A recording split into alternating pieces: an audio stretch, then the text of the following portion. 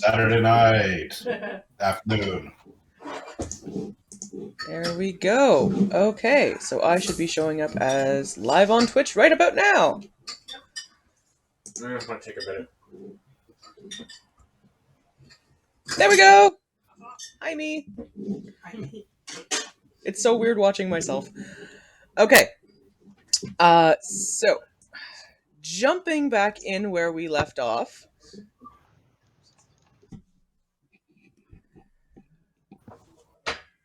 I would like to welcome everybody back to another episode of Dice and Men. We are now on episode 16. I cannot believe we've already gotten this far. Ilmir is going to be away for the day, so if I need to, I will be running his character. But where we last left off, you guys had successfully gone all the way down deep under Edoras into the City of Dead, where you made some delightful new friends. You kicked the ever-loving crap out of 3 very large noble houses, caused a little chaos, set a lot of things on fire, kind of molested a ghost, drunk looted, and thankfully managed to save the city without any major issues. In doing so, you also managed to avoid having the City of Dead rise, which was what you were sent down there to begin with. As a bonus, you also will note that because the city was shut down and the production of necrotic energy as a result was halted, Celebreth's temple had a curse that had been laid down by one of the gods previously, which curse is now broken. So, returning back up to Edoras, you guys did a little bit of shopping, sort of found out what was going on, and ended up discovering that one of the doppelgangers you guys have had more than one encounter with previously, under the guise of Ilmir, had broken into the Accountants Guild, slaughtered Remy, and framed Ilmir for it. Ilmir, along with Granthar and Celebreth, decided to go back rather ragefully, yell at the clerk, essentially, until they finally consented to opening up a door, allowing... Ilmir specifically was the one permitted to enter, but Kel and Granthar, being Kel and Granthar, said, fuck that shit, and followed down anyways. Ilmir made it very well known that he believes he should head the Accountants Guild going forward, and has been given 1 year to bring the doppelganger to justice before the council. In doing so, he was left with a brand of 365 dots circling around his wrist, and a tattoo of lettering that none of you guys could understand across his forearms. Lettering that you guys had seen previously on Remy. As it currently stands, no one knows what it means, though. Okay. As this was all going on, Seeker had gone off to speak to the sheriff, and had discovered that there was a bounty out on a young, brown-haired, kind of dirty, mousy-looking urchin who'd been stirring up some trouble in the local shops and in the bazaar, and had been pilfering and running off with items. Seeker volunteered to track down this little miscreant for a reward, of course, and that is where we are going to pick back up today. So, Seeker, where we left you off, you were over at the guard's house, after having just spoken to the captain of the guard, who gave you this bounty, told you there would be a financial reward if you were able to bring the little urchin to justice, and sent you off on your way with nothing more than just a brown-haired, maybe early teens kid causing some trouble. Go sort it out. One final thing, basically not giving me a lot. For any of the viewers out there checking it out, we are currently plugging a friend of ours who has a business. It is a soda pop business, so I am consuming for the day a Soda Pop Bros pop. This one is butterscotch beer. It tastes unbelievably good, and I expect I will get into many more kinds. So they have a Facebook page. Go check them out. You can place orders online. It's like all custom made, handmade, delicious, homemade pop. Go order their stuff. Sponsorship. Free pop for everyone. Homebrewed recipe. Yeah, it's homebrewed recipe stuff. It's delicious. The butterscotch beer I think is supposed to be reminiscent of like a Harry Potter style butterbeer. I don't care. It tastes like butterscotchy candy deliciousness that's been liquefied. That's all I care about. It's wonderful. So, Other interesting soda pop rose flavor. Blackberries and cream. Delicious, like traditional actual cream soda. Polynesian punch, which for anybody who happens to be from our area, it's station treat. Chocolate covered cherry.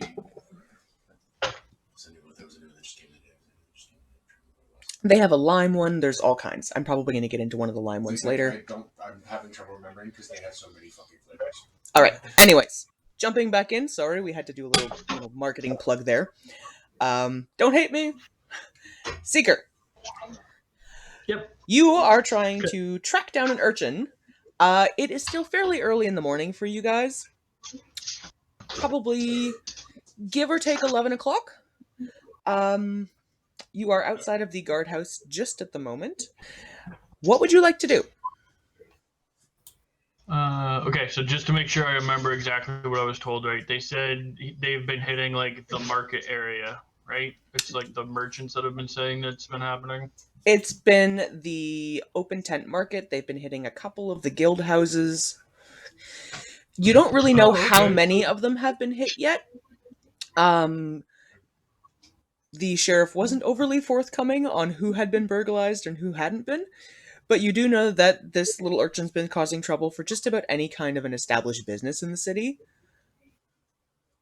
Okay, so then I think the first thing I should do is I'm going to go talk to all the guild halls first and see which ones have been hit and what was taken. Okay, which guild hall would you like to start with?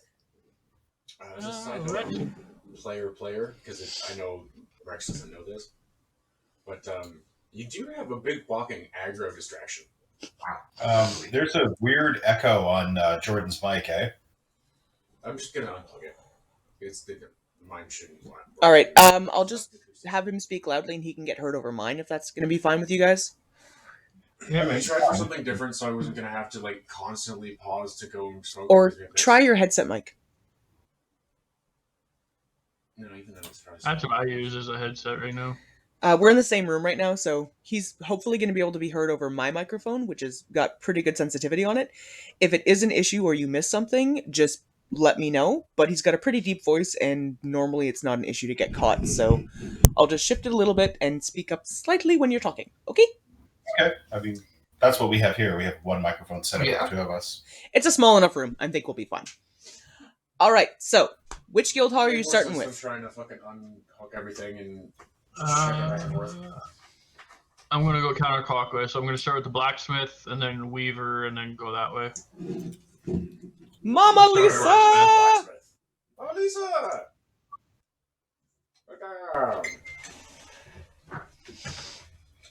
Video won't start for you. That's odd. I'm not sure why it's doing that. Ferg? Maybe hit refresh on your Twitch page to see if it's just doing a little something weird. Double check. Yep, I got it. Sorry, there's a little bit of audio for... The map itself isn't moving a whole lot right now. It's just me on camera that's moving. So if you're not noticing a lot of Twitch movement, it may not actually be that much of an issue. Just, you know, as long as you can hear me, you should be fine for the moment. Ian, can you hear me? But welcome! I should open my mod view so that I can actually see who's in chat. Do you want to build a golem? Yes. Do you want to build a golem? Sure. Okay, if anybody else is having a weird video issue, just let me know. Most of us aren't having a problem with it just yet. Everything seems to be moving along just fine. You know, am I moving? Very much so. If you have any issues with your end. Okay, if anybody else is having a weird video issue, just let me know. Usually we have something weird happening where Most of us aren't having a problem with it somebody just yet. Everything seems to be doesn't have it working properly, but all of us go to check and we're like, well, we can't exactly help you because it works fine for us. All right, so Blacksmith's Guild. Just Yep, keep an eye on that that's, for me. If it does go weird for you, just let me know. But in the interim, we're gonna kind of continue moving things along. We got a little bit of a later start today, so I'm hoping we can get through as much progress as we can. Sorry, I needed to get a little sleep. Oh, and we had to get some additional, tech setup and everything else. So, entering into the Blacksmith's Guild, it is hot. It is filthy. There's powders. There are bits of metal. There's the clanging of, an anvil in the background. It's a blacksmith. It's a Blacksmith's Guild.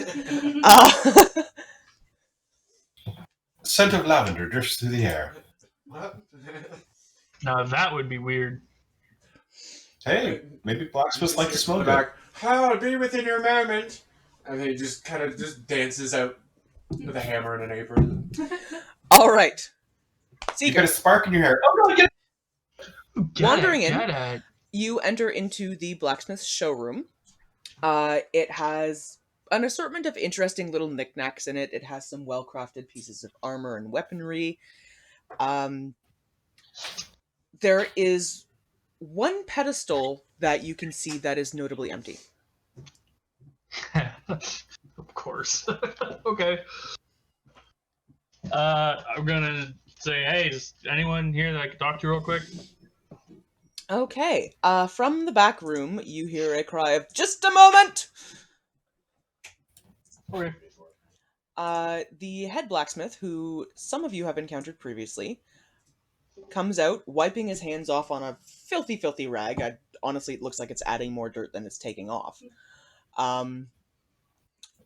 But he comes out to speak with you and says, "Ah, yes. What can I do for you today?"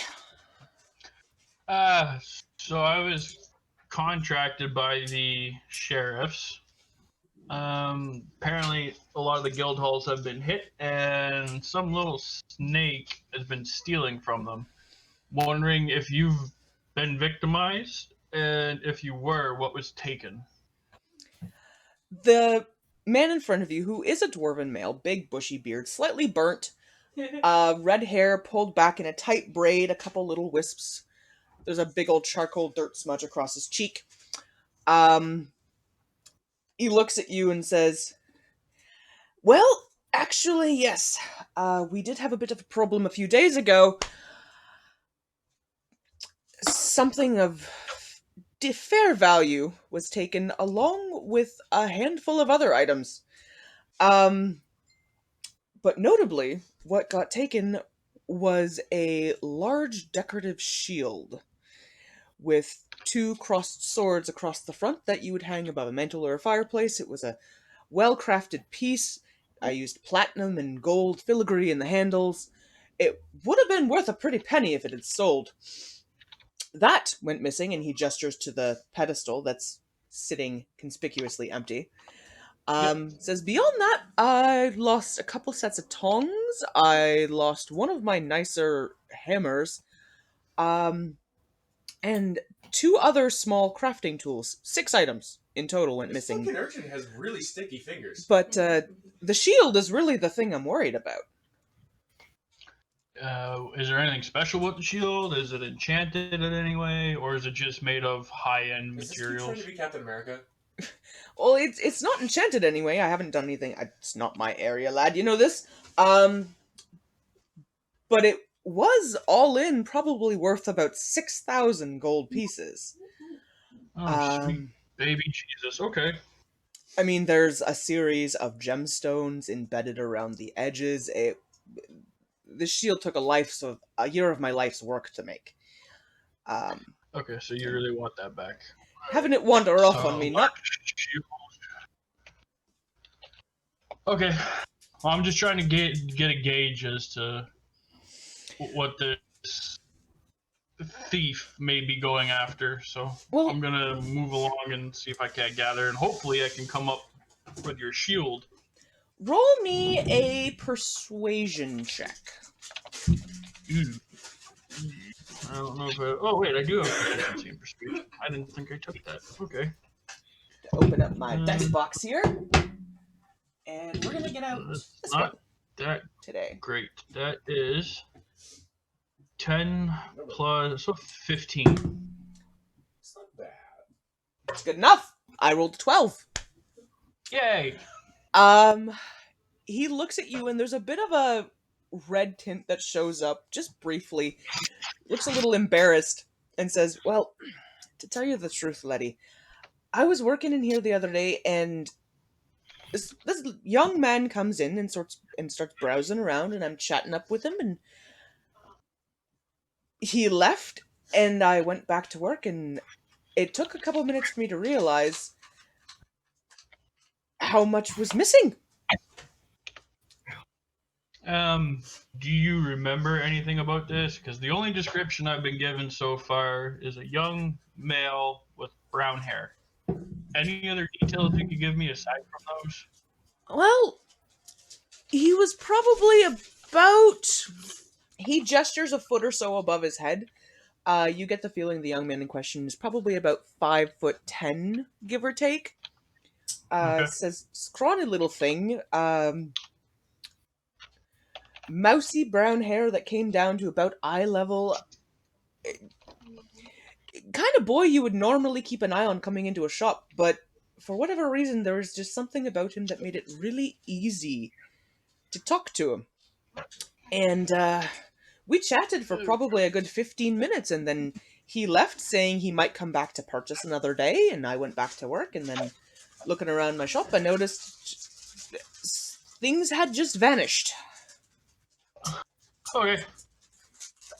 Thanks for the help. If I manage to recover anything that has gone missing, I will obviously return it to you. I'd appreciate that if you did, and should you manage to bring me back that shield, any services you may want from the guild going forward will be at half price. Ooh, alright. I mean, I'll take it. I'm not going to say no. Okay, so I'm going to move on. Roll a quick perception check for me. Perception? Mm-hmm. Oh boy, that's not a good one. I don't have very much in that at all. But an 18 on the dice certainly does help. So that's 21. You do notice, as you are turning to leave, the blacksmith seems a little paranoid now and is watching you and every other item in the shop as you go. I mean, I can't blame him. He was just taken for an object that took a year's worth of his life to create, so... Alright, so I guess I'm gonna go to the Weavers Guild next. Okay. He stole a whole bunch of carpets.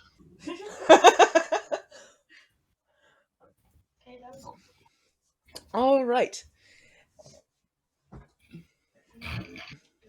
Wandering into the Weavers Guild, there are a large number of beautifully crafted carpets and tapestries, fine clothing hanging on dummies, a very uptight looking woman who's currently in the process of embroidering with a silver thread along the edge of a cloak, looks up at you, enter, and says, "Well, I don't think you're here for clothing, but a tapestry or a rug, perhaps?" No. So I'm going to give her the same speech. I was hired by the sheriff looking for anyone who was victimized by a thief over the last couple of days. Have you had anything taken? If so, what was taken? And do you remember anything about, or did you maybe notice, because of the blacksmith, I'm going to ask if she had someone come in, act like they were interested in purchasing later on, and then leave?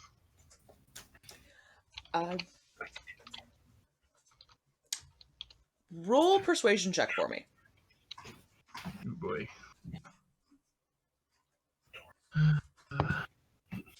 Yeah, an 11.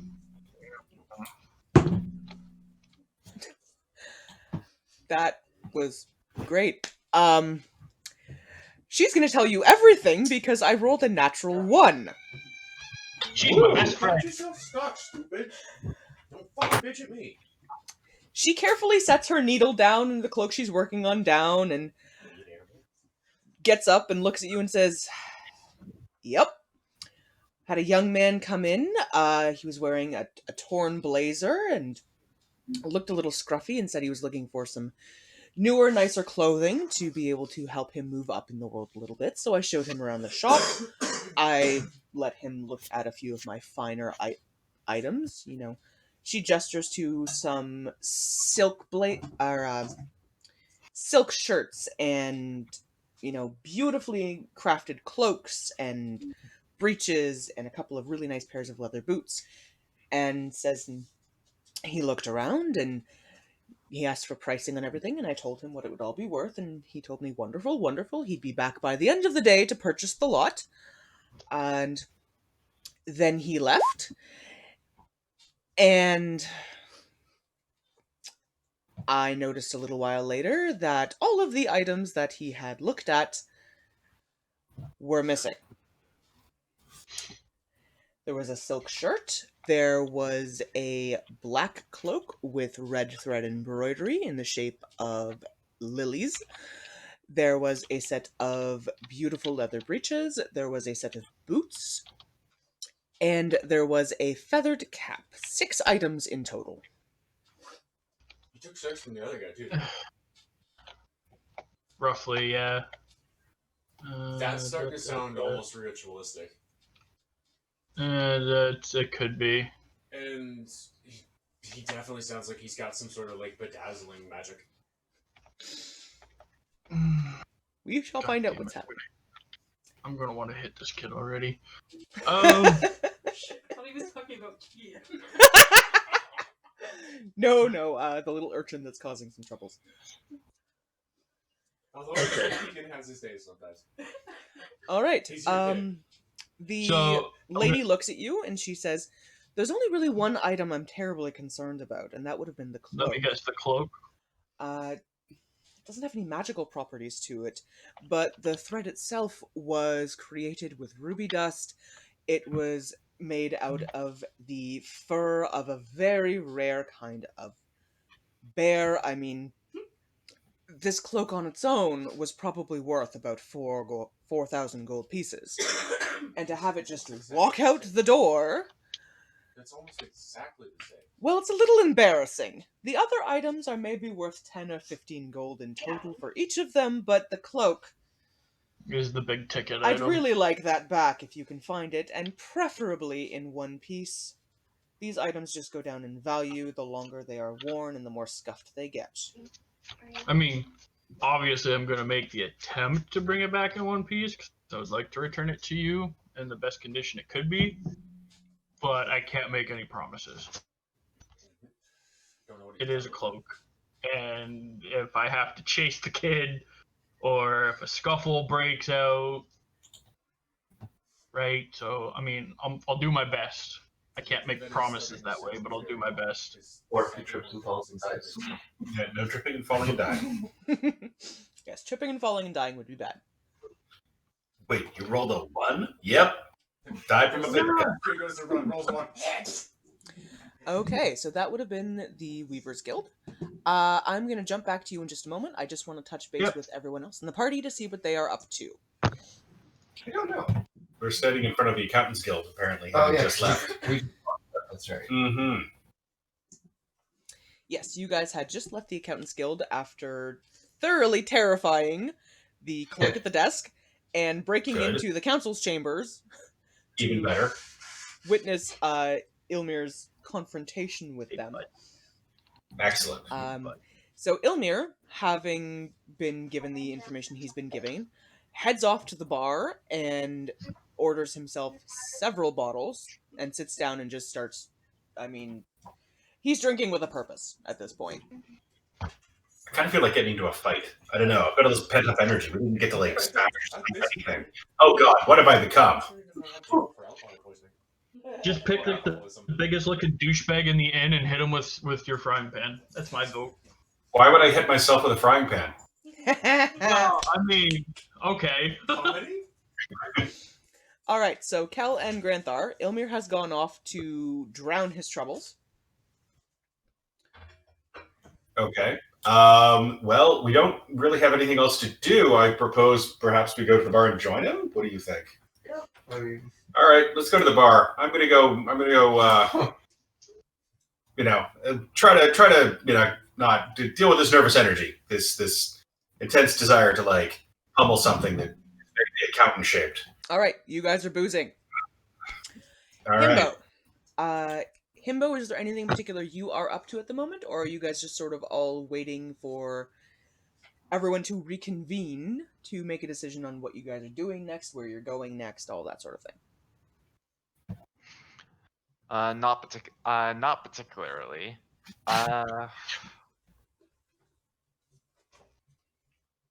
Okay. I believe you do still have a single corruption point on you. If you wanted to spend the day meditating, you could get that removed from your character sheet. Oh.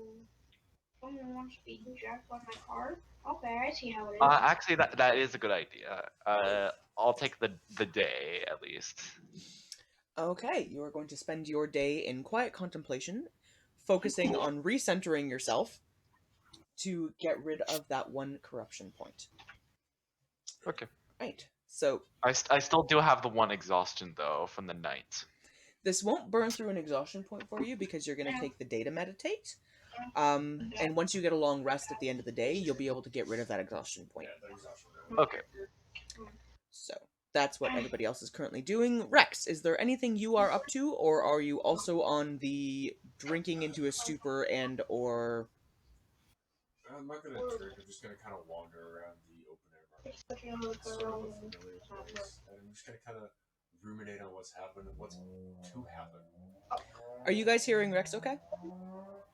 No. No. Sorry, it was very hard to hear him. So you're going to have to... How much will it cost? It's a 514, isn't it?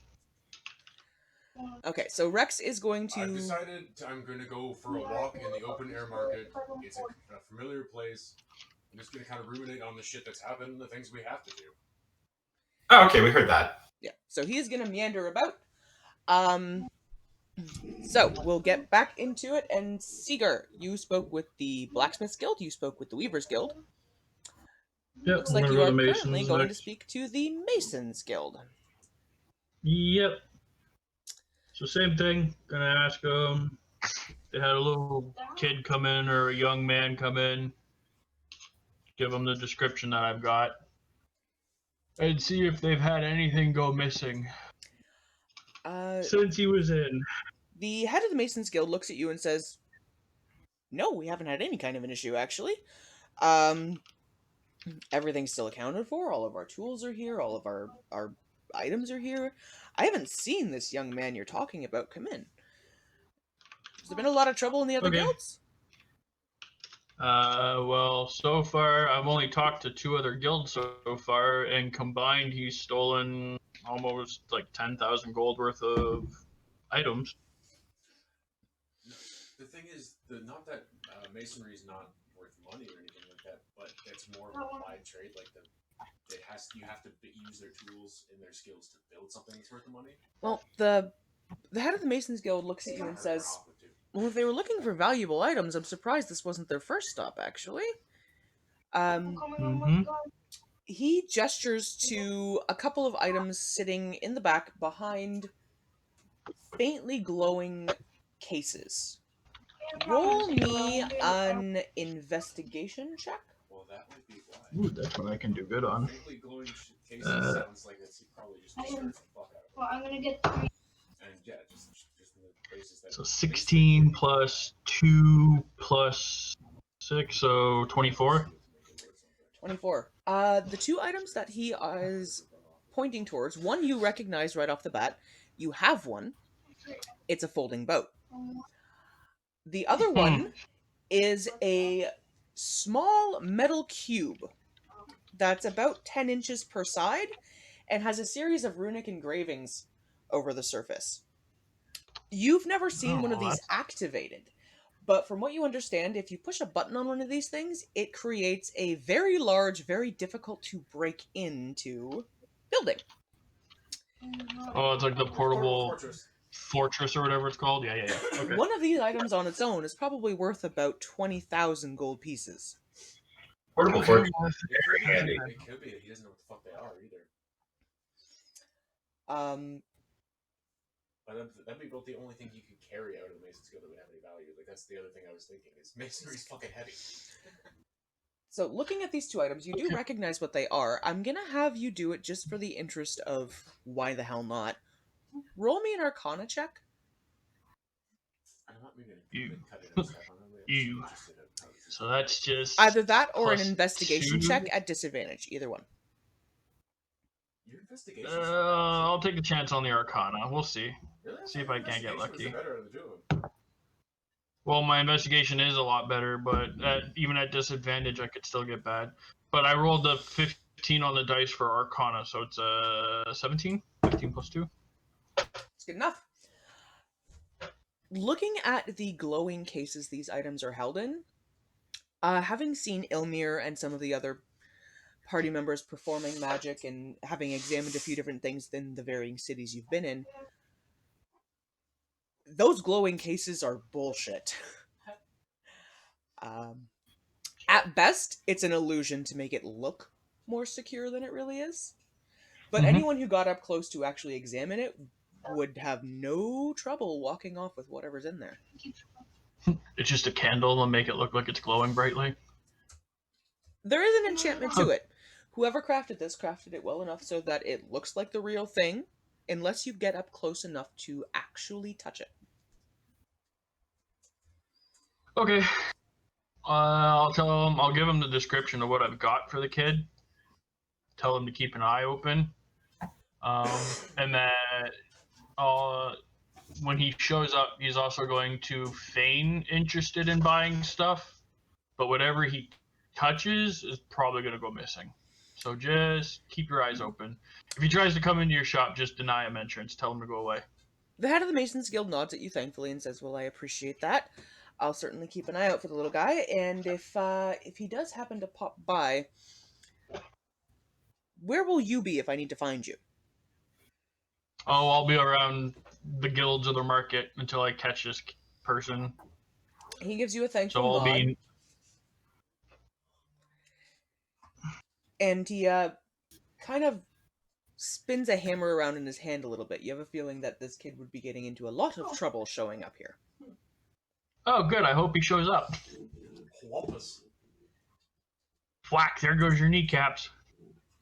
Okay, I'm gonna move on. Okay, where are we headed to? What do we got left? We got my artificer, and we got the alchemist. So I'll go to the alchemist guild. Okay. Second last one. You go into the Alchemist Guild, and Galgan is there. Waves at you from his spot where he is contentedly working away and says, "Seeker! What's up, buddy? Maybe you can help me." Let me guess, you had stuff go missing? Yeah. Yeah, you, and it seems just about everybody else. Weirdest Okay, thing, what- though. This kid, when he was in, he looks it, but I don't think he's human. Yeah, that's the other thing I was Okay, what makes you think that? There's a certain charisma he got about him that don't think a human's capable of. For fuck's sake, if I was close to the mark with my first shot, I'm gonna die laughing. Okay, alright, so... Well, that's actually helpful, because so far everyone else had said he was human, so that might help me out. What went missing? 6 I'm assuming there's of my one bottles. big top... 6 bottles? Oh, okay. Whoa. Okay. 6 bottles. Okay, so normally... One big ticket item. I Normally bottled up. you take- I bottled up 5 thunder waves, and the last one he took was a firestorm. Yeah. That's a Oh, rituals. god damn it. Oh, that's gonna hurt. Okay, I can't let him use that one. Okay. So I'm gonna do everything I can to recover these for you. There's no promise that they're gonna come back, especially if he knows I'm looking for him and a fight breaks out. Roll me a persuasion check. +5. Give me something good. That's a 13, so 18. 18. Galgan winks at you and says, "You know what? I kind of ended up not being as much help as I'd hoped for your party members. So, you find those bottles, just, don't tell anyone where you got them, okay?" I think I can handle that. Okay, so just keep an eye out for him again. If he so far he hasn't returned to any shops. If he does return to your shops, obviously just, I mean, you're capable. You can kick him out on your own if you want, or just tell him to get the hell out. Or if you want to beat him up and then just let me drag him to the sheriff, that works too. Galgan gives you a little bit of a lazy wink and says, "Well, accidents do happen." Shillelagh. The best kind of accidents. Okay, yeah, so just keep an eye out. I'll be back. If you need me, just give me a shout. I'll be around the markets and the guild halls until I catch this guy. Okay. So you're heading off to the Artificers Guild, obviously. Yeah, go see my friend. Yep. Entering in, he is immediately forthcoming with you about your questions, given his fondness for you, and confirms that he has also had an issue. God damn it. Alright, what was taken? Like a lot of the other shops you've encountered, 6 items. An assortment of smaller things, some bits of metal, a couple of smaller tools, a fine-tipped engraving iron. Super rituals. But one larger thing that he had been working on, which was a relatively small thing to look at, but it was a statue of a black fly. A black fly statue. Okay, so what made this black fly statue so special? Was it made out of, like, some material? Was it enchanted? Was it... If you speak a command word at it, laddie, it activates, and then the smaller black fly turns into a very large black fly that you can then ride. Oh, shit, a black fly mount. Okay. As soon as you said carved black fly, I was like, I mean, what that is. the little bits and bobs I don't really care about, but the fly, You want that statue back. That's a 30,000 gold piece statue. It's made out of pure onyx. The enchantment alone took me 8 months to do. Just... Okay, just so I'm aware, how fragile is this thing, if at all? He scoffs at you and goes off. You could throw it into a volcano and it'd be fine. Okay, so I don't have to worry about breaking it. Alright, did you notice anything about the person when they came in? He tells you... I won't have you roll a persuasion check. Actually, you know what? Roll one with advantage just because. Because he's my buddy? Yeah. Well, that's a 19 on the dice, so that's 27. Yeah, no problem. Just for humor's sake, I don't think I'm going to do 27. 19 on the die, but no. He tells you he noticed one very peculiar thing. Okay.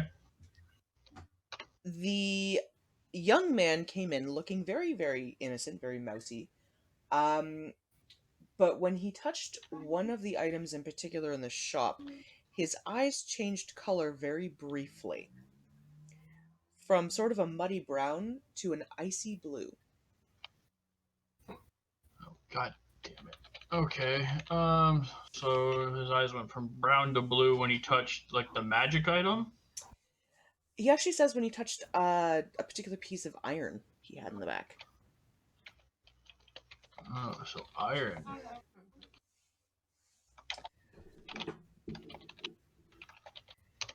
Okay. So I'll give him the same idea. He tries to come back in, just call for me. I'll be around the market, or the guild hall's trying to catch him. So you don't have to worry about trying to handle him on your own. He gives you a grateful nod, walks over and pulls out a little tiny tinker's tool and sort of tightens up a couple little sections of your armor. And Oh, I'm gonna ask him one thing before I leave. Mhm. This person, when he came in, did he have anything on him? Like, was he wearing a cloak or a silk shirt or? He looks at you a little oddly and says, "No, lad. Wearing a set of fairly muddy-looking, long-worn boots, simple Okay, breeches, so and a kind of dusty, orangey-looking. It looked like he hadn't had a decent meal or and a penny to his name in years." Okay, so I was just double checking something. I'll thank him. I'm gonna move on to the market. We do know he possibly had like an obfuscation up already anyway, though. Okay. Because Galgan was very, very sure he wasn't actually human, even though he looks like it. So it could extend Okay, to what he's so wearing. Just keep the moving down into the market area. Got about another 5 minutes that I need to take a quick break for a bit, but there You want to are bounce around to everyone else for the next 5 minutes? That's fine too. there I don't are need an everyone else. assortment of stalls that we're going to get into. I'm just going to touch base with everyone. Has any of your current game plans changed? Are you still wandering? I'm still wandering just in the open market. Rex is still wandering. I assume that everyone else is still drinking and Himbo is still meditating. Yep.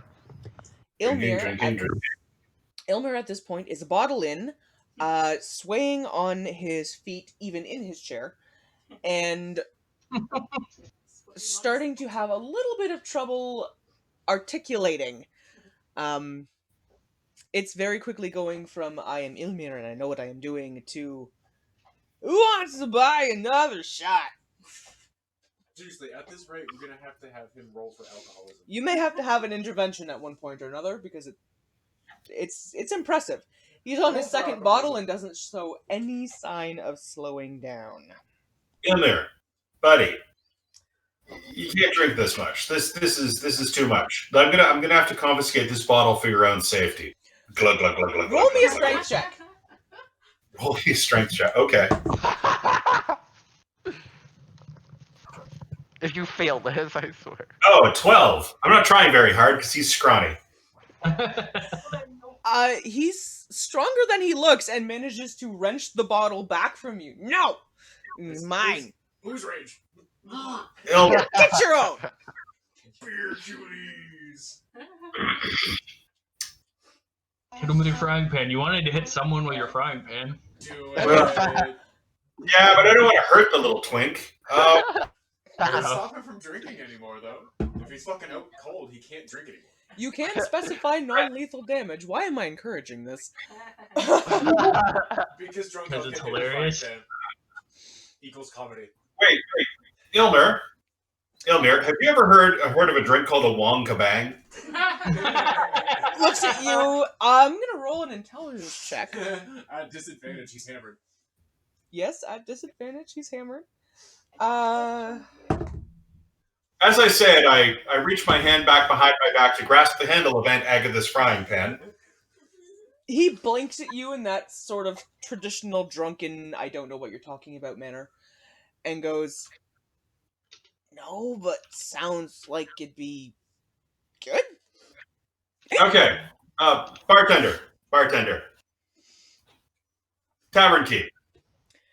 Can you pour me a glass, 3 fingers of whiskey, 1 dash of elderflower bitters, a little of the old jank spirits, a bit of hooba fruit, rind around the rim of the glass, and a tiny umbrella if you have it. The tavern keeper asks you to pay him 2 gold for the trouble. I'll flip him 2 gold.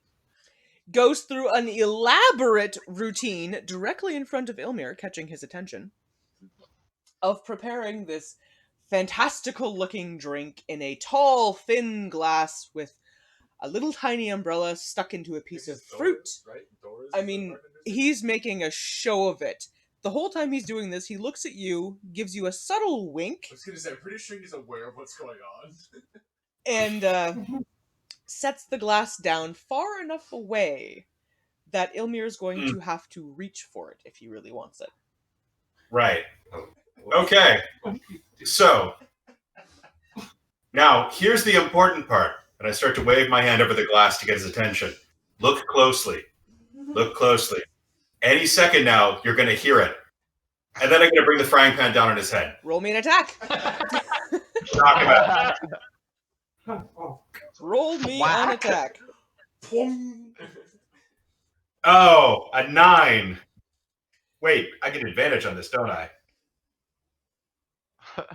I think a Let me do that again. sitting and leaning in a chair would pretty much be considered prone, yeah.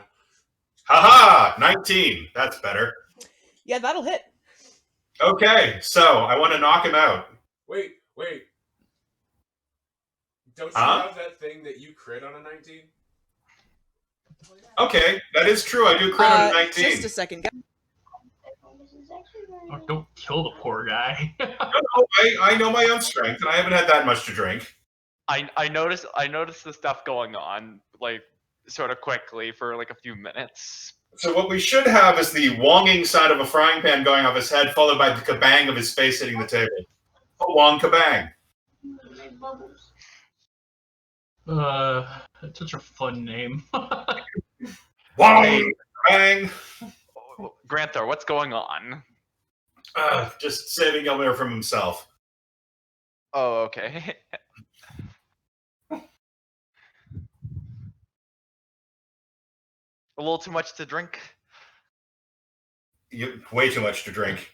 Have we lost our DM? Oh no. No, my comedy timing!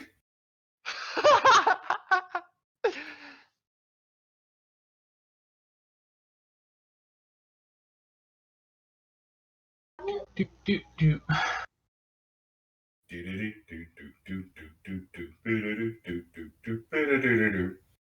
Probably gonna get.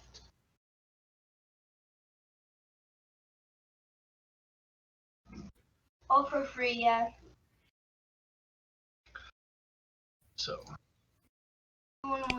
Okay, recap me on the Entis. I'm assuming there was a frying pan to the back of the head. Oh, okay, you weren't here. So, on a 19, I've rolled a critical hit. Okay. So, I've wonged the frying pan with great authority into his skull.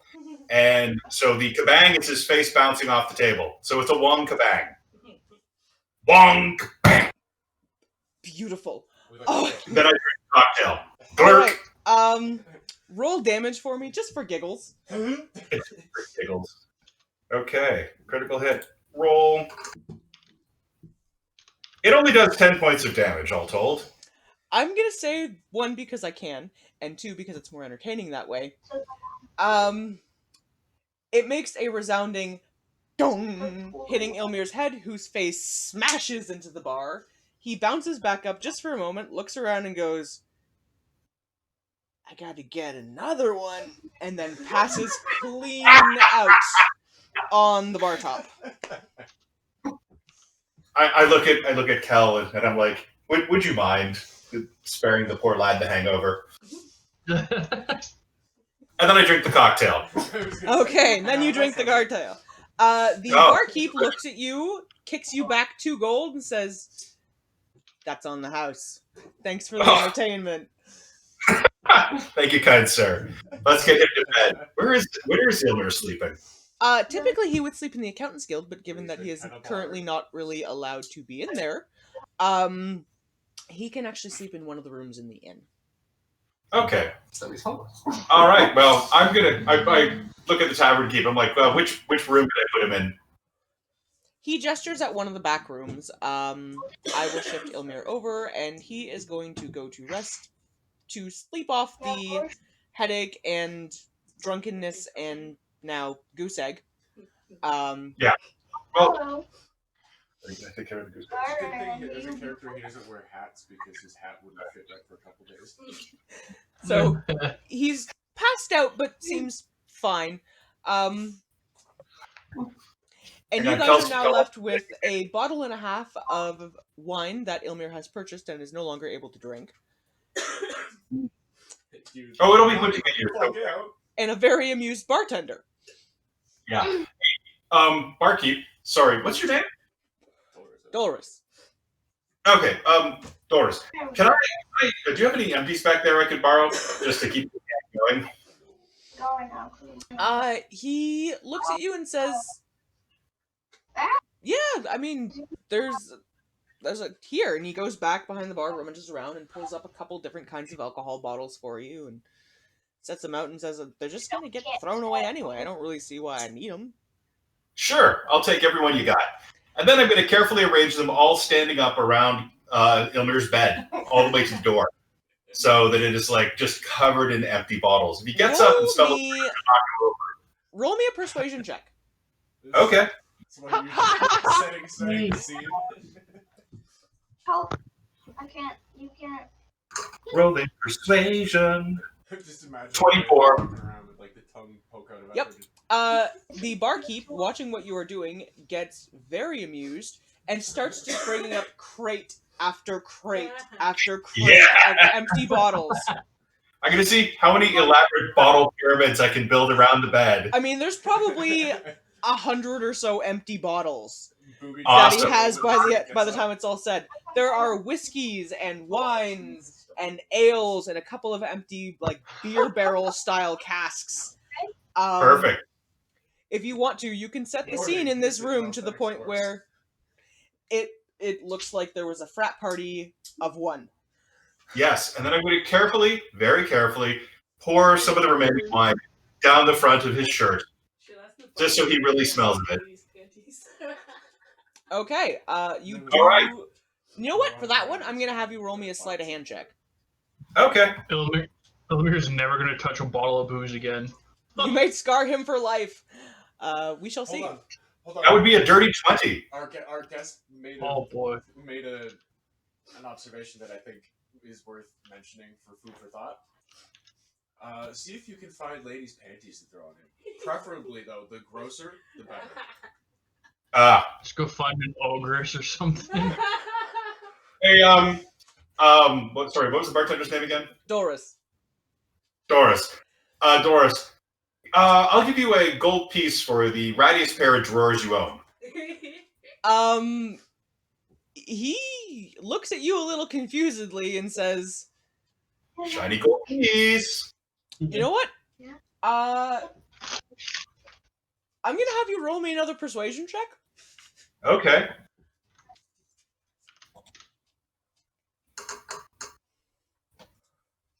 $15. 15. Okay, let's see what I roll just for humor's sake.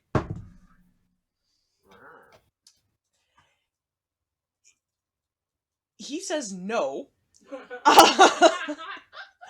I will throw in this. I pull out that necklace of small gems, and I will pluck off a tiny ruby. And I'll say, I'll throw in this ruby. Shiny, sparkly ruby. Roll me another check with advantage. Okay. With a highly elaborate It's a 13. it's a 13. Oh boy. Yeah, with advantage. Can both get the fuck out of here, Bam. And Thank you to my moderator for removing the spam from chat. GGFO spam bot piece of shit. I hate it when that happens. So you said 13 total? 13 total. Alright, I just flung my dice inadvertently. He looks at the ruby very temptingly, but still says no.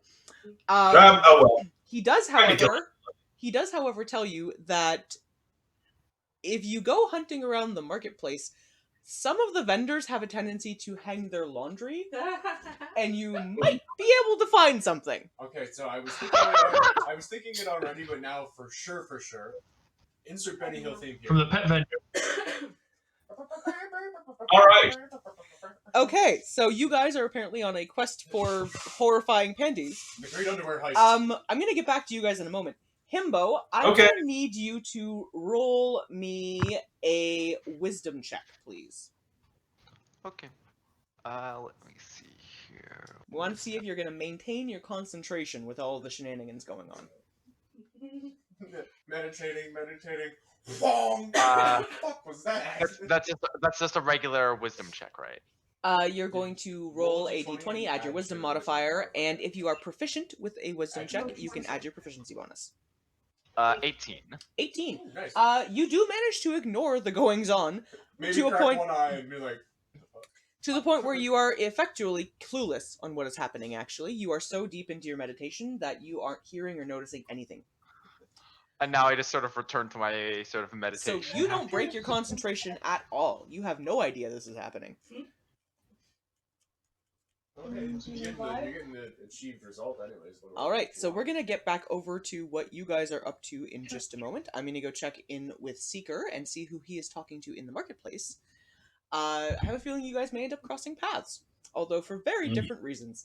How do you know I'm not looking for underwear? That's very true, and Seeker, you can have an inspiration point for that. Oh my God. Hey, now I'm just picturing. What are you gonna wear it under? The tents and he's full galaxia. I need tights like Batman, clearly. Okay, so is it a swear? Wait, chest?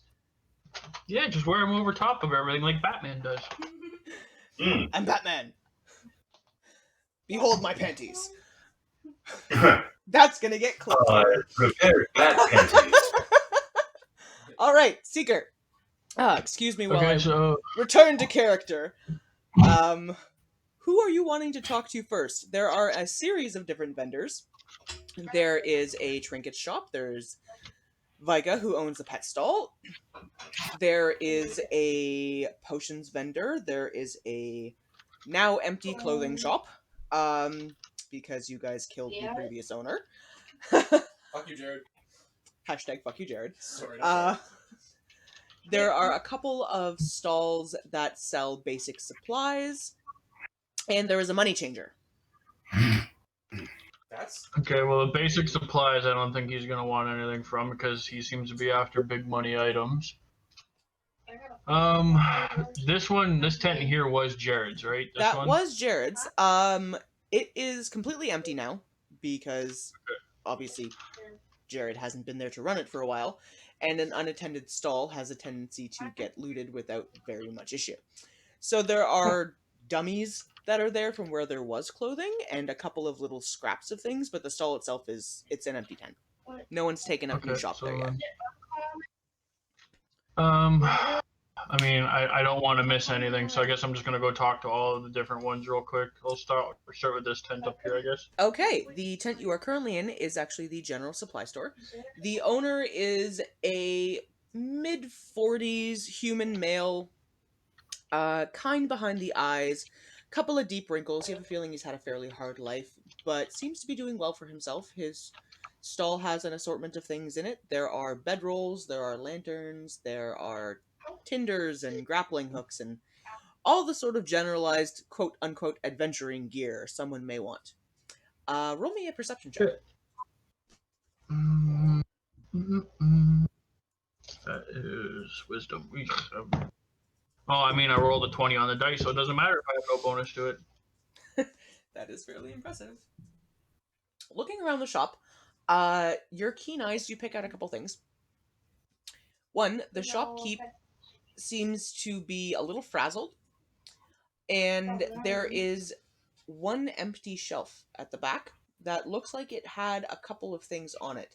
Probably some of the similar items you've seen. There's enough space that you could have kept kind of an entire set there. But did you not use it? Okay, I mean, I don't even have to ask him. I'm gonna ask what was on that shelf and when did it go missing? Because he's clearly distressed, so. The shopkeep looks at you and says, Are You with the sheriffs? Yeah, I've already talked to the guild halls, and now I'm walking around the market, and it seems everybody's been getting hit by a thief. So He says, I'm well, assuming it's one big ticket item or a set of expensive items, and some smaller stuff has gone missing. So he says, that seems well, to be the common denominator. most of what I've got's actually not that pricey. I mean, the most expensive thing that went missing on me would have been a set of furs worth about 20 gold pieces. Um, but yeah, I opened up the shop this morning, and this young man came in looking a little disheveled, and uh, he wanted to look at some of my gear, and I showed him around and told him about the different things we have on offer, asked him where he might be headed, and he talked about how he was heading somewhere really cold and he wanted to make sure he could keep warm. So I showed him these furs that I had that would do a fantastic job of this, along with some winter style boots, and he was very nice about it and admired the work, and uh, told me he was just sort of browsing around for the moment, but he was going to come back later today to pick them up. And I went off to help somebody else quickly, and by the time I turned back around, the whole lot of them were gone. There was a bedroll, there was a lantern, I had a torch that went missing, there was that set of furs, there was a set of winter boots, and it was a single day's worth of rations. 1 day's worth of ration. Six If he's heading things somewhere altogether. cold, he's heading somewhere close. Okay. Did you notice anything else about him that maybe stuck out? Like, did he have a mark? Did he have a tattoo? Anything like a scar?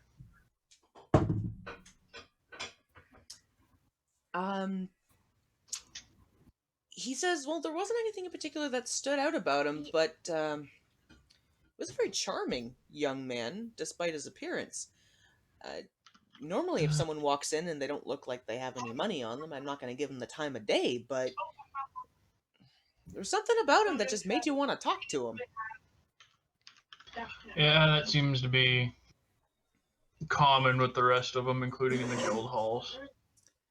Alright, keep an eye out for him. If you see him again, whether he's coming to your shop or another one, just give me a holler. I'm going to be around the market in the guild hall, so I'll be able to hear you. And he says, well, what's your name, my good, man? I go by Seeker. Seeker. Okay. He looks like he's, really trying to memorize that, and gives you a nod and says, well, while you're here, is there anything you need? Not off the top of my head right now, but I'll be sure to come back if I can think of anything. Gives you a tip of the head and says, well, thank you very much. If you do manage to recover the items, just let me know you found the little guy, but it's not really anything I'm gonna need back. Okay. I mean, he gestures around the shop, and you can see that there's a pretty good stock of just about everything. The only item that there doesn't seem to be a duplicate of was the furs that were taken. Okay. Thank you for his time. I'm gonna head over to the next shop. Okay. This is Marishaz's shop. You guys have been here a couple times before. She is the trinket vendor. A very charming, beautiful elven lady. There, Shaz. I got some questions for you. She looks up at you with her, slightly cold but friendly enough kind of a face and says, all right, dear, what do you need today? I'm not here to purchase. I've been contracted by the sheriffs. We're looking for a thief who's been hitting the markets and the guild halls. Wondering if you've had anything go missing Roll in the me last couple days. a persuasion check.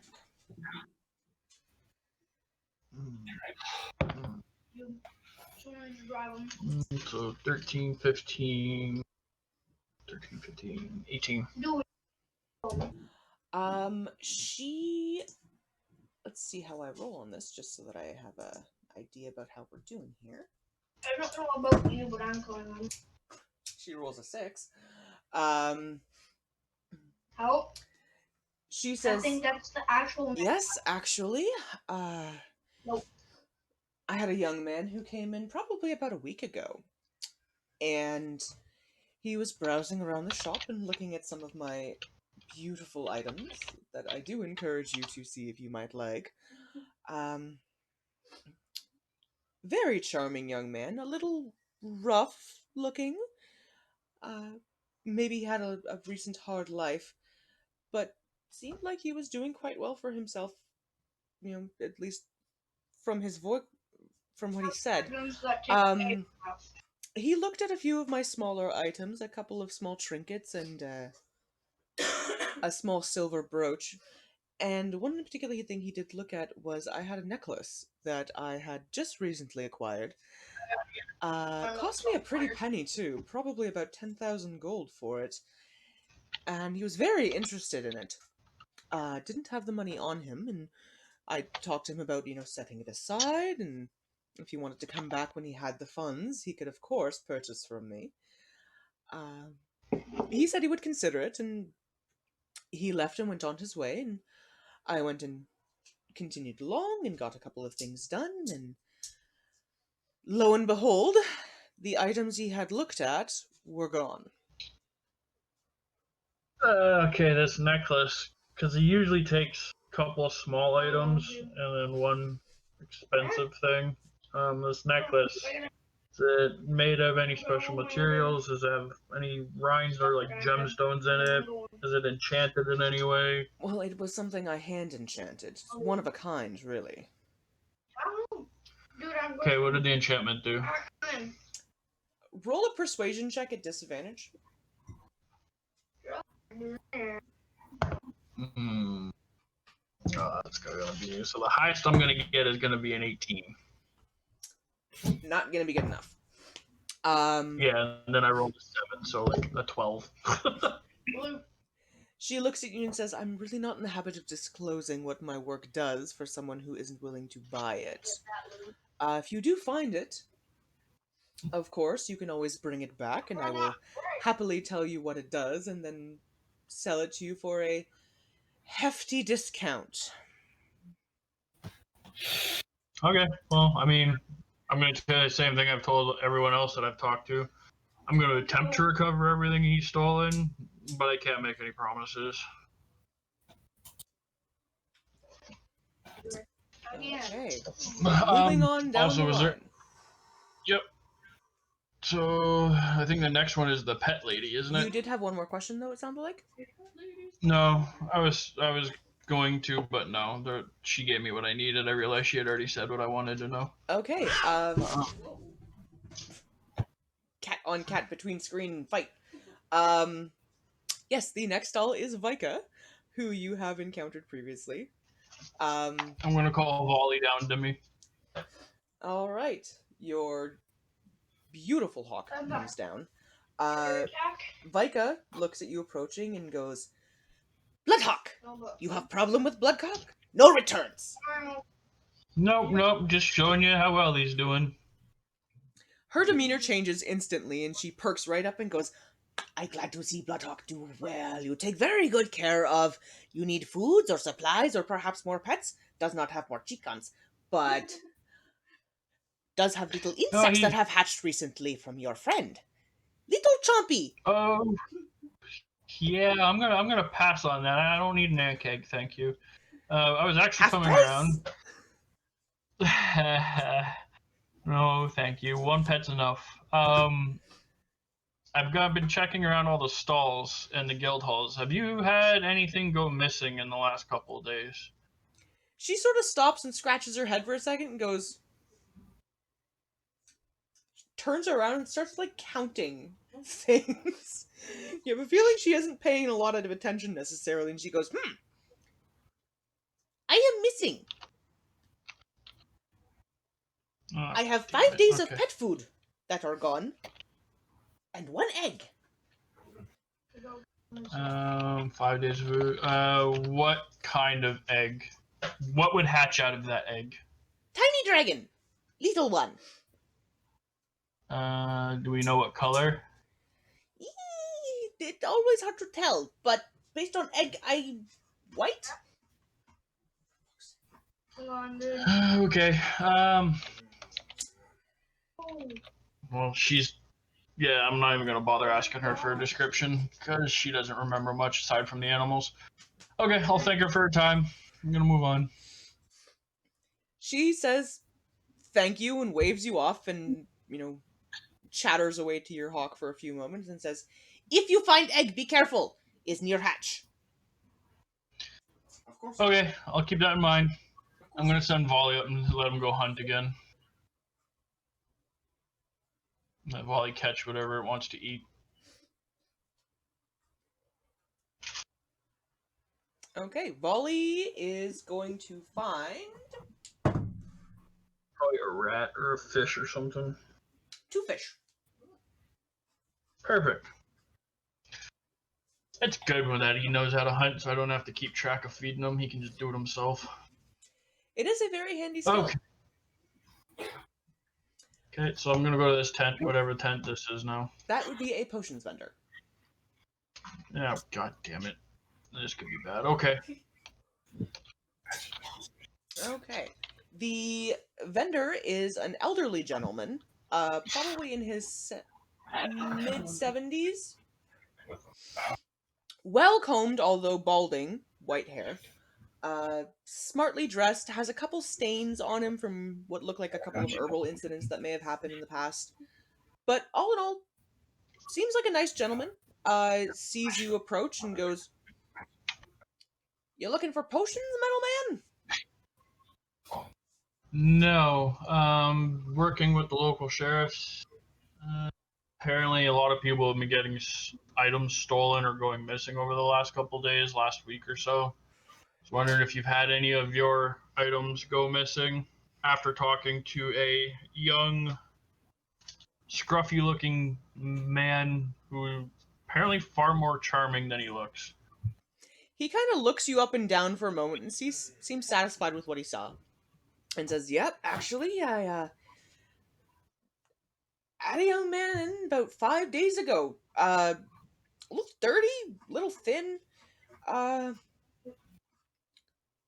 Nice young man, well spoken, intelligent. Little gruff at times, maybe even. But he was in just asking about my stall and what I sell here, and looking around, and expressed an interest in a collection that I had. And then said something about maybe having a better price somewhere, and bid me good day, and off he went. And off the whole chest went with him." Okay, what was in the chest, sir? A couple of odds and end potions, a climbing potion, a couple of health potions, lesser health potions, just your little guys. There was a water breathing potion. There was a potion of fire resistance. And there was one potion of greater invisibility in that box. Oh, son of a bitch. Okay, thank you. If you happen to see the same person around, just give me a shout. I'll be around. Or call for the guard, whatever. Looks at you and says, "Well, if you can find them, and you can bring them all back to me, I'd like the invisibility potion back, as that's it's a hard one to come by. But you can keep the rest of them. Call it a finder's fee." Beautiful.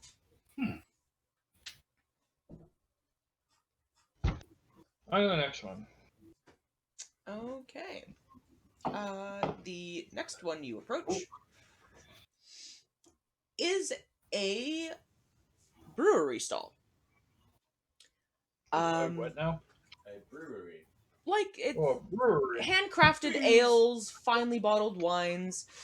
Nicer stock than what you would find in the bar here. It looks like the vendor in question, who's a buxom lass, creates some absolutely beautiful creations. And she looks at you. Initially, when you enter and she sees the tent flap opening up, she leans over the counter just a little bit, and her eyes sparkle, and she looks at you and goes, "Oh, well, you're not going to want anything." What can I do you for? That kind of attitude, I'm tempted to just leave, not offer to get her goddamn stuff back for her. So I'm gonna same spiel. Worked for the sheriff, blah blah blah blah blah. What went missing? What's the value? Her demeanor changes instantly. She straightens up, kind of flings her hair over her shoulder, cocks out a hip, and says, "Well, if you're talking about returning my stock, of course I'm happy to chat with you." It's very put on. Roll me an insight check, just for fun.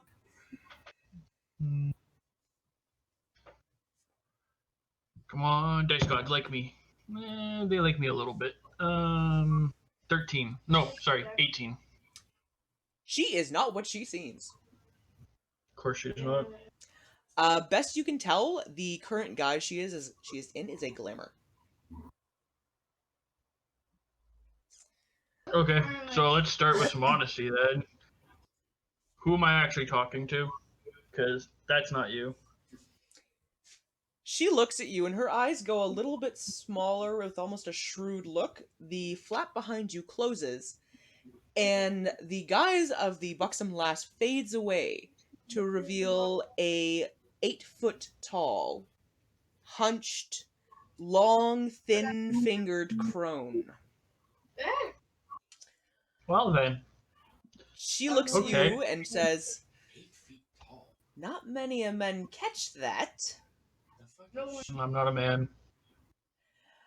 You can also notice that the bottles and stall itself changes. There are still some beautifully handcrafted ales and a couple of casks of very expensive wines, but most of what is now lining the shelves are smaller, faintly glowing bottles, or bottles that look like they're holding a viscous, toxic liquid. Hey, my kind of person. Offer to buy your underpants. Also, I don't know if you guys are hunting for underpants. Damn it. Potentially. Competition moving into town? This card will be an advantage. She's new. And you mentioned a money changer. That's new too. She looks at you a lot more, honestly than she had previously. Gestures behind her and says, "I'm assuming I'm just glitching bad. you don't care about the ale." I might not work. No, I just want to know what went missing and what it does so I know what I might have to deal with.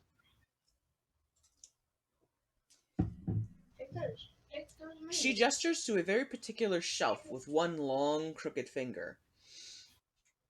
And says, "I had 6 poisons go missing on me." Okay, what did so I'm assuming 5 of them were. I mean, they're still poisons, so kind of expensive, but 5 of them were and 1 was really expensive. Well, 5 of them that I had were centipede venom, things the tourists like to buy. Yeah, I'm gonna hold up my own couple of vials I've got in my holster on my thigh. Yeah, I know what it is. But the last bottle I had, that one, I pity anyone it gets used on.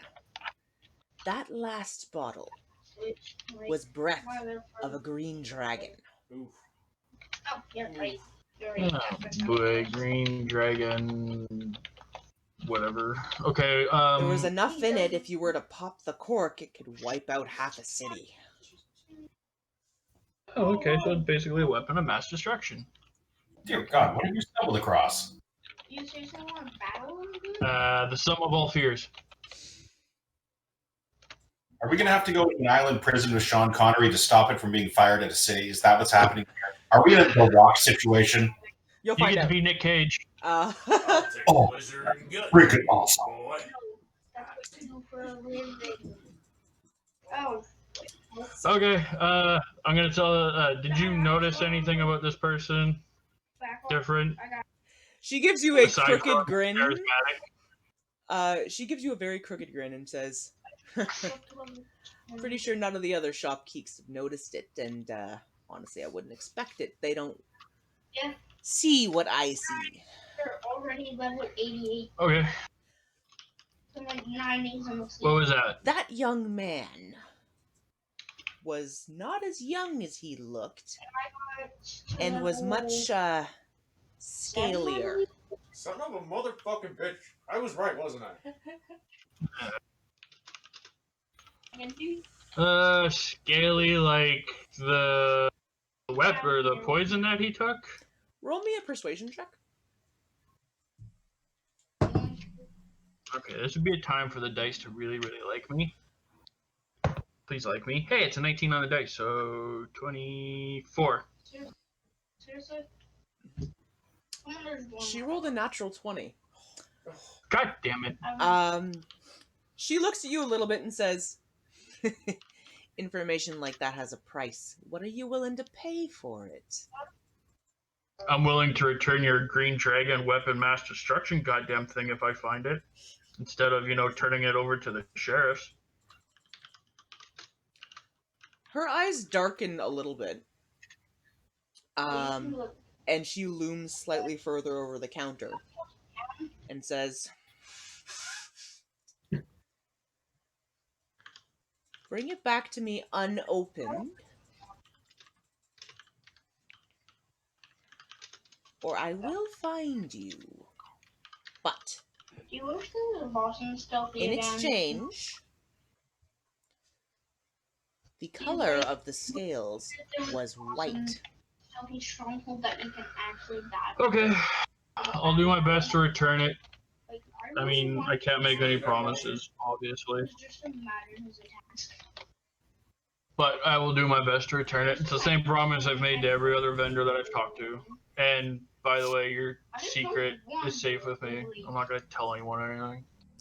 She gives you a very ginger head bow and a crooked grin, steepling her fingers together and says, should you ever find yourself in the market for something a little less friendly, you come see me. I have a feeling you and I could have some fun. Do you purchase? She nods at you. Okay, then yeah, you'll probably see me again. Okay. Her guise shifts back to that of a buxom young woman. The interior of the tent changes over and the flap opens back up. As you're leaving, she waves you off and in a much kindler voice says, now, remember, if you ever need any more custom ales, you stop by here. Yep, I gotcha. You'll see me again. Okay. Right, we're going to take a pause on you just for a moment. Rex, wandering around the marketplace, you have noticed Seeker popping in and out of the assorted tents and sort of chatting with people. Roll me a perception check. What I just did to him, I shot him and then I... Ooh, that's not good. That's 10. Oh, no, Rex. Oh, okay. I was about to say, uh-oh. My character does not like this how that.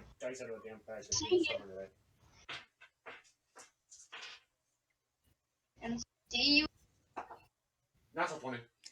Here, I swear. Something about the last tent that Seeker was at struck you as odd. I won't have fun. Alright, time for him to get ran over. Okay. You approach the tent that Seeker had been at previously. Looking inside, there is a young, beautiful woman. And in and around the tent, there are a series of gorgeous-looking ales and wines and whiskeys and brandies. The one with the green circle on it? Sorry, I was tapped over for me. Nope, the one just above that little brown one over here. Probably thousands of times.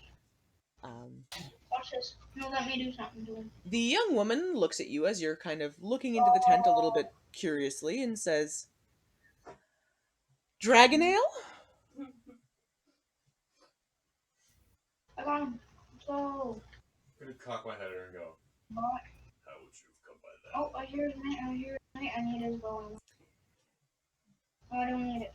She looks at you and I have max ammo for my bow.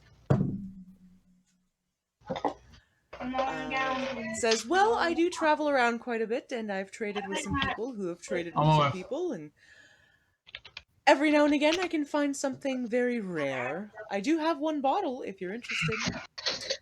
Insight check. Roll it." 18. She is lying to you. I'm gonna just kind of smirk at her and blow a little smoke out my nostrils. And you know what? Perception check on her. Are you wearing your glasses? No, but I would wear mine. I forgot I had. You have to give me a thing for those. Yes, I will have to get you one of those. Because you are within a couple feet. So I'm trying to find my mark where I wrote them. they give you advantage on It's perception advantage? checks. Yeah. Okay.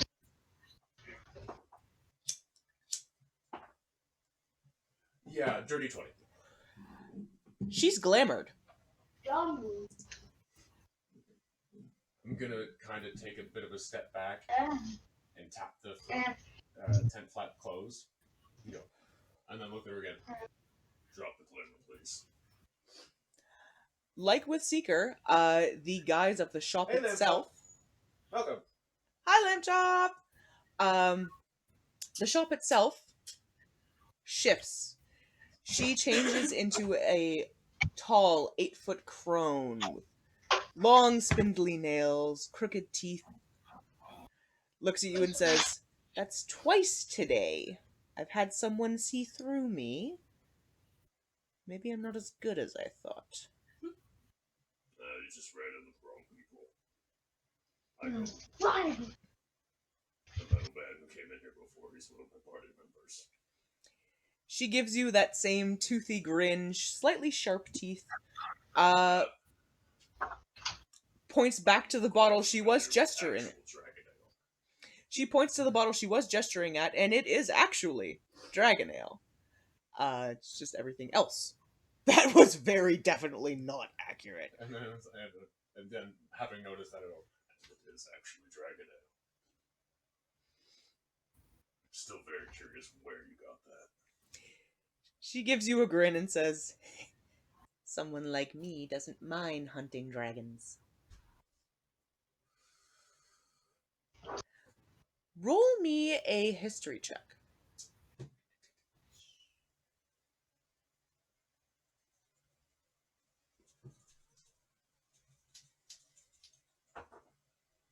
Yeah, that's not good. That's an 8.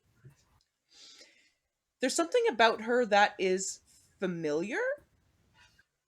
Just the way she looks and sort of her generalized body type. Well, I'm trying. You said 8 feet tall, so I'm like, what the fuck is she? She's But it's obviously- not ticking off for you just yet. She looks back at you and says, "But did you want the dragon ale, Dragon Man?" I might be convinced. But before we get there, my curiosity has been piqued. I'm fairly familiar with Edoras and the vendors here in this market. You're new. Her eyes narrow a little bit, and she sort of cocks a head to look at you and goes, "Well, let's say the place I was living got a distinct amount less friendly.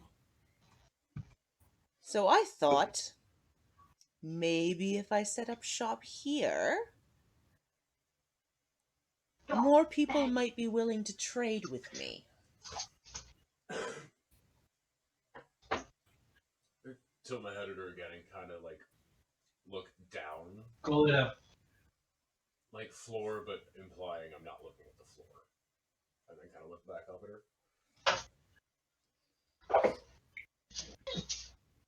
Okay. Saying, where are you from? Roll a persuasion check.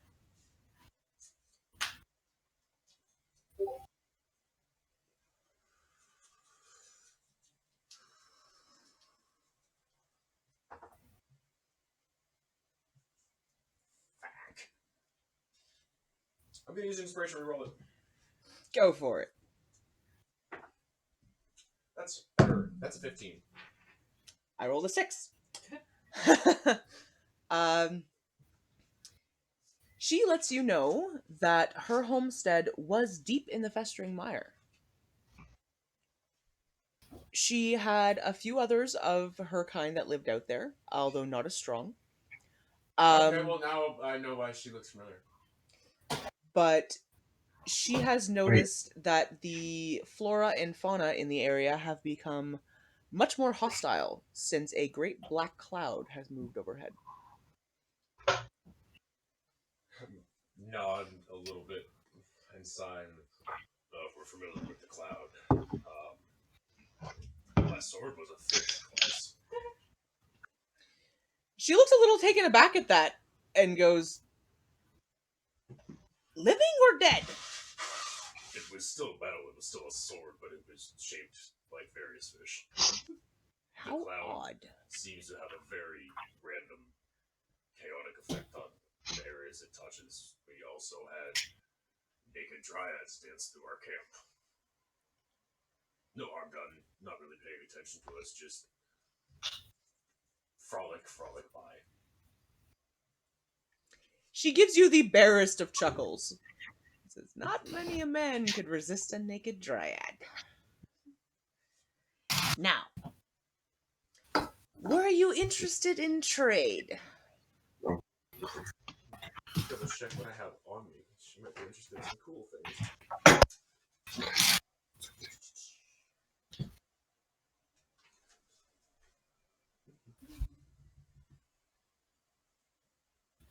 I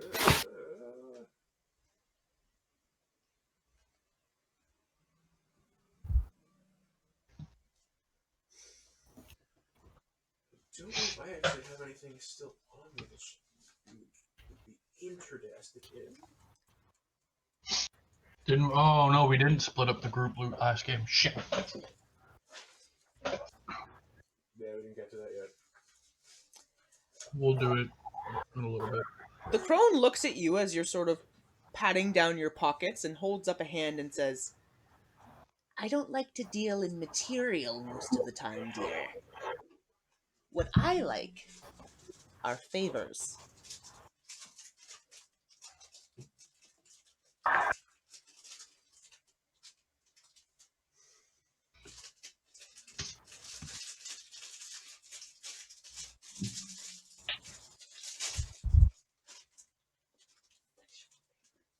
Having taken the other things and put some pieces together, Eric's kind of smirks through a little bit and goes, like clearing a particular mushroom patch. She gives you a much less friendly grin. Goes, "Well, a mushroom patch I can handle. But, tell you what. You may take one item from my shop of your choosing, and in return, when I have need of it, I will call on you for one debt."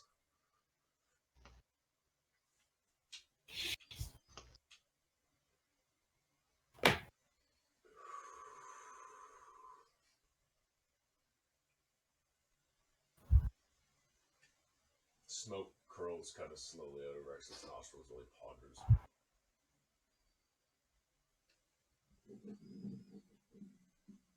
Fine. She gestures to the shelves around her. There are assorted different kinds of toxins and poisons. There are some interesting looking plant life. There's a solitary bottle of dragon ale.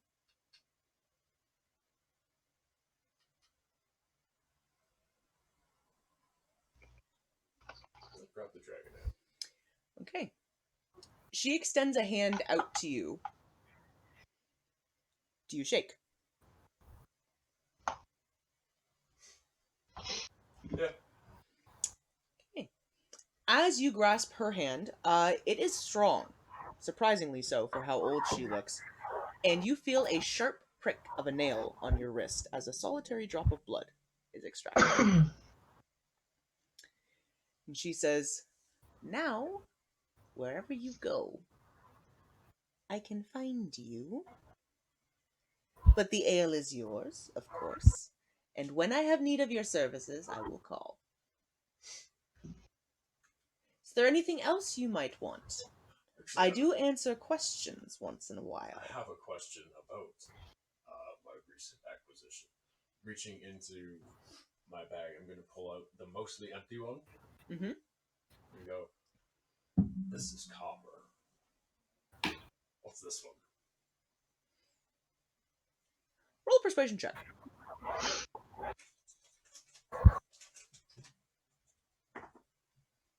Dirty 20. She tells you it's brass.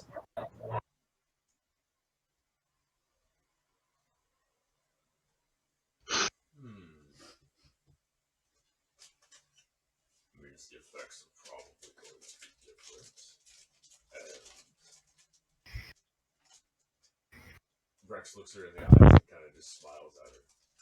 You babe, just help me with something I've been trying to do. She gives you a nod and says, "Anything else for you today, dear?"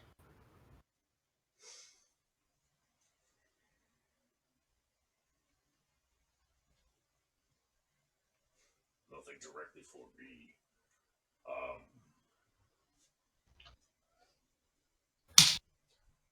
Except maybe in the sense that we can trade information for mutual benefit.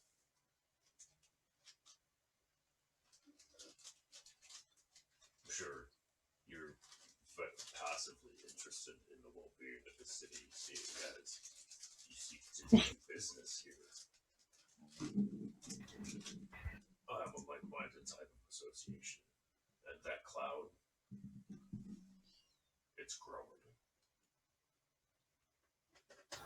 And there are other things afoot. And then upon Igrath, a lot of it being centered around Edoras.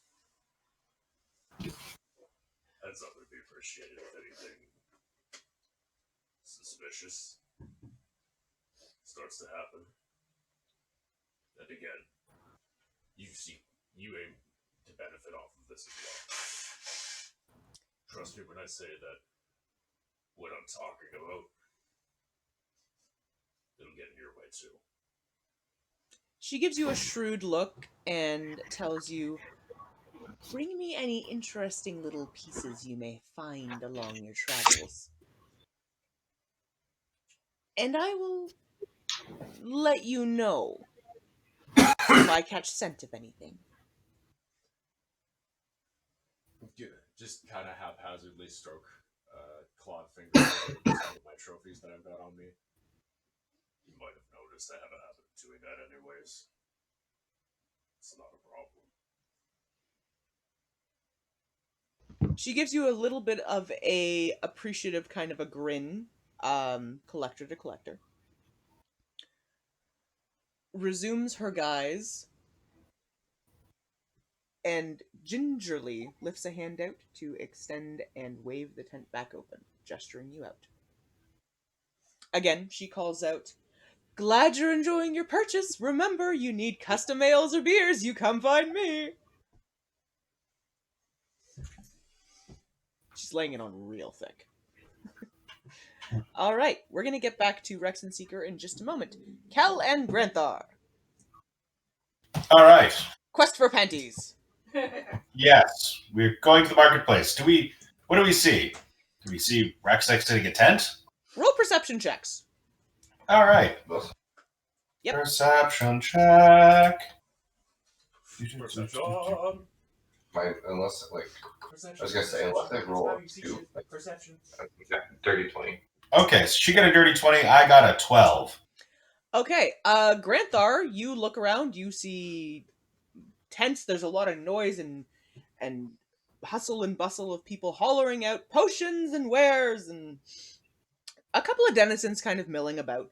You do notice Seeker wandering about, and you do see Rex is out in the marketplace, although he doesn't look like he's doing anything particularly interesting, just exiting a tent, carrying a bottle of some kind of alcohol. Yeah, he's always carrying a bottle of some kind of alcohol. I'm going to dash over to Seeker. I'm going to tuck it. Seeker. Seeker, buddy. Cal. Yeah, what's up? Cal, Yeah. you rolled a dirty 20. You do notice that the tent that Rex is exiting is a little suspicious. Second. For fuck's sake. I mean, he's got alcohol on him, it looks like, but something about you're looking at it going, I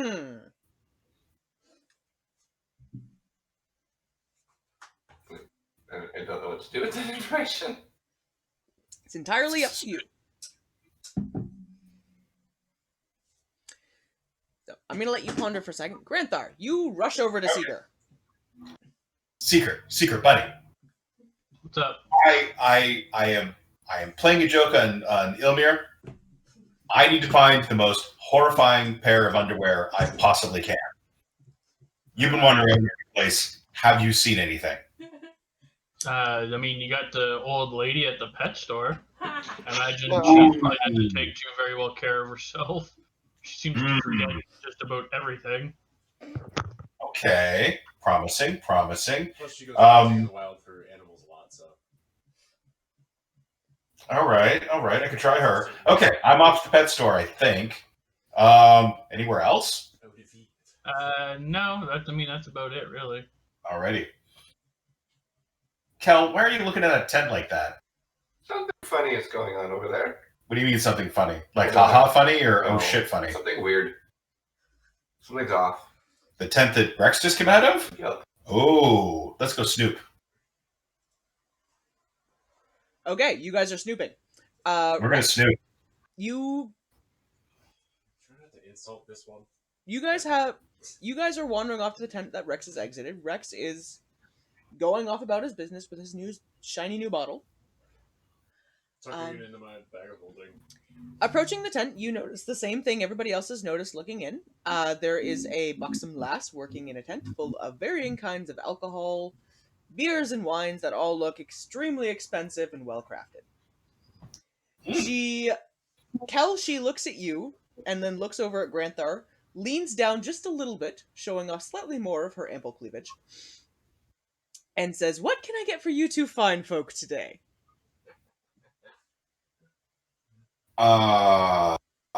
Okay. Plays up the shit with the barbarian. I don't know. What did...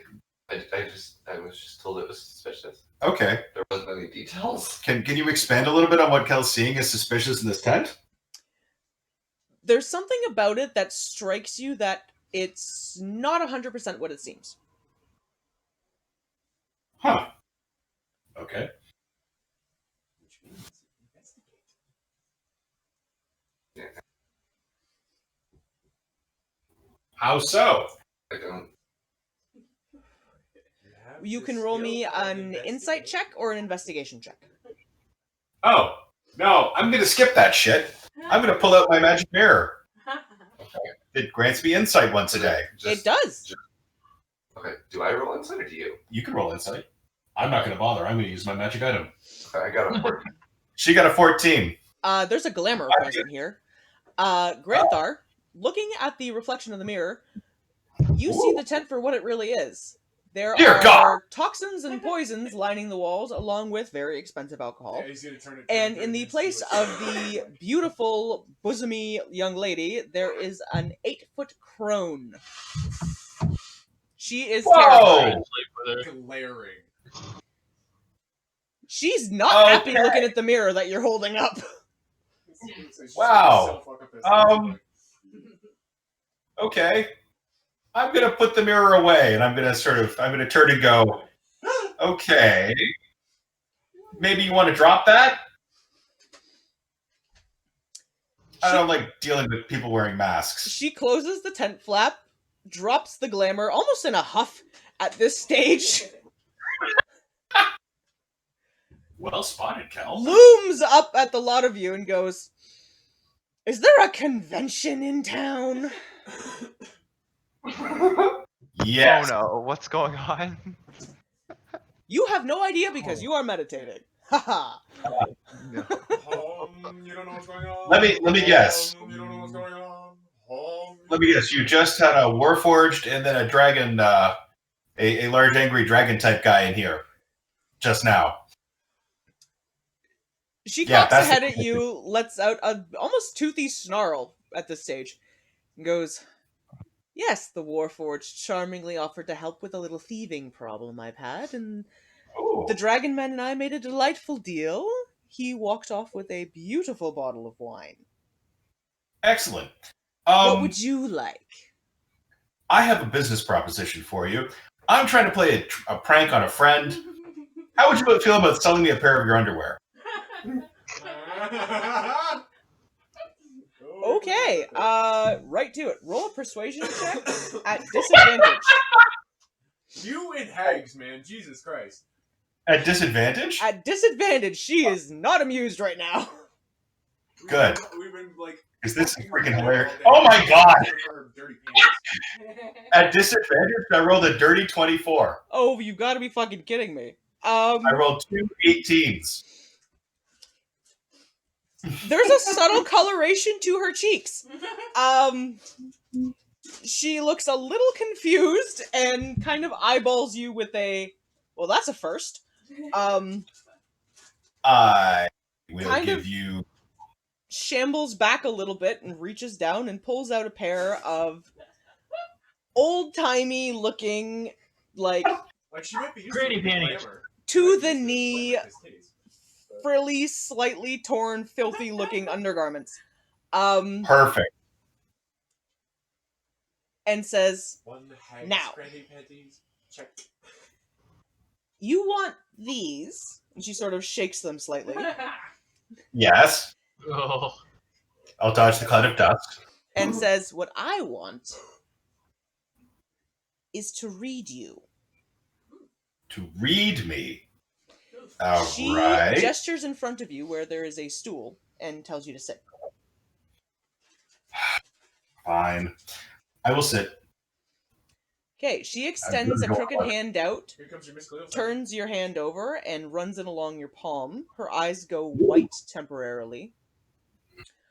And she pulls back very sharply. Okay. I promise I washed them.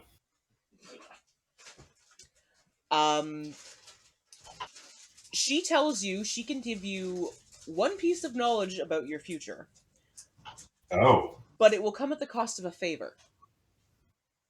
Okay. Sure. Why not?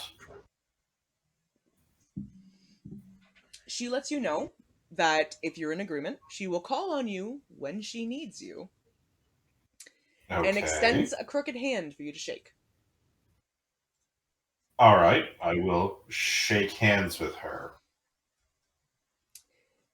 She shakes your hand, extends a long fingernail, pokes into your wrist, and then withdraws a solitary drop of blood.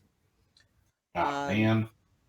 And tells you, "Two of your members seek the same thing. There was a metal man who was here inquiring about theft, and you will find the answer to his quest line in I will. the place that has the ice. The place that has the O. Seek Oh, out the no. frozen lands, and you will find the little thief." Okay. Well, that's good. She Oh, we looms have to- slightly larger than she was previously, and there's an echo that starts up from behind her voice. It's almost as if there are two people speaking at once.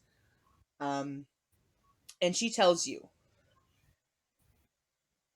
"The lair you want is not the first you will find, but the second. Cross the ice." The second across the ice. Okay, got it.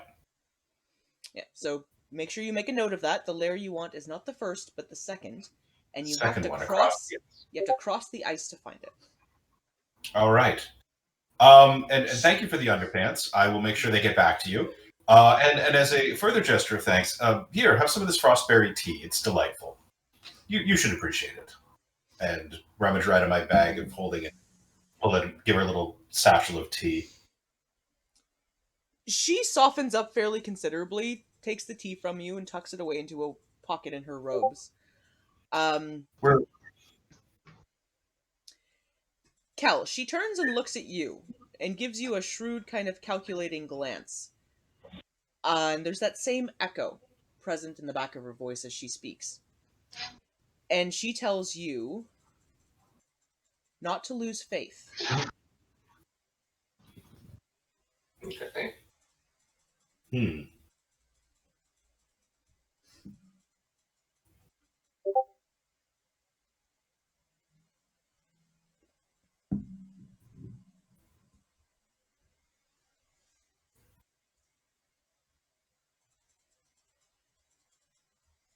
Her voice returns to its usual kind of scratchier voice. She shrinks back down to her standard 8 feet. Okay. And gestures around saying, anything further for you today? I'm good. This is exactly what I needed. Hopefully it will save a young drow from a life of desolation and despair. Or at least, boozing it up too long.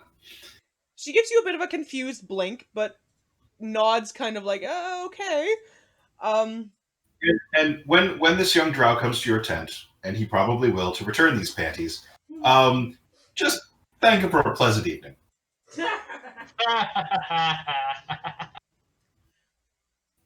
And he'll be sure to give them back. All right. Persuasion check? Uh-oh. Man. Dirty 20.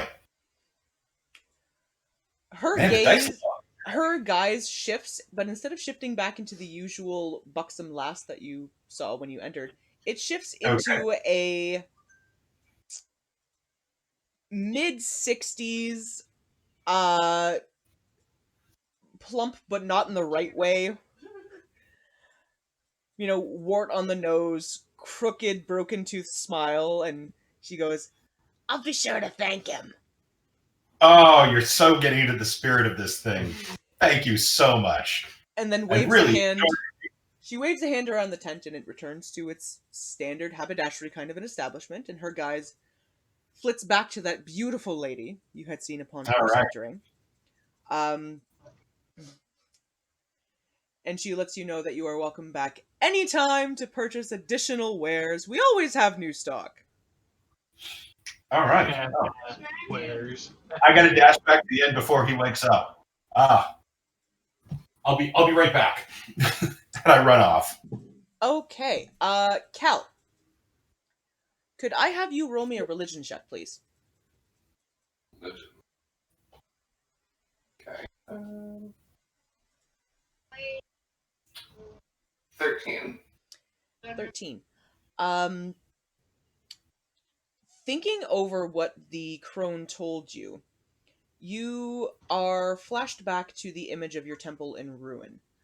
And it feels like what she gave you is less of an omen and more of a personal quest line. You're being tasked with helping to restore what was destroyed. Okay.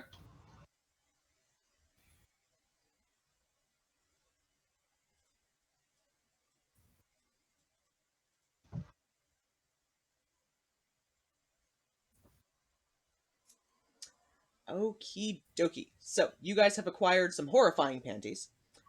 We're going to let you guys meander your way back to the inn to resume giving Ilmir the worst wake-up in existence. You don't know that. He might be into it. We're going to find out. As you guys go back over to establish your boozy, all of the alcohol in the bar, one-night stand with a horrifying older lady prank, we're going to jump over to Seeker.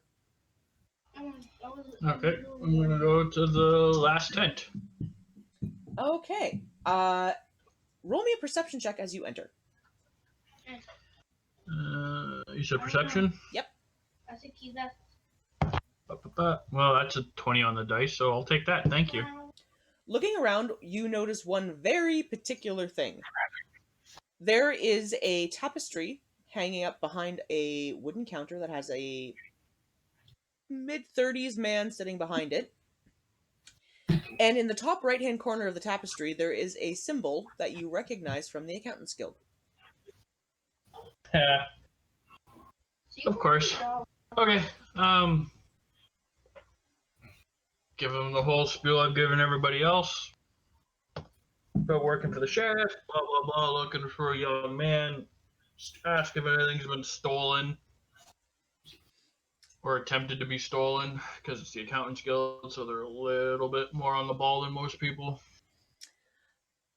The man behind the counter looks at you, kind of cocks a head, and says, "We haven't had anything go missing yet. We just set up shop here about 3 days ago." And he looks at you with a "I know you know" kind of a look. Mm-hmm. And says, "Well, we were hoping this might help to encourage easier financial trading. Haven't had a lot of interest just yet, but did have a young man who looked like he was going to enter in, took a quick peek around the tent, and then walked off." He didn't say anything to you or anything? Didn't say a word, didn't enter in at all even. Just kind of took a peek and then off he went. Okay. Didn't like the look of that one. Yeah, he's a thing. So if you see him again anywhere around the market, just holler for me or the sheriff, either or, and we'll take care of it. I mean, if you should want to rough him up a little bit, you can go ahead and try. But yeah, usually probably just call for me. Probably your best bet. He grins a little bit, kind of pats a blade on his arm you hadn't noticed previously, and says, "Well, normally I can take care of myself, but if I run into a spot of trouble, I'll give you a holler." Okay. So I got all my information. I'm gonna head back to the inn because with what I learned from the crone, this is not something I can handle on my own. All right, you head No matter back how towards the cocky inn. it may be. Rex, are you also traveling back to the inn? Yeah. Okay. Actually, no, I did want to go see the artificer first. Okay, Rex, you're off to see the artificer. Yes. Okay, I need to jump myself over there. And there we are. It is now looking at about 5 o'clock at night. The artificer's still open, still tinkering away on something or another. Looking at it, you have no idea what this contraption could possibly be, but it's interesting. He looks up, kind of straightens his glasses on your entering, and for you, looking up is looking way up. This is a gnome, so he's little. And says, "Scaly dragon friend, what can I do for you? You didn't bring your warforged with you this time." He's doing something. I'm not sure exactly what he kind of did. He just went off and didn't exactly tell us, but he's following his own path for the moment. I have a feeling he probably would have popped by here at some point, but usually likes to come in. He was in here earlier today asking some questions about the thief we've had around the marketplace. I assume you're not here for the same reasons, so business. That would track. Based on I've seen him walking around everywhere looking at stuff and talking to people. I actually wanted to come to talk to you about these, and I kind of hold up the intricate little glasses from Lyra. Okay. Or that Lyra would have had. They weren't actually from Lyra. I haven't gone to see her yet, but that will be when we get back to Facility. You hold out the crystal lensed glasses that you have acquired previously. He gingerly takes them from you, kind of looks them over, and says, "Ah, yes, I've seen these before. Well, not these particular ones, but similar. What can I help you with?" I was wondering if you might be able to break them into something. Obviously not right at the moment. I'm just looking at the feasibility. I don't know if it would compromise because they're very delicate. But instead of having to have them on a chain and I pick them up and put them on, if I could end up incorporating them into a sort of, not quite a helmet, but a headpiece. Something that would require less decisive action to put them on, I would benefit from them and still be able to use my weaponry.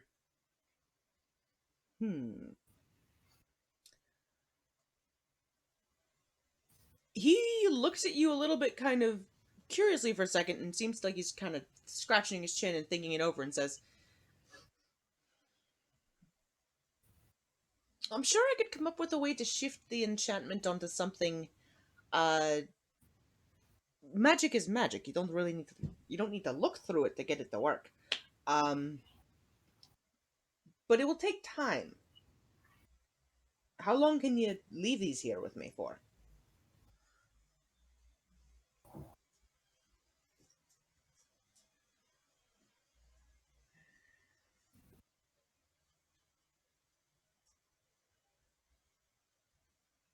I'm not exactly sure on our time windows of what things are happening, but I could leave them with you for now, and next time I stop by, I can check in.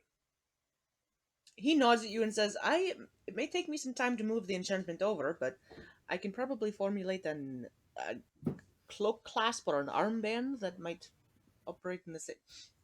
Kind of tapers off on what he's saying and starts looking at them a little more closely. He pulls out a set of spectacles with zoomed-in lenses on them. I just had one more question on top of after that was done, would the glasses still be intact? He says, it won't damage the physical lenses, it'll just remove the magic from them. I wasn't exactly sure just because I have not seen a lot of magical items of this delicacy. It's very intricate, it's very small. And, part of the reason why I want to shift it is I kind of flex my big, meaty, clawed dragon hands. He chuckles a little bit at you and says, well, they're gnomish work, and they tend to be quite small. But for someone like myself, I should be able to move the enchantment without damaging the lenses. Perfect. So you leave the glasses with him. He doesn't really have a timeline on how long it will take, just says to check back in next time you're in town. That's fine. So make a note, you will not have that advantage on anything that is, 2 feet from you for a while. Yeah. I'm going to head back towards the inn. Okay, you're heading back towards the inn. Himbo is still currently meditating. Ilmir is still passed right the hell out. Kel and Granthar, you return to the inn. With a long line of drool just slowly dribbling off the edge of the table. You return. Where is Himbo meditating? Himbo's in the corner over here. Oh, okay, so he's in the inn. He's in the inn. So tiny, you didn't see him. Okay. Okay, so you return victorious in your acquisition of the worst panties ever. Yay! Okay. I'm gonna go over and we're gonna see Himbo in the corner of the inn. I'm gonna go over. Hey, Himbo, wake up! You gotta see this. What? Yeah. What the heck is going on? Are you busy? Okay. Come on. We're playing a joke in Ilmir. Okay. Okay. So if Ilmir asks, he came back last night after heavy drinking with a woman and took her back to his room. Okay.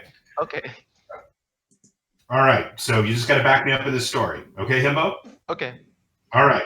So I'm going to go over to Ilmir's room. I'm going to peek through the door. Is he still out? He is still out.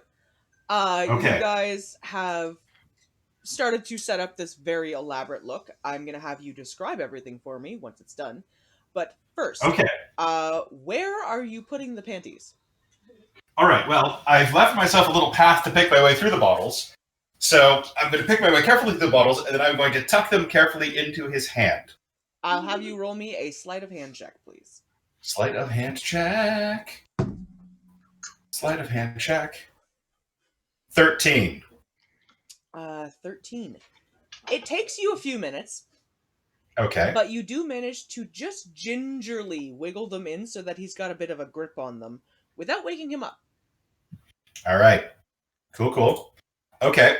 Then, as I pick my way out of the room, I'm going to close the bottle path behind me.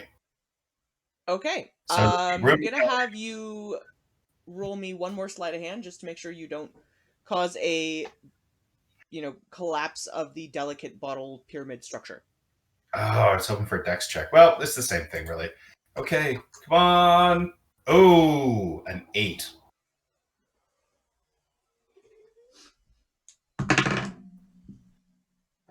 What happened? Okay. You knock a couple of bottles over on your way out, but the majority of the structure remains intact. Okay, that's good. All right. So, Kel, go heal him enough to wake him up.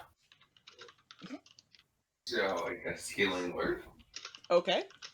You roll healing word on Ilmir. There's 11. I don't know if that matters. He comes to groggily. The head wound that you had inflicted is now gone. He looks a little bleary-eyed and is kind of looking around the room. And as his eyes adjust and he looks around, he catches sight of the panties in his hand and the bottles everywhere in the room and goes, "Oh my." And then I go yell, Ilmir, come quickly! I'm going to roll a dex check and we're going to see what happens. All right. I rolled a 2. Okay. Yes! So, he very quickly, shoves these horrifying panties into his cloak. There's still a corner of this grungy, furry lace sticking out. And as he clambers out of bed, he knocks everything over. There's just bottles smashing, and he's stumbling out going, I'm coming! Shuts the door behind him as if, in a very conspiratorially, there's nothing here motion, and goes, yes! Okay, Ilmir, there was a woman who came by, attractive. I make the universal sign for big boobs. She was looking for you. I guess she was the one you brought home last night to the inn. Do you remember anything? He looks at you and says, I of course. I always remember everything. Oh, okay. Did she say where I might find her?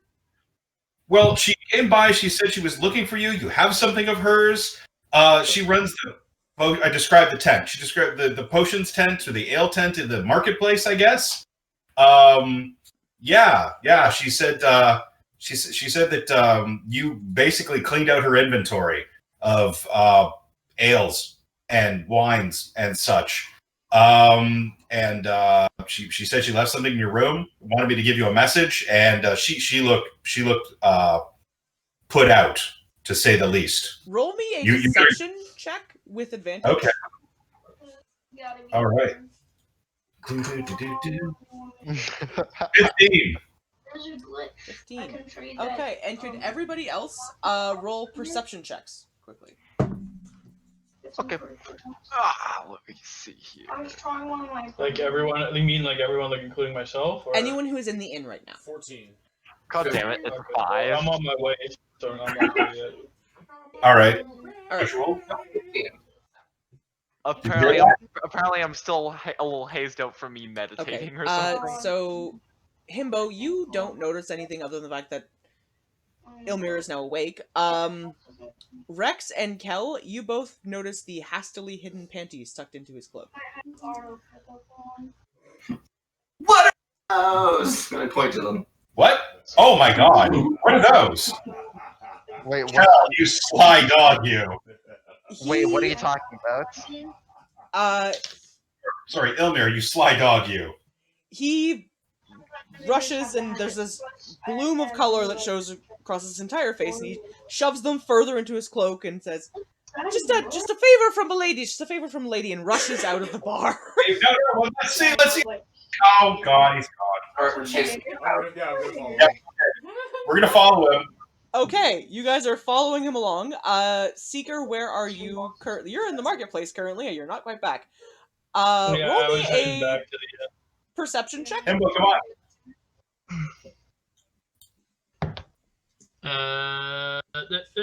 22. 22. You watch as a very flustered, very red Ilmir rushes past you. And that's saying something. Because Um, Drow don't show very much color very Followed by easily. all of us running after Yeah, him. we're all following behind. looking at tents until he notices the obvious beer tent. Mhm. And enters in,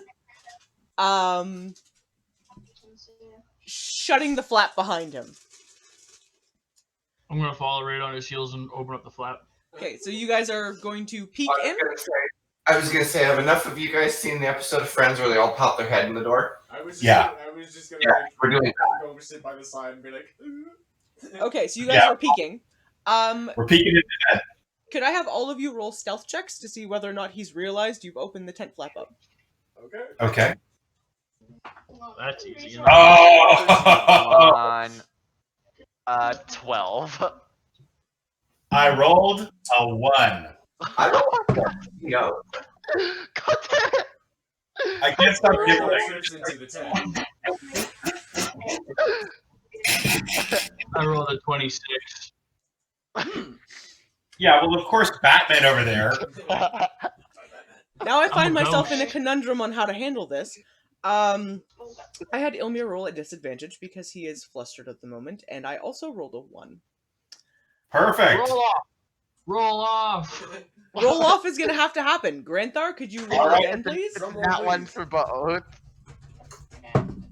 Oh, 19. And I have a 5, so he has no idea Okay. you guys are watching. Oh, despite the incredibly loud fart I just ripped. Looking into the tent, there is the buxom young lady that was there previously. Ilmir looks relieved seeing her, and he approaches the counter cautiously and says, "Hello, forgive me, I had a little to drink last night. I don't recall your name." She looks at him, looks up at all of you, slyly gives you guys a wink, and says, "Well, I wasn't here last night.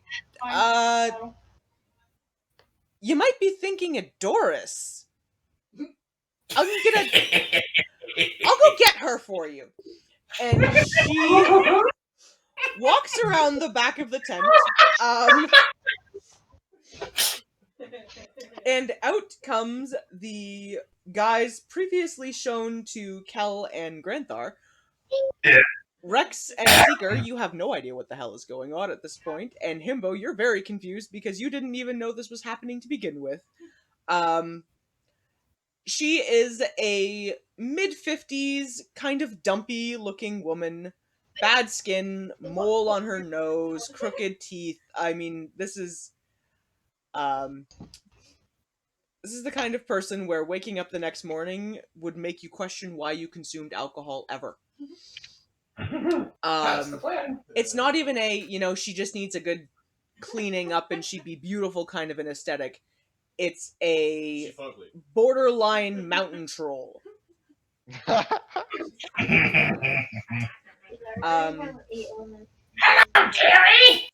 She comes out and seeing Ilmir and noticing the rest of you, because obviously you know who this is, there's a subtle little blush that colors her cheeks, and she goes, I didn't think I'd see you again. Don't suppose you wanted to get that coffee now, did ya? Ilmir goes green.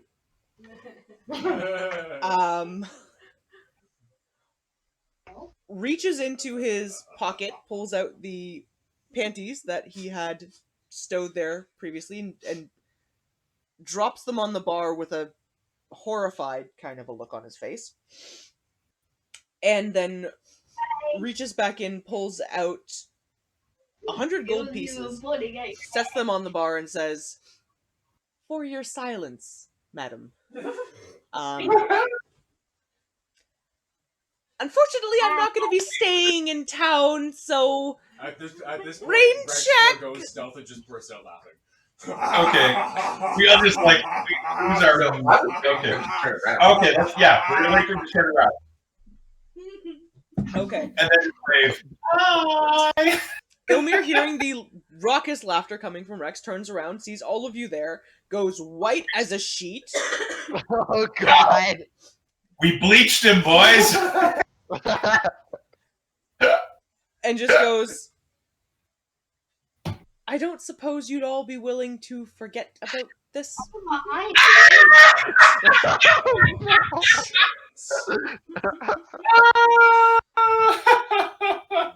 I'm just gonna collapse. I'm gonna collapse and die just right here.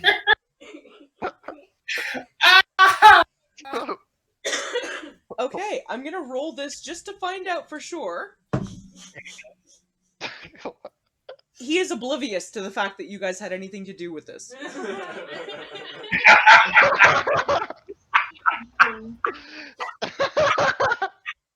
Yeah, sleep with my cousin, will ya? Oh wait, that was Rex. Damn it!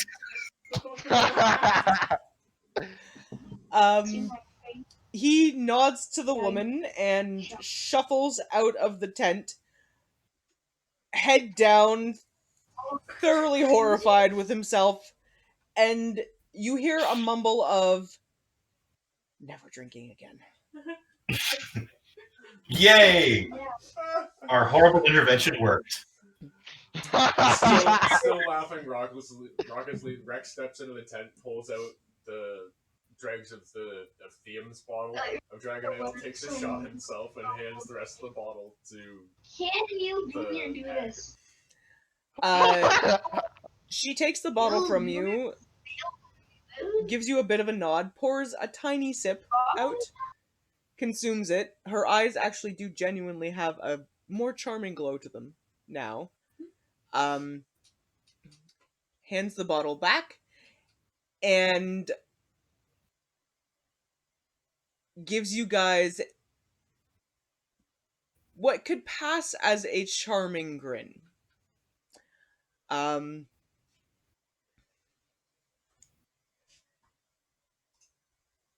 And says, "For what may have been one of the more fun things I've had in my life, the next time you're in town, as a group, think of a single question you might like an answer to. It'll be on the house." No, So someone somewhere on a sheet make a note that as a party, you can ask a single question to the hag. I'll add it to the group loot thing here. Single question to hag.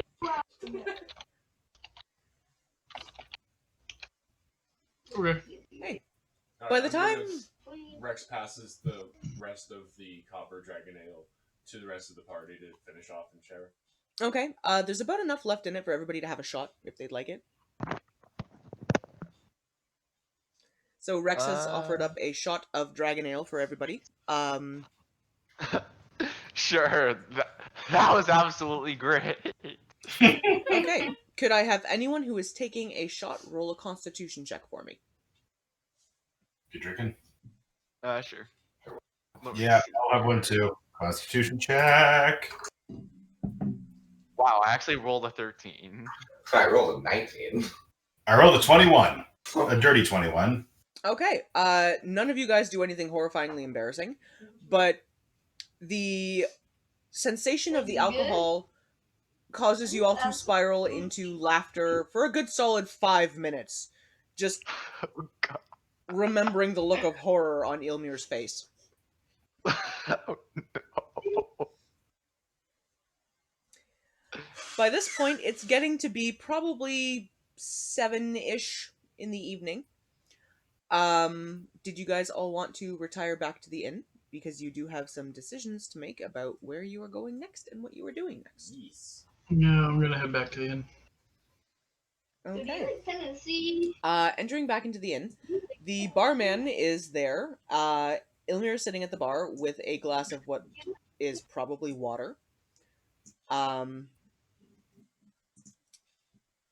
Dolorous is giggling a little bit, but otherwise seems pretty good.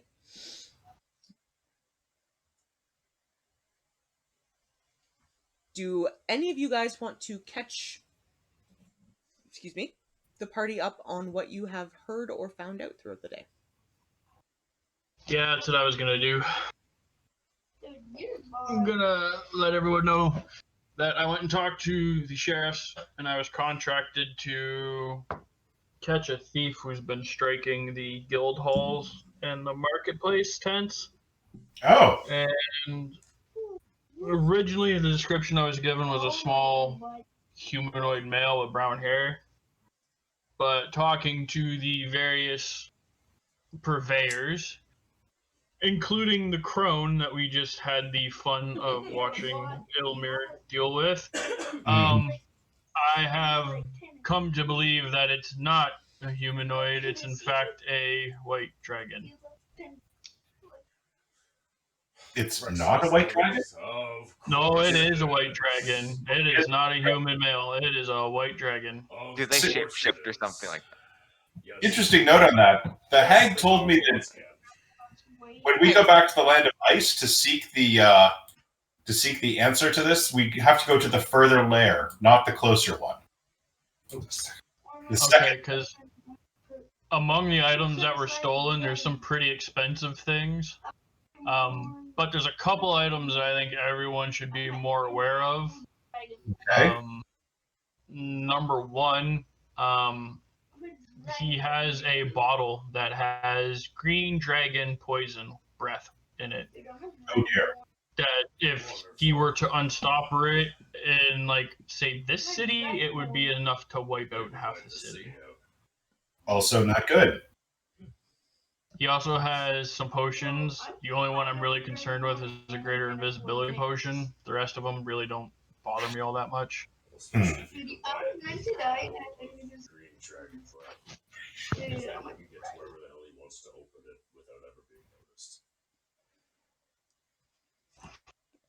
Galgan also had 6 bottled spells stolen, by the way.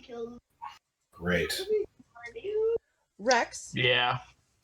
Could I have you roll me a history check at advantage because you have read up a substantial amount about dragon behavior?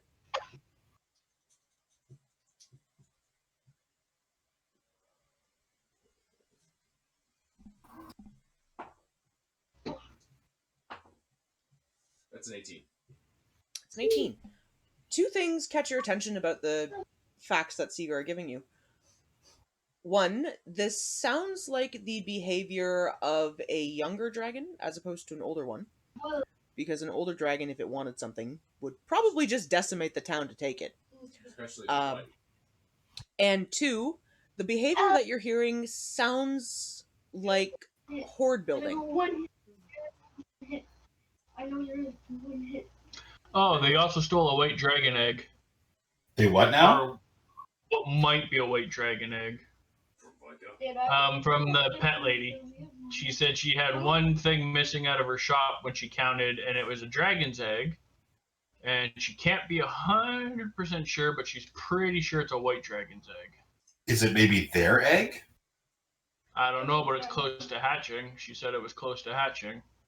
What if they just came to get their egg back? This behavior sounds like a younger dragon. It's not. Well, regardless of whether they came to get their egg back or not, they've got a whole bunch of items that were stolen that aren't theirs that are worth a lot of money, including time invested by local merchants. Oh, and if we can find a platinum and gold shield that they happen to steal from the blacksmith said if we can return it to him, we'll get his services for like half price from now on. Oh, that's good for you. Okay, I'm in. Said she told you to go to the second lair. Yeah, second layer. The second layer, not the first one. This behavior is a younger dragon. This is horde building, and it seems like it's building its own nest. So either offspring or perhaps separation of a mated pair. The motivations behind why this might be happening are a little bit unclear at this point, but either way, you'll probably find out what's happening later. we had to go to that. We had the bounty for the Lord of the Whites, the male there. This clearly isn't him. Go to the second lair. We may have aid to take out the first.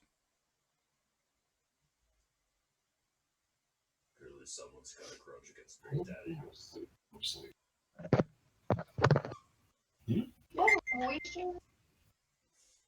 Dude, you just left the world.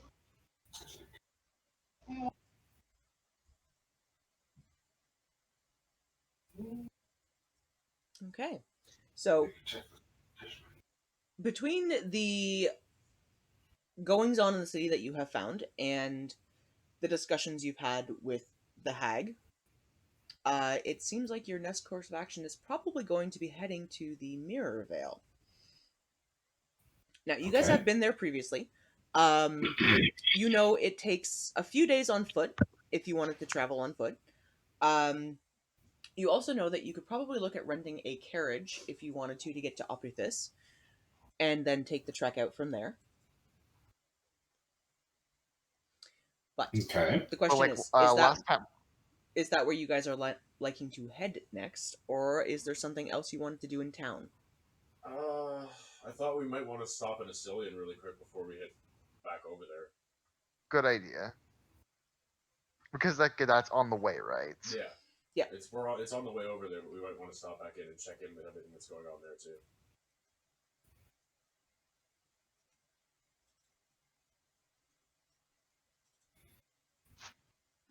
I mean, I wasn't given a time frame to do this, so. Well, I mean, the dragon has a city-destroying weapon.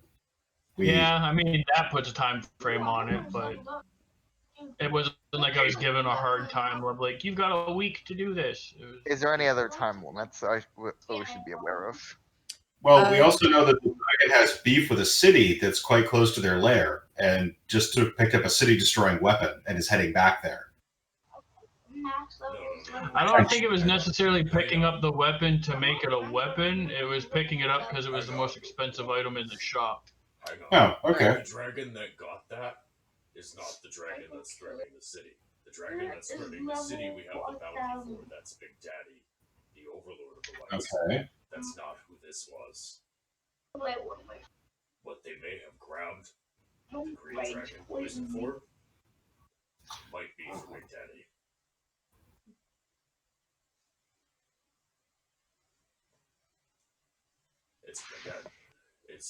It's a theory.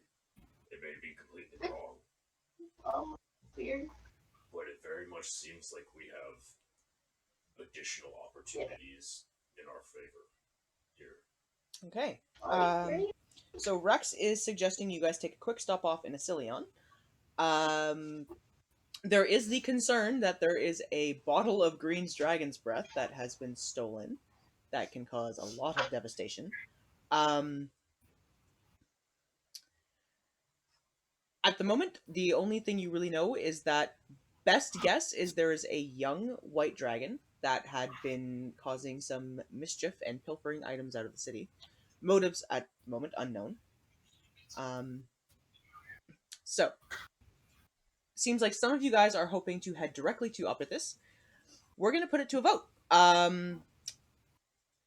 Granthar, do you think you guys should head to Asilion first, or just make the journey directly?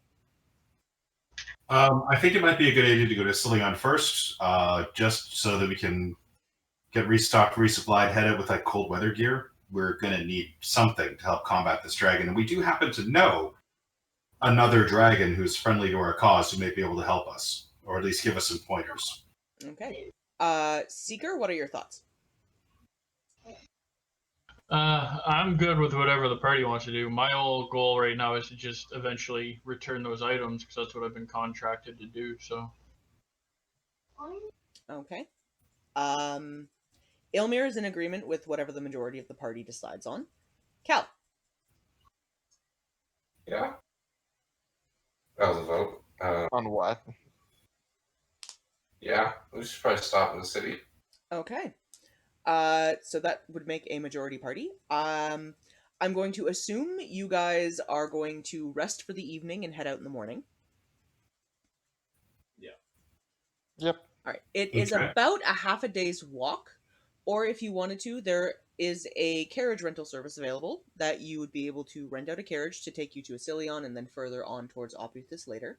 It would cost you about 10 gold, and your instructions are just to drop it off in Oputhis when you get there, if that's the route you want to go. And it would cut down your travel time pretty significantly.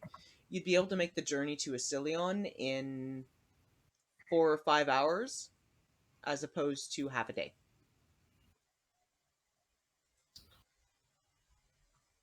Yeah, we can do that. Yeah. Okay. You guys all find your beds for the evening. Granthar, I'm assuming you're going to go back to your homestead to sleep with your Sure. giant, fluffy, comfy feather bed. Seeker, you're going to power down somewhere in a corner, as always. Himbo, you are actually going to rest for the evening. When you get up in the morning, you will be able to remove that final corruption point from your sheet, and you are no longer exhausted. I have one thing I do want to do when I power down, though. Okay. As I start to power down, just before I actually start like the 6 hours, I'm going to try to contact Malor. Having listened to people talk about that god and what he's about, I want to contact. Try to, anyways. All right. You want to reach out to Malor. Okay. Yes.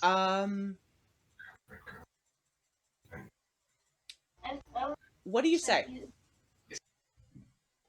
I'm just going to call his name and eventually hoping to get a response, because I'm not a religious thing, so I have no idea what I'm doing. So I'm just going to try it in my own special way.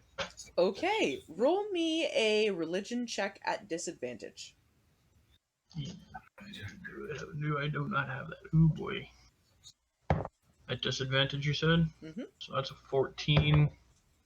That's a 12. So that would be 12 plus 2, so 14. 14. Okay. It's hard to describe the experience. But you feel a presence. And there's a voice that rings out in your mind that says, I didn't expect a call from you, child.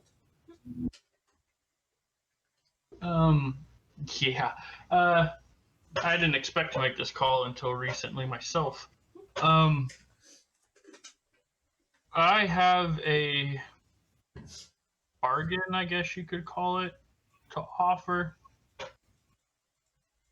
I have a particular thing that I've been chasing that has been causing me problems, as well as my companions' issues. And I was wondering if you would be interested with some bargaining, obviously, on my end, of maybe having an avatar to deal out your will on this realm. The voice quiets for a moment. Roll me a persuasion check.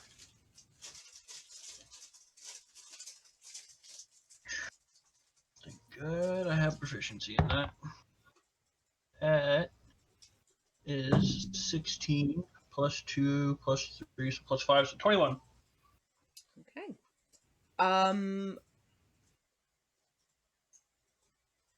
The voice resumes, and it says, well, given that all of my priests were just viciously murdered on me, By the same thing that I'm hunting. I suppose I might have use of you.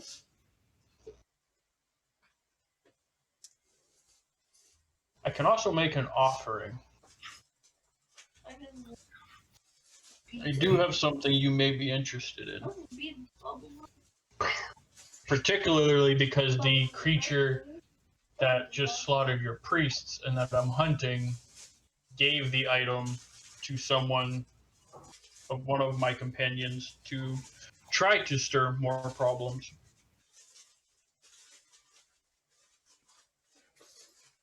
What item do you speak of?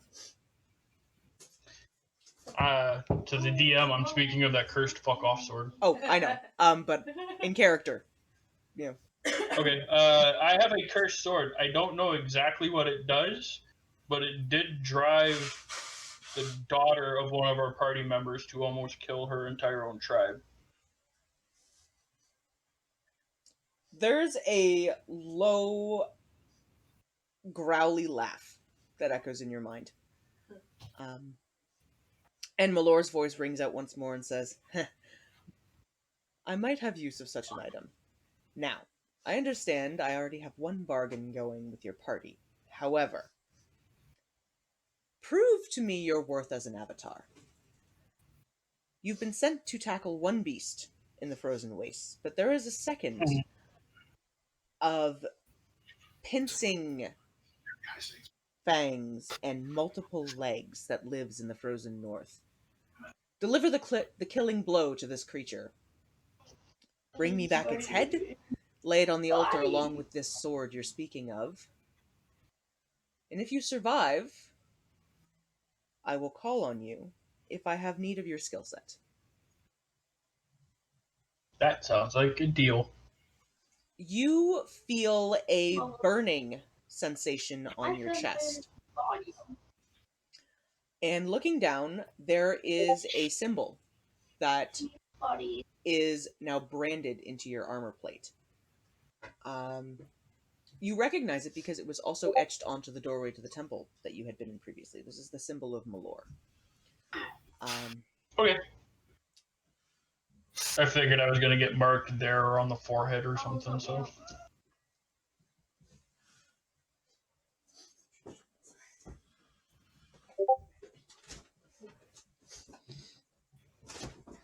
If you are successful on the... This is outside of... I can't really say this in a non-meta way. So... Yep. The only way I can really do this is if you are successful when you are in the Frozen Waste and you manage to kill off the creature it's sent you hunting for, on your next level up, you'll be taking a level in Paladin. Okay.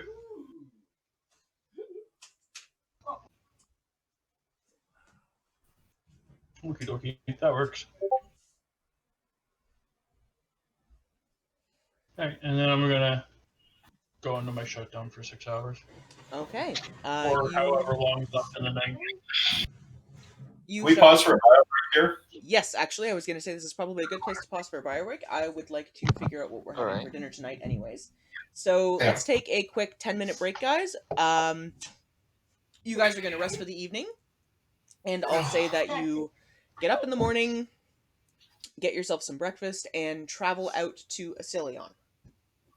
So I'll jump you guys over there in just a moment. But everyone's hit points are restored. None of you are exhausted anymore. If you were, Himbo, your exhaustion point and your corruption point are now removed. Alright, nice. So 10-minute break, guys, and then we'll jump back in and see what you guys find when you are in Asilion. Okay. Going off mic for a minute. Alright. Hey, just a second. Yes, Himbo. I said just a second to... Oh. Alright, I'll be back then. Okie dokie. Alright, so quick break, guys, but we will be right back.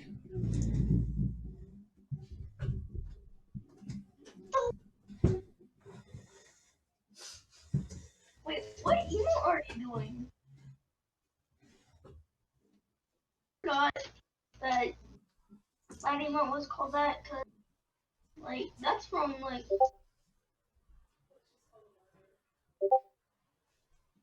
Here, let's implement the dog water.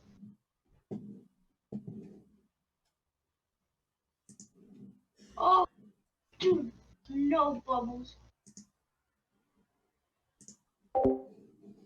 Oh, you sure about that one, buddy? Cause I got a little treat for you. I got a little tree. It's super cool. It's fun.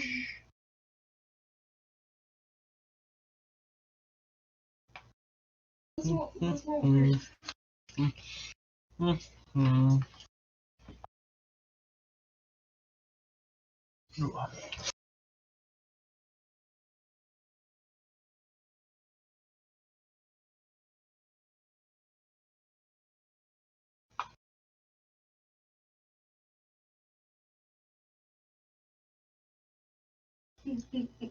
Yeah. Did you know one had? I'm gonna even call you.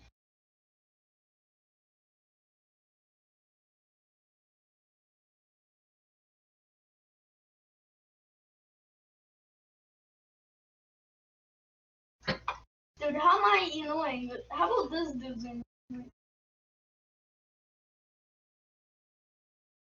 Yeah, dude, I have the third-party controllers. Like, how did you know I had the third-party controllers?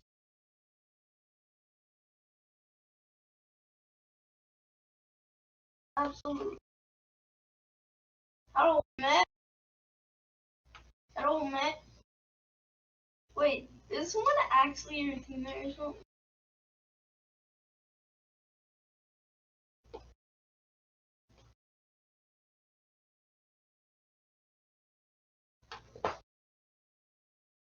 Bubbles. Bubbles. I'm gonna kill you, Bubbles.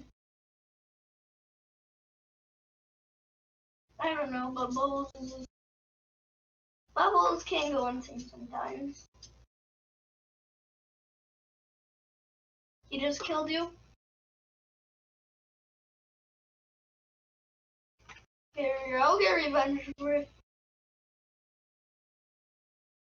Dude, Bubbles.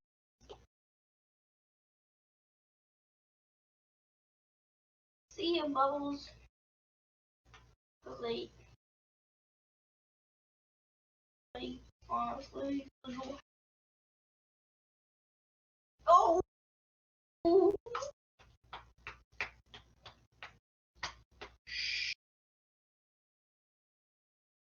2 now.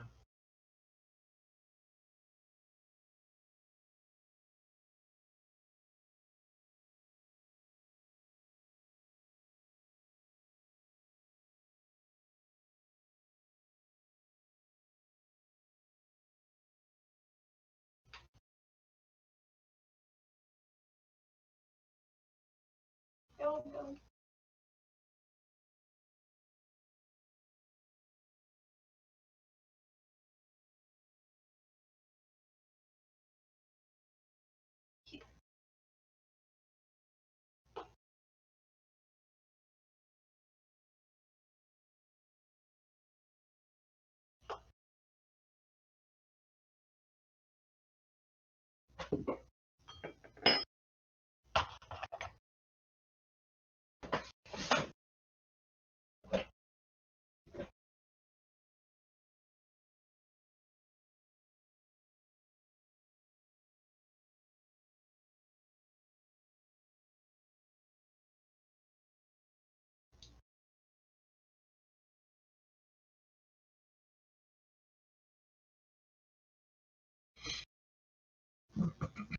Dude. Call me in time.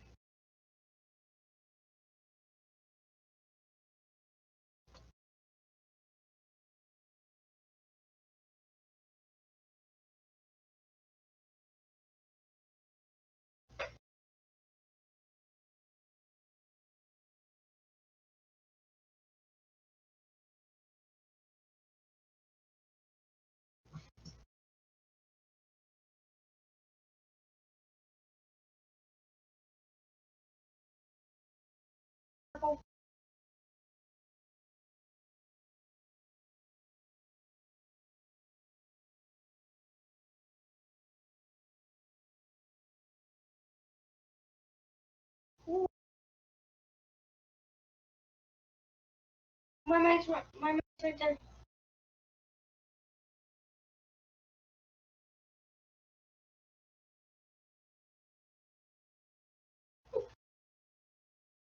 Dude. Dude, not even live.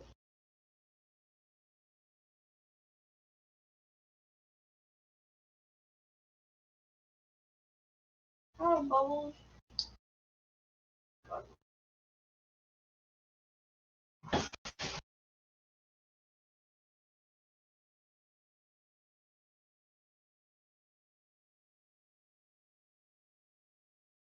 Oh,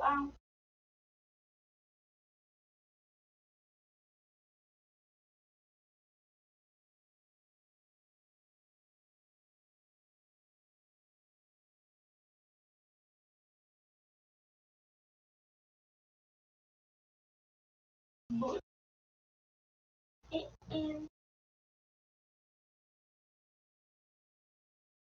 I can go slap. Right? Not right.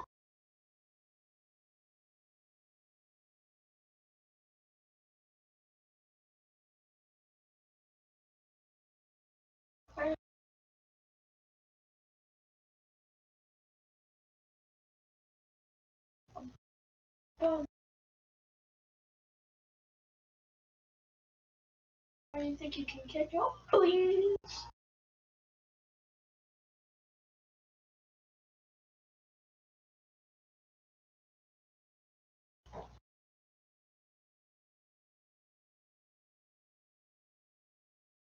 Whoa, whoa.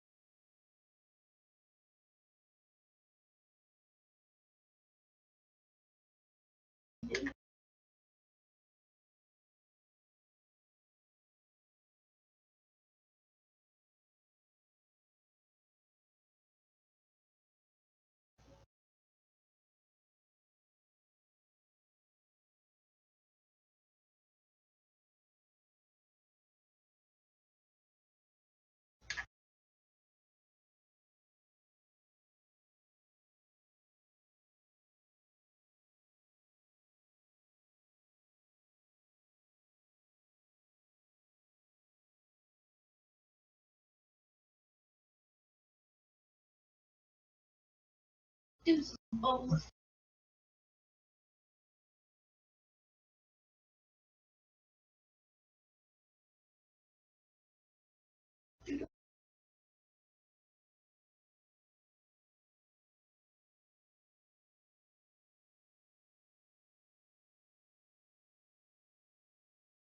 Go.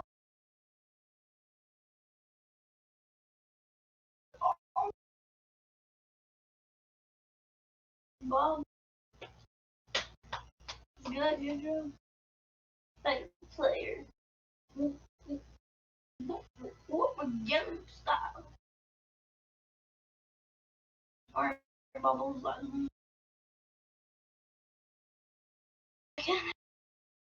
Ooh, yeah, mechanical explosive. Oh, come on, hold on. Oh, wow.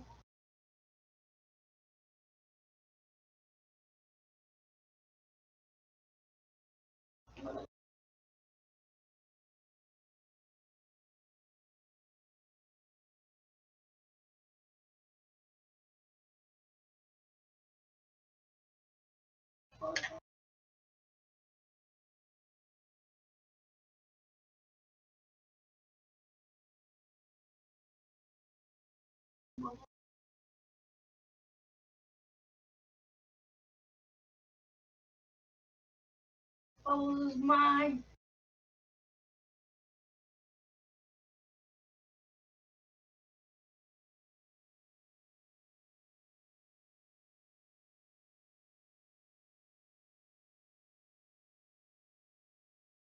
Two bubbles.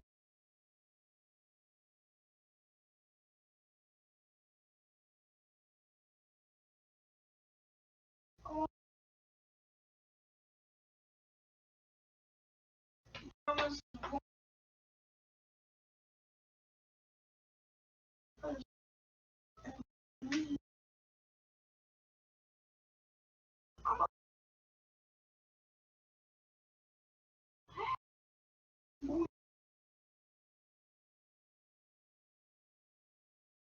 do bubbles on. We'll do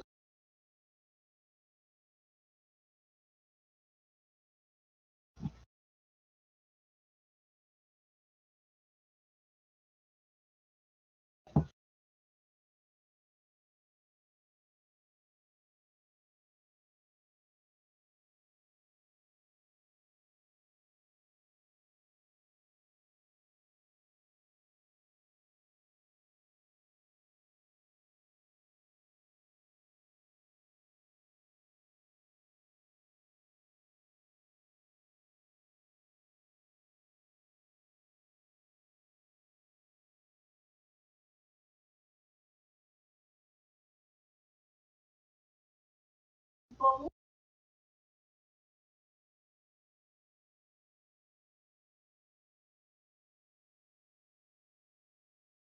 Bubbles.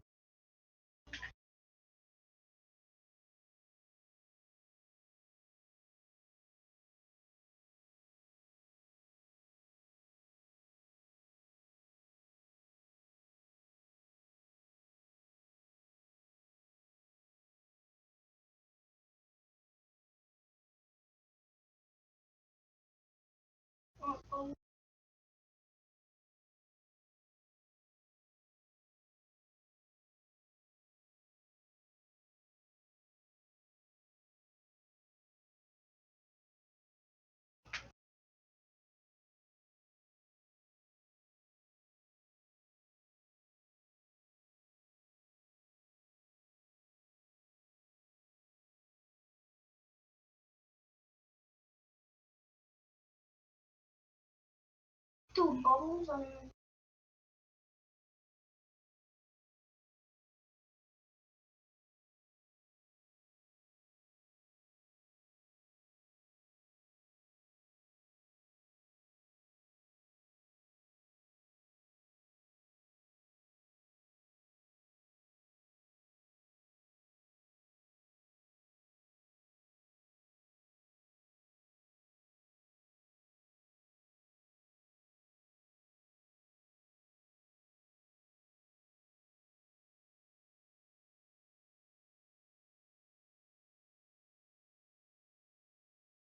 Bubbles.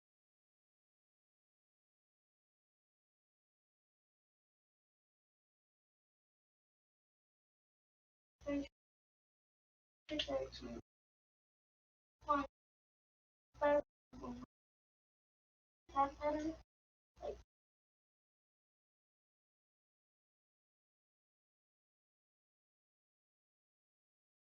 bubbles.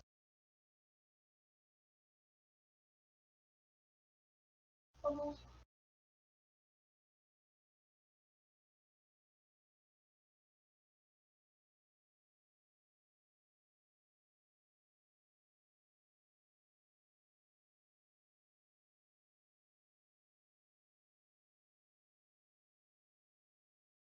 Sorry.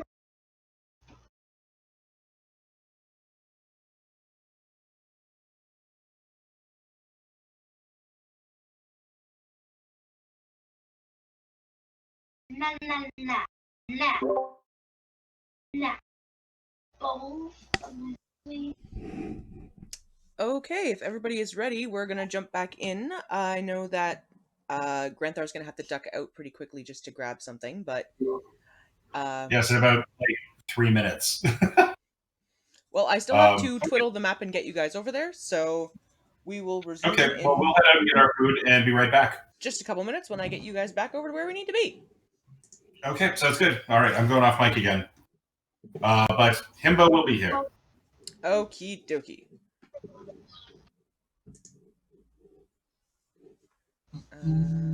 Ta-da, ta-da. All right.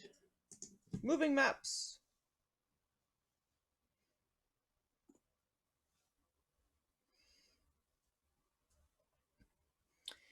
In the interim, I hope everybody is having a fantastic time with the episode so far. We ended up having significantly more shenanigans than anticipated. This is what happens when you miss games. We fuck with your character. In a non let's kill him way. Yeah, we said we wouldn't kill him. We didn't say we wouldn't get him drunk and humiliated. Very different story. I am happy to see that we've had a couple viewers in today. I do hope we end up with a few more, but we'll see. Otherwise, this will be up on YouTube later. And people can always catch up on the episodes at that time. And actually, if you want to be technical, we were really nice to Ilmir because we could have had his character molested by that crone. That would have been a harder sell. Still could have been done. If you rolled No. This is, I believe, a molestation rape-free campaign. I'm gonna stick with that. Tell that to that poor ghost. Ilmir's had a fascinating sexual history thus far.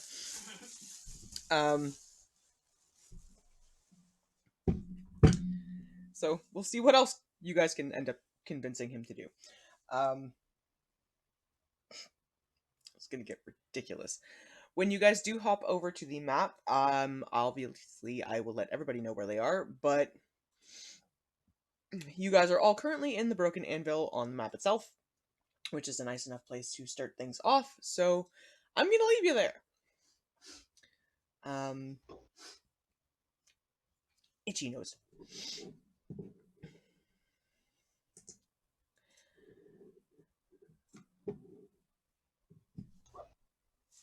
So, in the interim, I am just going to mute for the moment. If everyone can give me a quick holler when they are good to go, we'll jump back in. We've still got a bit of content we can get through today. It may end up being a nice sort of a lightweight day, but we'll see where it goes. And depending on what everybody's feeling, we may try and double down and play again next weekend just to kind of catch up a little bit. And get back on schedule. Because we did end up off schedule this weekend. We got a later start than I was hoping to get to, and it'd be nice if we can kind of catch back up. So we'll chat about it later, see if we want to do that, but it might be a good time to double down. So, muting for the moment.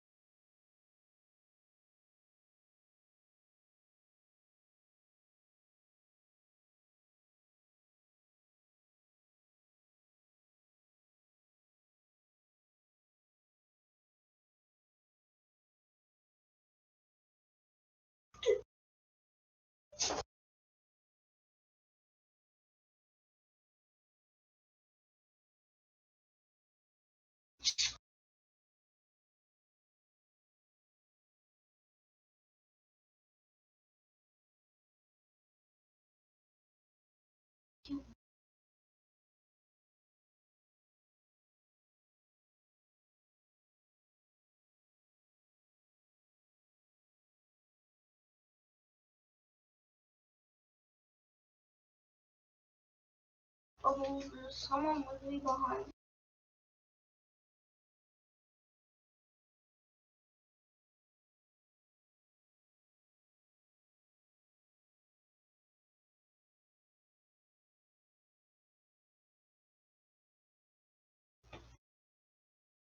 Oh.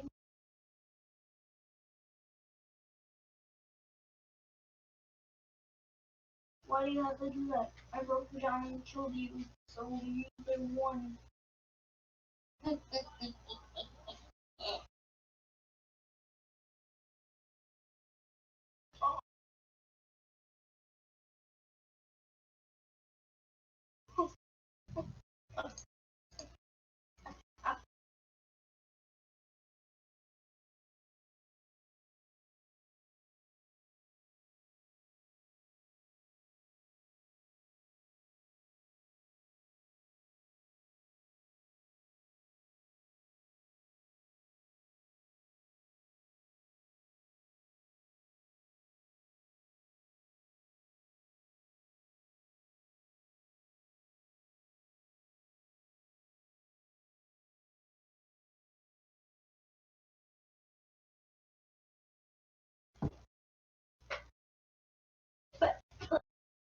It's good. Bubbles, don't do that. It's not working. Bubble. I'm not going to go back to lobby. And then I do all that. And then so, Bubbles, just to give you a heads up. Don't do that again. Like,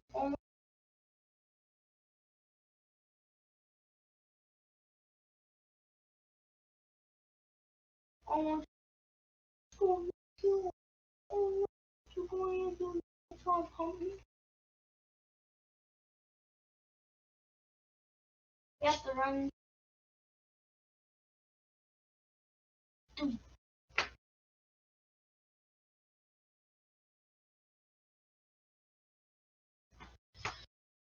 Oh,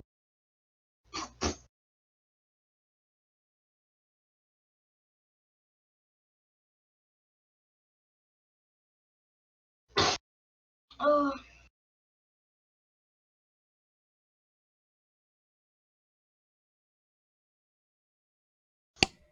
Okay, while we are waiting for Granthar and Kel to get back, I figured I'd touch base with the rest of you lunatics, if you are available for a moment, to figure out where you're going and what you're doing. Wait, we're in the new city now, right? You are in Asilion.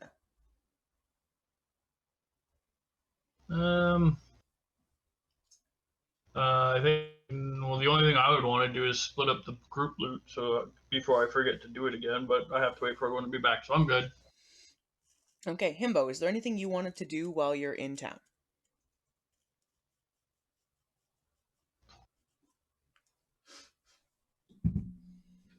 He may be... Aging Himbo. Sorry, what? We're grabbing food. That's okay. I figured while I'm waiting for Kel and Granthar, is there anything you would like to do in Asilion? Can I have a bottle opener, please?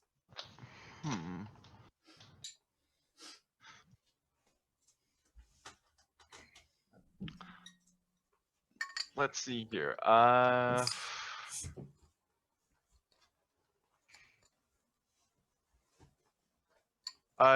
Do any of the, where's the rest of the party? Right now, everybody is in the bar.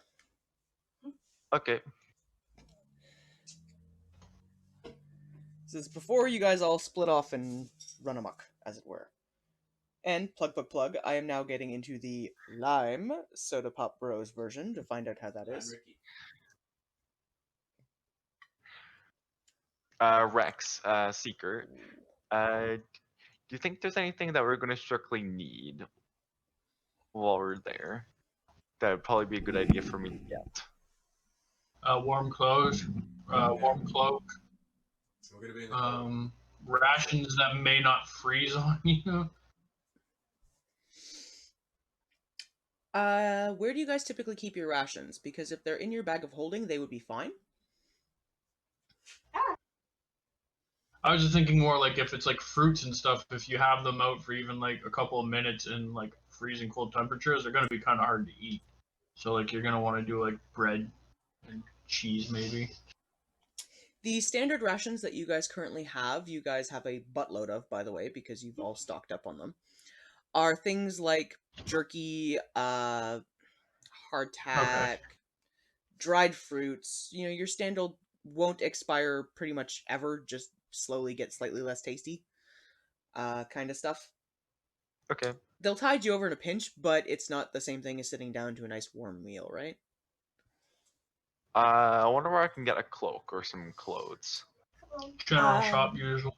In Asilion, the best place to do that is probably going to be the general store, which is operated by Ivanum, the friendly dragon that you guys have encountered previously. And I know that at least one of the other party members is going to be heading out that way just to have a chat with Ivanum anyways. So the general store is probably your best bet. That's going to be the Rusty Nail. All right, I'm gonna go over there for right now. I'm just gonna go grab food real quick. Okay, so you're making your way over there, and I'm assuming Rex is also going to head that way, but we'll check in with the rest of the party members afterwards. And I know Seeker is going to divvy up the group loot before anybody goes anywhere. No, I'm gonna go get food and stuff. I'll be right back. Catch up with the rest of the party actually.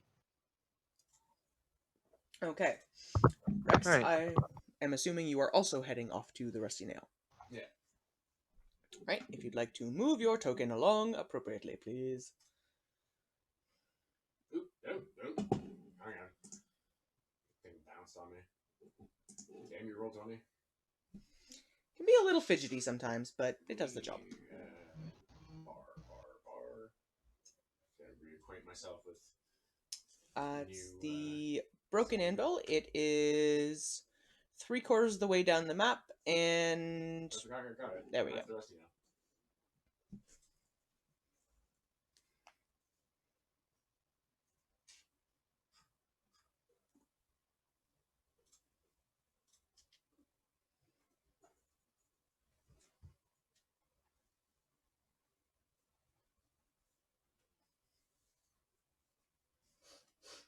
all right, Seeker, do you know how much the group loot divvies up to for everybody?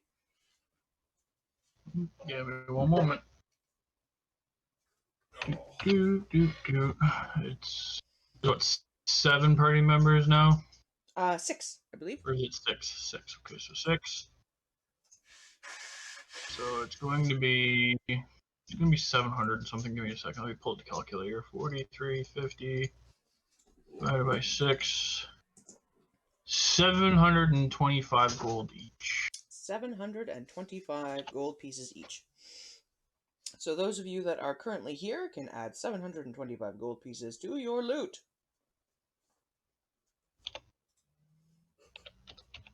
Jake's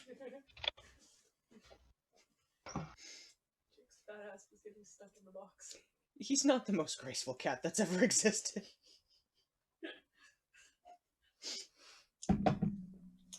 We have an assortment of different felines in the house, and one of them is the chunkiest of chunky boys, and is currently clambering around outside the window, and there's a box out there that he kind of got half stuck in because he weighs too much and can't stand on it without blowing it down. Which one was it, Jake or Peter? Jake. Of course, it was Jake. He's trying. I give him all the credit for trying, but he's a chunky boy. So he's just sinking into this box. Oh, poor baby.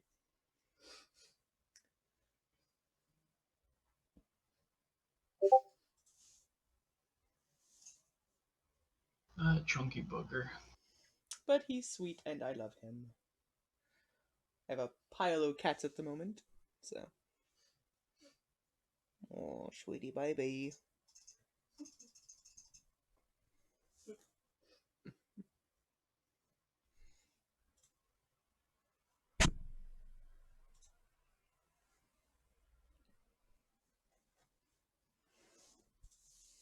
I've ordered myself some dinner, which is good. So that when we get hungry, we can also eat. Because food. We just had a hamburger helper. Everyone by now has realized when the DM gets hungry, she gets cranky.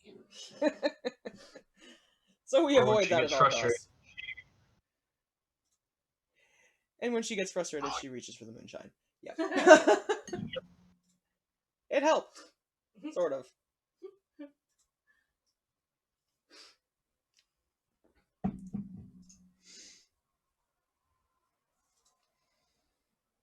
Hey, puppy. I see you, buddy. Alright, so just someone make a note to remind Ilmir later on that he has 725 gold pieces that are added onto his personal loot, and is less 100 gold pieces from attempting to pay off a hag. Because he didn't get them back. We're back, by the way. Yes. Alright, so Himbo and Rex are heading off to visit Ilmir. Or Ivanum, rather. Ilmir is gonna go with, just in the interest of picking up some warm clothing.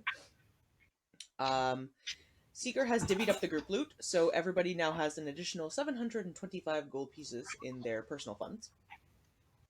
Awesome. 720? 725. 725. Whoa, what the phone is. Alright, and everyone currently is starting off in the Broken Anvil, which is the local tavern. Are you guys having anything else you'd like to do while around town, or are you following along to go and speak with Ivanum? I'm, aside from picking up my fur-lined leather pants, yeah, I'll follow along. Okay, so you're gonna head actually off to the Lace Doily first to exchange your pants and probably visit with your father for a moment. Okay.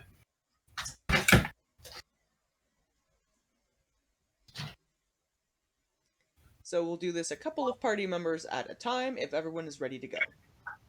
Sure. Alright, let's start off with Granthar. You are heading back to your tea shop to change your Okay. pants. Kel, are you going with him? Sure, why not? Alright.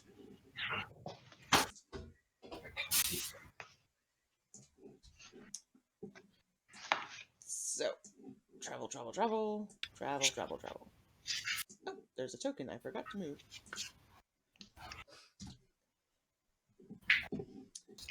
Okie dokie. Entering back into the Lace Doily, your father is there, and upon opening the door, he points a blade at you and says, "Prove you're my son! Prove it!" What did he say? Prove you're my son.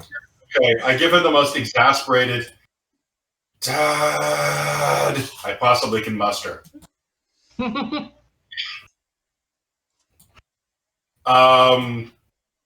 then do the secret handshake. Alright. You do the two-factor authentication handshake. And 3-factor with the exasperated dad. Yeah. 3-factor with the exasperated dad, that's very true. Oh, by the way, Granthar and Kel, you guys can both have an inspiration point for your Let's Fuck with Ilmir parade. Okay. Thank you. Because that was glorious and you've earned it. So, your Damn father nods to you and says, "Anything new or interesting I should know about lately?" Well, Dad, you know the kabong or the bong kabag joke that you played on me when I was 17? He I just did it to the drow. gives a hearty chuckle and says, "I love that one." Yeah, it's a good one. It really does work well. A crone. We got the panties off a crone. Really? Can't say I've ever Anyway. tried to get the panties off of one of them before. Nasty things. That was surprisingly easy. Apparently, I can charm the panties off a crone. I'm here to get my fur pants, and then we got to head out. We're gonna go kill the white dragon. Your father looks at you, kind of scratches his head a little bit, and says, "Well, little problem.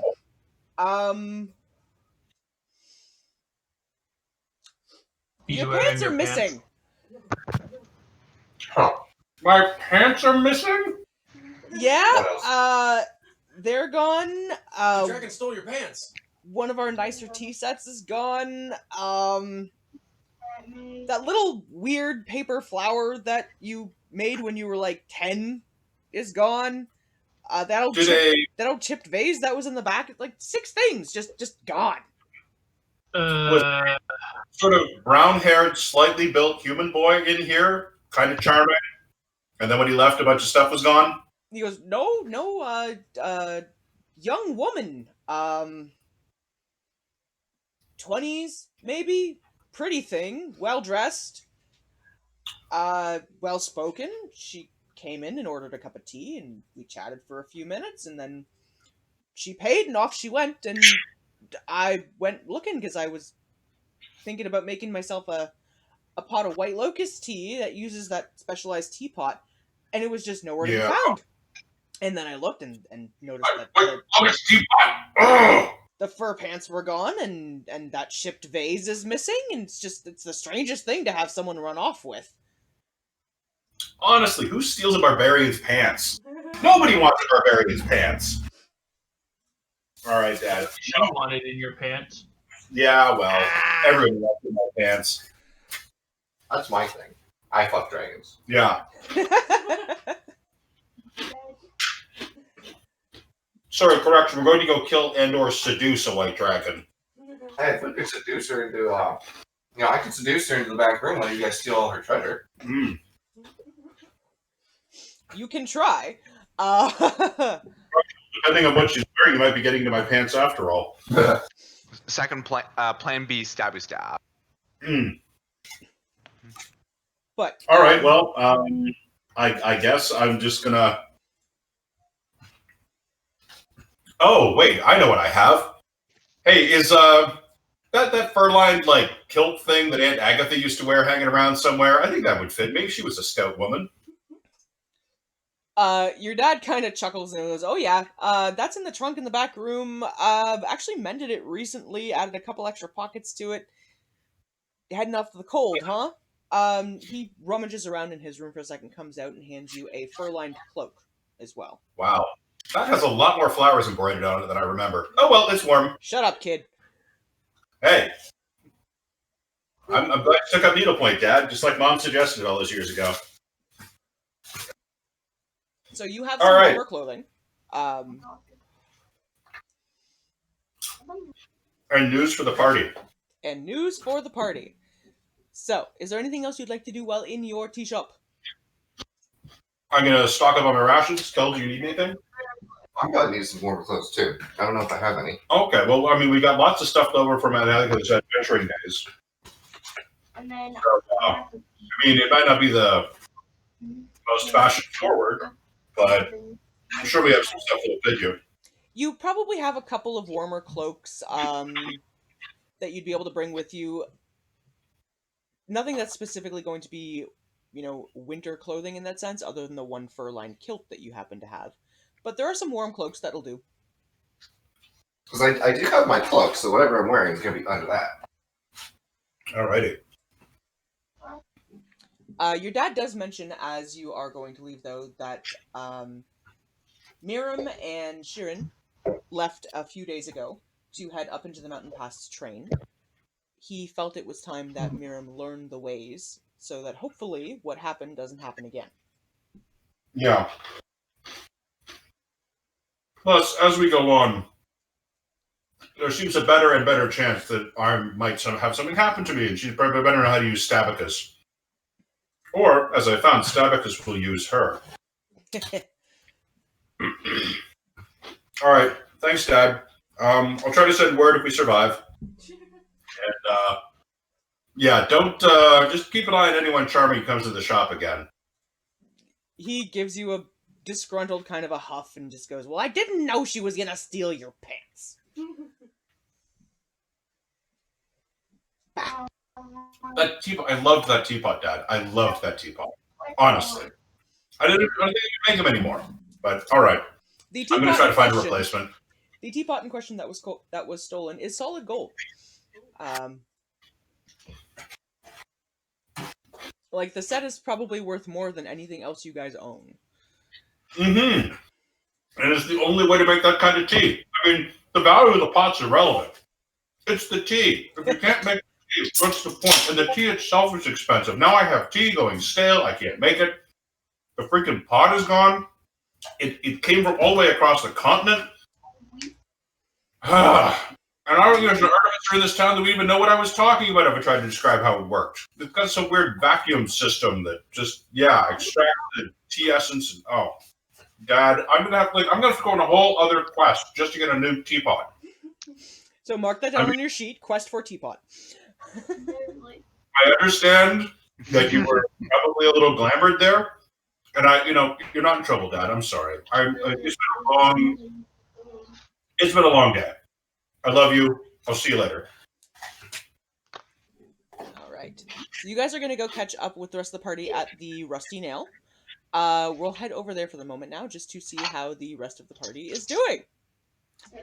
So, Himbo and Rex entering into the Rusty Nail. Ivanum is there. The shop has been put back into order. He gives you a cheerful, if mischievous, grin on your entryway, leans an elbow across the table, looks at the two of you, and goes, "You hear about the dragon problem?" We have, actually. We have. I think I know what you're talking about. Give some context, though. He says, "Obviously, my shop has been fine The one that's been because stealing everything, Himbo.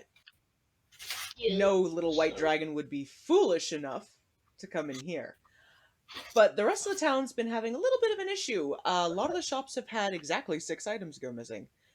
And from what I can tell, I caught a little glimpse of the creature a while back. It's a young female white dragon.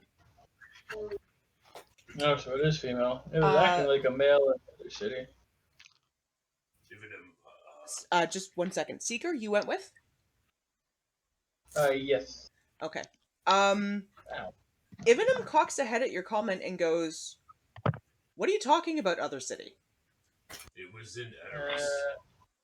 Yeah. I believe showed the whole list of items that I found that were stolen. Exactly. Or not found, but were exactly the stolen. same patterns. So, Seeker, you go through the list of items. She's horde building. Rex, you comment that you believe that there is a horde building that is happening, and Ivanum looks at you guys and goes, "Well, that does fit the pattern. I know when I was young and a little bit impetuous, I had a tendency to pull a fast one on the locals when I could. Seeker, when was the white last seen in Edoras?" 3 days ago. Well, 4 days ago after the travel, but yeah, 3 days ago.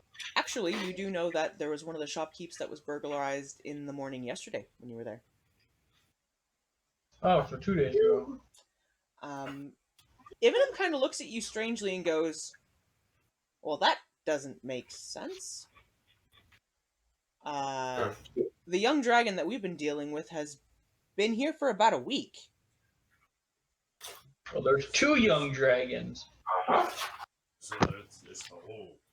Unfortunately, they're all splitting off. Or this dragon teleports. Well, that's not something that we really do, kid. No. But best guess, if I had to put a theory on what's going on with it, I don't think the youngins are collecting for themselves.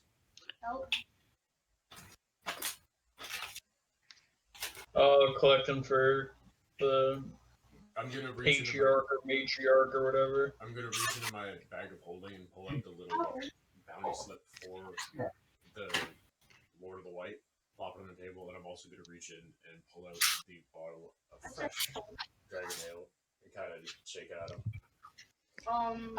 Ivanum nods at you, but waves a hand at the dragon ale and says, "Never really liked the afterburn on that one." Looks at the bounty for the white male and gives you a shrewd glance and says, "Now, there's 2 ways this could go down. Either kids are hoarding for mom, or kids are hoarding to keep mom alive." Wait, what? That's a thing? Well, not to speak ill of my kind, but whites aren't really known for their manners. Exactly friendly. And the Lord of the White Flight, nasty thing, got a bit of a temper on him.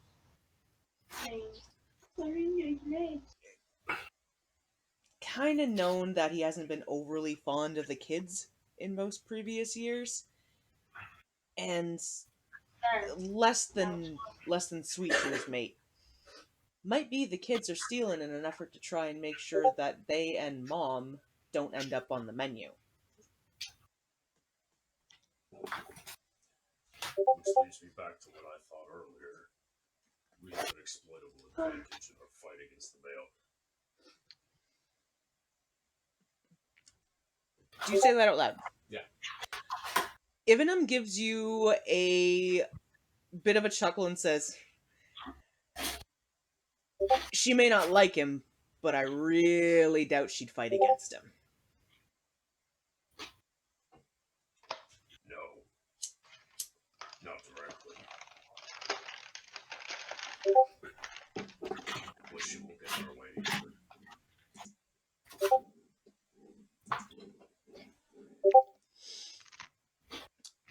Ivanum looks at you and says, now, if I were in your shoes, I'd probably have a chat with Mistress White, just to make sure she knows what's going on. Already in my plans. But best of luck to you. He slides the bounty back across the table and says, you guys are strong, I'll give you that. But the Lord of the White's no pushover.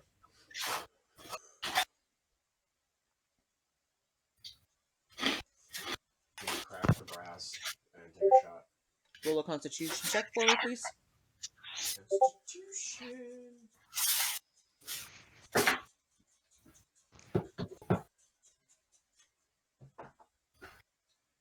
$22. 22. You feel giddy, like you would expect. But what you don't expect is the subtle burn that builds in your chest. You let out a little bit of a burp from having taken the shot, and there's a curl of white fire that shoots out.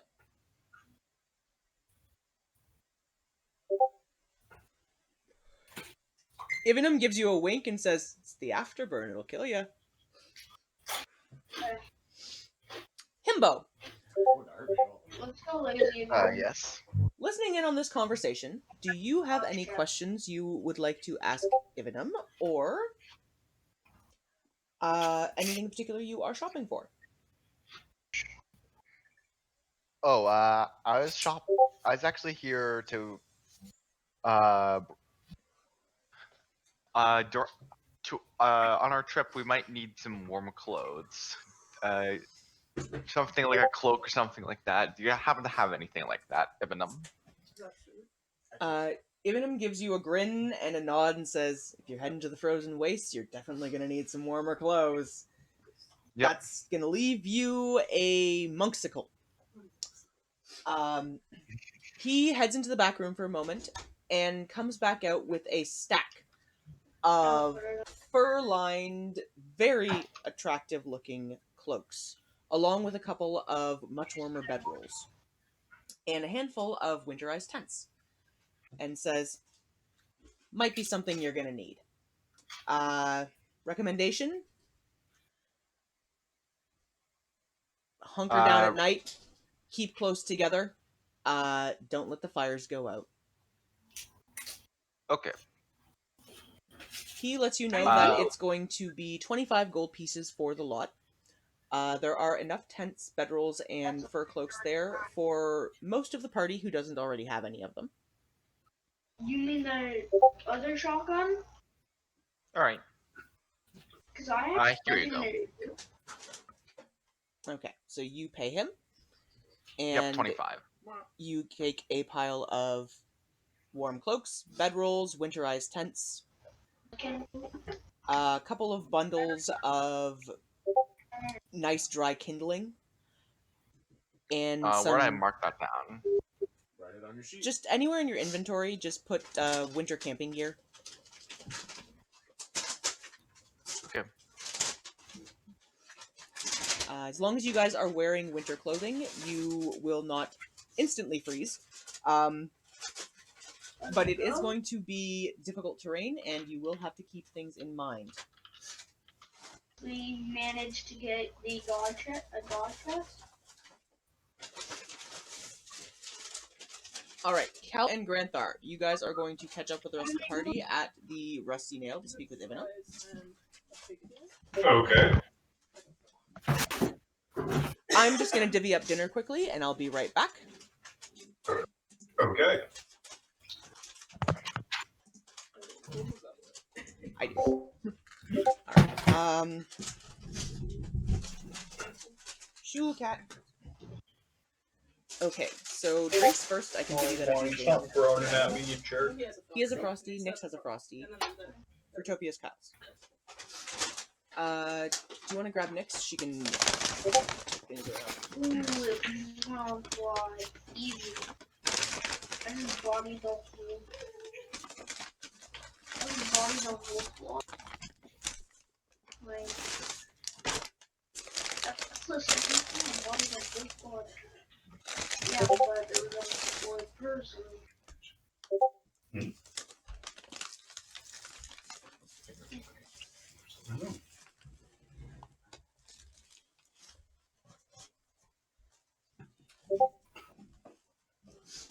Okay, this should be yours, because I think this is the one with no mail.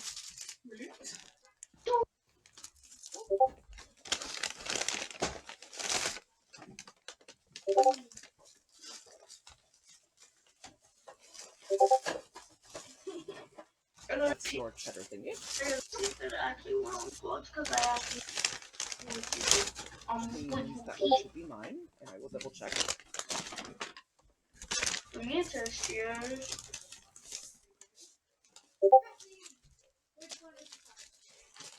Did you four people? Okay, that's the Baconator with no cheese. That's Nyx. Dude, you don't want to Honey? Got one here, kiddo.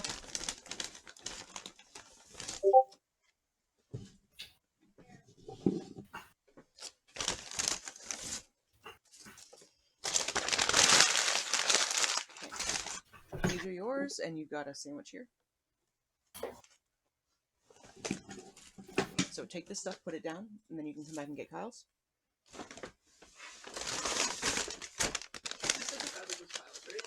Yeah.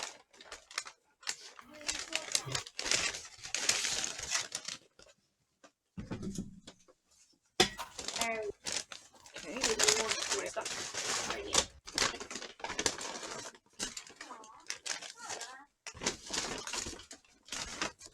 Okay. Empty bag. Please take that. Take that.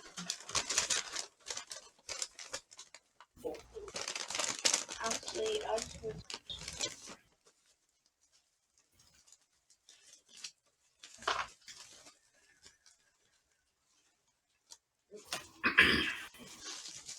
Okay, honey, this should be yours.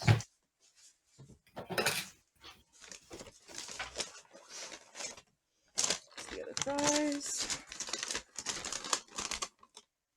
Did someone have fries that did not order fries? Do you have fries? Yeah, he asked for fries. You have fries? I don't know if I got. Did you get yours yet?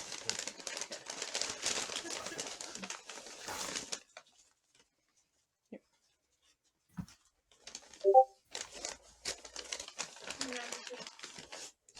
Yeah, which should be the stuff if I'm correct. Right. Hang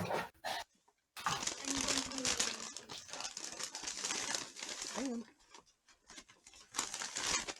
Yeah, so this is Kyle.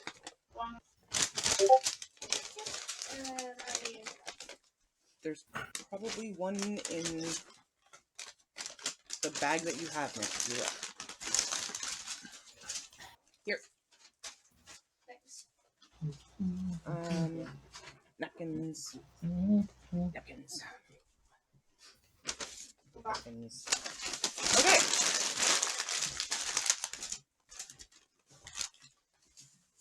Hey, what's going on? Now we can resume. Did you want another piece of pizza?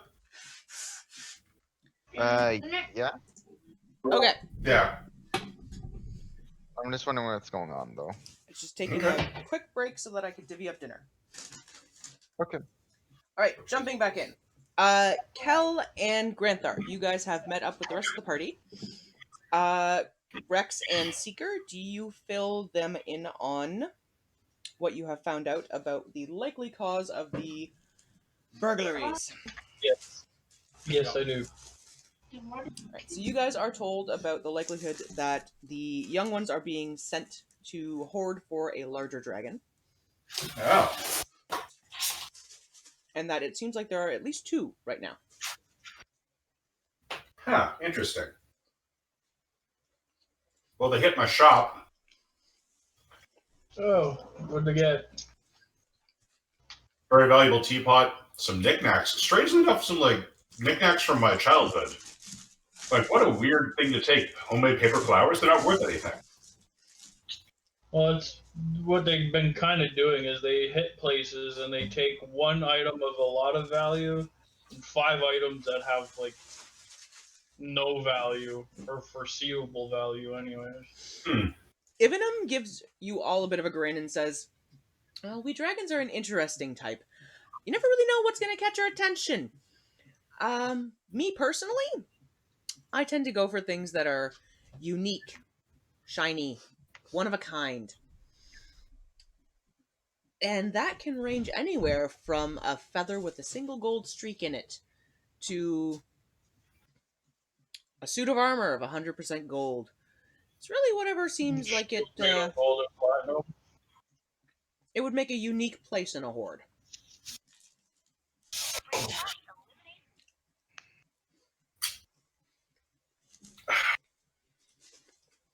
Well, they robbed me of a very special teapot. Solid gold.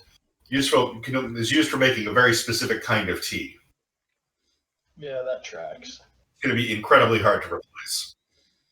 Yeah, that makes sense. If they're hoarding, that's what they're going to go for. And you said they took handmade paper flowers? Yep. So Chip vase. It's all little curiosity, things that you can't replace. Yeah.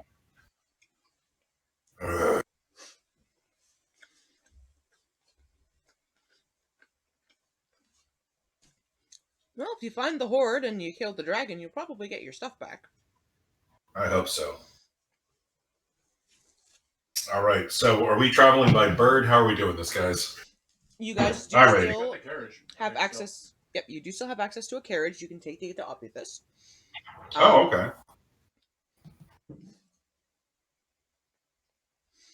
And I believe your bird is still recharging at the moment. Oh, okay. So it'll be a couple of days before you'll have access to that one again. So, you have spoken with Ivanum here in town, stocked up on warm cloaks and furs, tents, kindling, anything that's really going to come in handy later on. Is there anything else any of you guys would like to do before you head out? Oh, I'm going to ask our dragon friend. Do you have any things that shoot fireballs or fire or flame or scrolls of fireball or something that, well, I'm not going to be able to use them because I turn into a frothing idiot when I'm fighting, but our companions can use to, like, immolate a frost dragon, white dragon, ice dragon, whatever they're called? I'm assuming they're vulnerable to fire? I could be wrong about that. Ooh, I don't know anything about dragons. I mean, besides they're large, scaly, and sleep with clerics. He gets a little confused at that and just goes, well, where'd they go? We were all a little confused about that, but you know. What are you looking for? My other papers. Did they fall off on me? Sorry, I may have misplaced my notes. Yes, thank you. Let's see here. Just give me a second here. I have to refresh my notes quickly.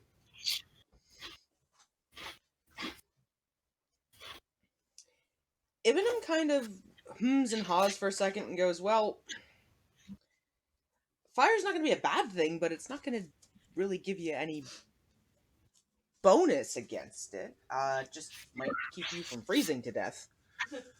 As for scrolls or anything else, not really, but you might speak with my lady. She may have something at the other shop there. No, all right. I mean, if it's not going to be any specific advantage, I'll just stick steel through it till it stops moving. That works with almost everything. Mm-hmm. Including that Behir. The Behir. Wait, you didn't like being a Chusoi? I did not like being a Chutoi. Thank you. No, that was awful. It was like being born in reverse. It was fun though. No, that part wasn't fun. Everything up until it was fun, but then being swallowed, not so much fun. It was fun for me. Yeah, no, and that's the important part. All right, so it is still early in the day. You guys can travel to get out to Opethus before nightfall without too much issue. I wanted to go talk to Lyra before we left. All right, Rex is going to go and have a quick chat with Lyra while the rest of you guys are packing up the carriage. Is anybody else wanting to go and speak with the crazy book lady? No, I'm gonna go get hit with flying books, thanks. What kind of? Oh, I'll have some questions. Well, I just wanted to ask before we left because, like, what does the white dragon use? Like, you know, some fire, some use ice, like, some use acid. What is a white dragon? Frost. Frost. Okay. Ivanum looks at you with a serious note and goes, "White dragons are frost-based, and this particular one is a dragon lord.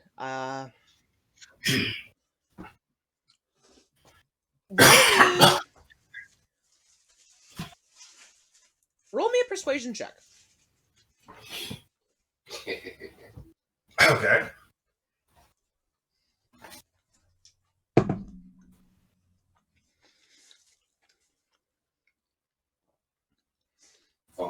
Okay, there we go. 21. Ooh. Real good. Only got a +2 on that. Ivanum hesitates for a moment and says, "Well, typically I don't want to talk about this, because once you learn about one of us, you learn about all of us. But beyond just the beast itself, you're going to need to watch out for the lair. When we build our homes, we build them with our energies, and they take on a life of their own. So killing the dragon could collapse the lair. If you can, draw him out. Fighting him on his own territory may not be a fight you can win. As the lair will defend itself and its master." Oh. Yay, sentient plate.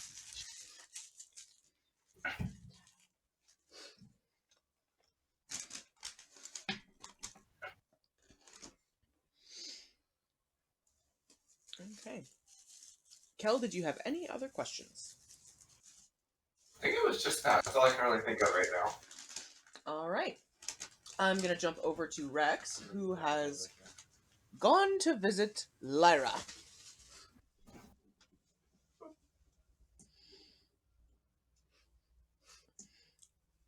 Walking into the unfinished opus, while normally it's a little bit crazy in here strictly because of who and what she is, it's particularly hectic in here today. There are book after book after book just flying around. She seems frazzled and really not herself. Looks up at your entry and says, "What?" Is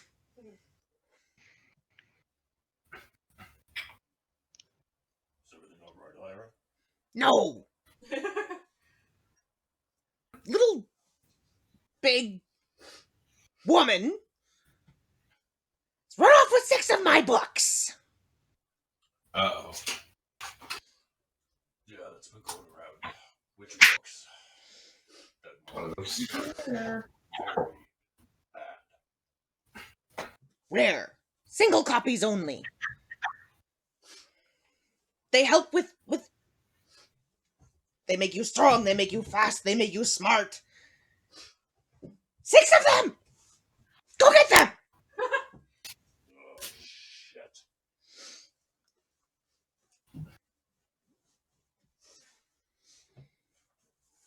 before anything else happens, I kind of take her a little bit of I step forward a little bit and kind of place a clawed head down to sort of calm her. Look at her and tell her, if it helps, I met somebody who knows you recently. And I tap the glasses. Very, very gingerly. She calms a tiny bit.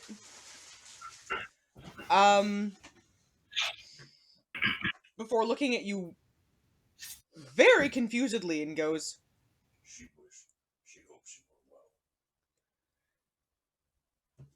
are well. Mims is not alive anymore. No, she's not.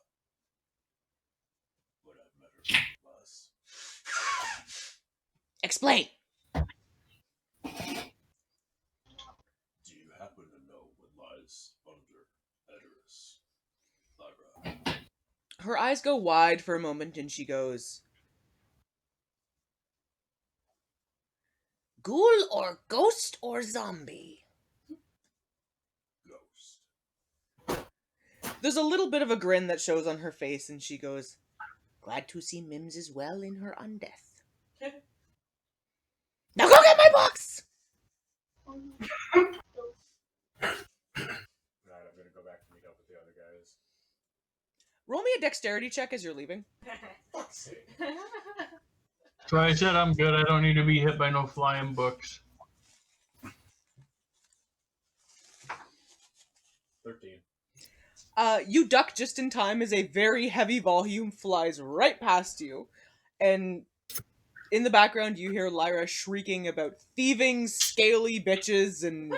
As I ducked, because knowing it was coming, just not today, Steve. The door slams shut behind you with a crackle of energy, and a sign on the front door that you'd never noticed before flips and just says, closed.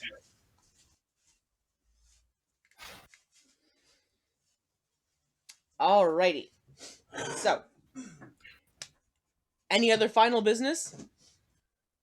Nope, I just wanted to meet up with everybody else and let them know that, in addition to all the other things they stole, Buffy tones. Cal and Granthar, any other final business in Asilion? You know what? Actually, I just had a thought. I'm going to ask our dragon friend. Okay. You have prepared magical items. Do you have anything that just stays warm, like a gem that can be made to be warm on command, or something that can? I don't know. I'm just trying to think ahead. We're going to attack somebody with a frost weapon, a lamp that never goes out, but you can shutter it. I don't know, something. He kind of scratches his chin for a moment and goes,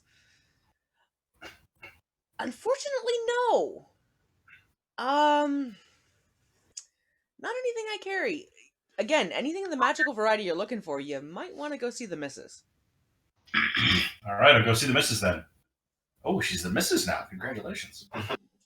He gives you a wink and goes, Not yet, but she will be. Oh, that sounds either really cool or really sinister. All right. I'm going to go and see her then. Okay, you go in to find Inahiri, who is, as always, behind the counter in Shadowfell's Emporium.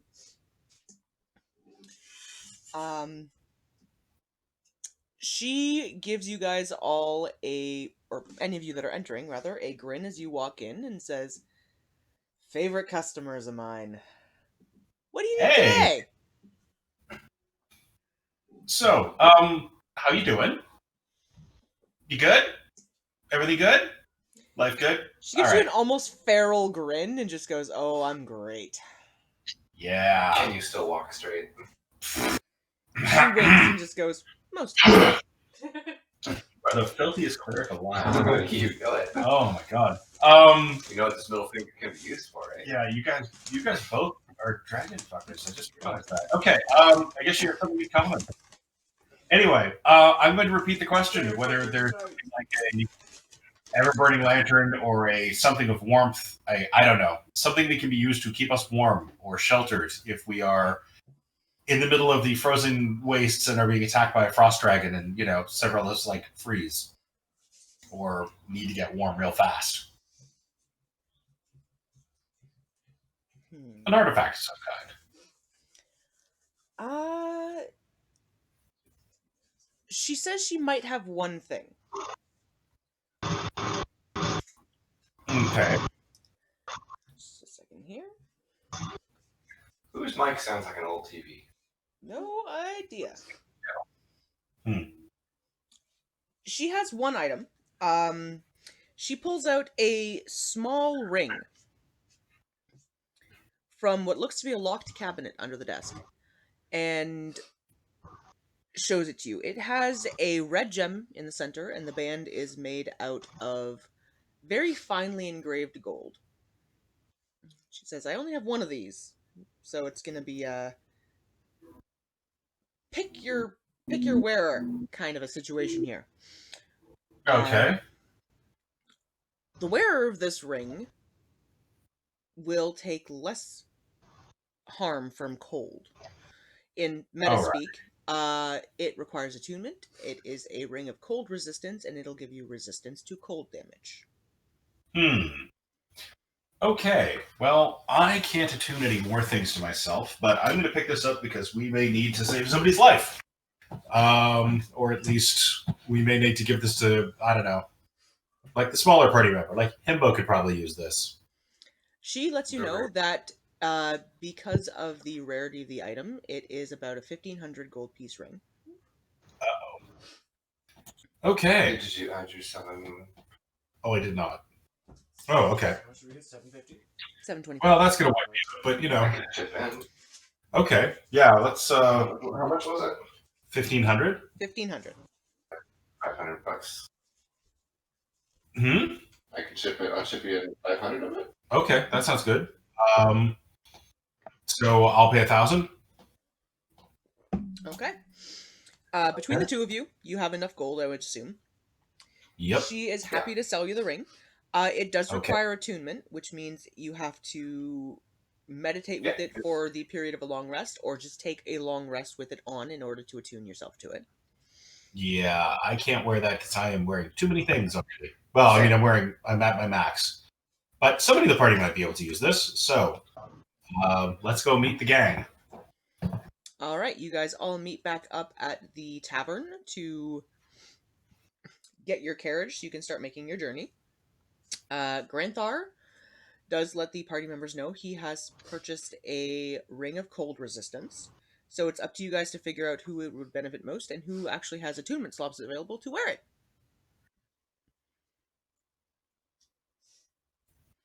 Okay. I am not worried about the gold.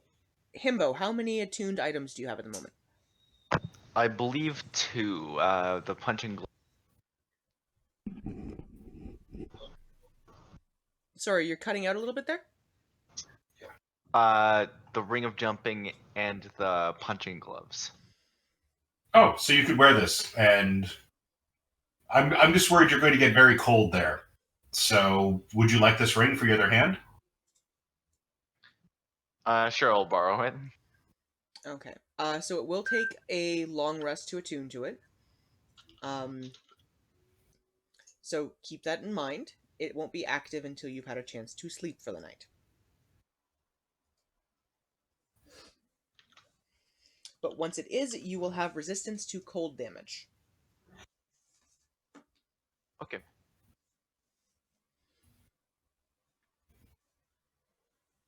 Right, your carriage is all packed up. You guys have all purchased warm clothing, a very valuable enchanted ring. You found out a little bit of extra information. Granthar is furious because his teapot has been stolen. Furious. It was a really nice teapot. It's a solid gold $1,000 teapot. I'm gonna go get some more pizza. I'll be right back. Okay. All right, last call. Anybody else doing anything in the city? Nope. I forgot. Nope. It does seem like a lot of people got Okay. Rexus? Yeah. Sorry, there's a little bit of The one's breaking up closest for to you you, two. Cal, is there something else you wanted to do? Okay. Rex is just going to pop in to talk to Roshali quickly, and then I'm going to jump the map over to Opithis, where you guys will be stopping off. Roshali is in her shop as usual. I have to find her shop. There she is.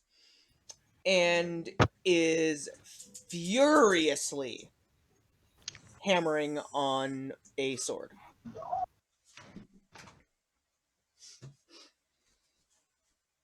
She's hammering that sword already. You get it too. She looks up at your entry and just goes, "Yeah." Little thing walked in, wanted to look at a couple of throwing knives and, maybe a bow. Chatted for a moment and took me for 6 fucking weapons. Ooh. Don't feel so bad, Roshali. It was a dragon. She grumbles a little bit and goes, "Goddamn scaled bastards." I'm not 20,000 gold here. What'll they take? She points to the wall behind her where you can see there's an empty slot where at one point there had been a sword, decorative as opposed to functional, gemstone blade,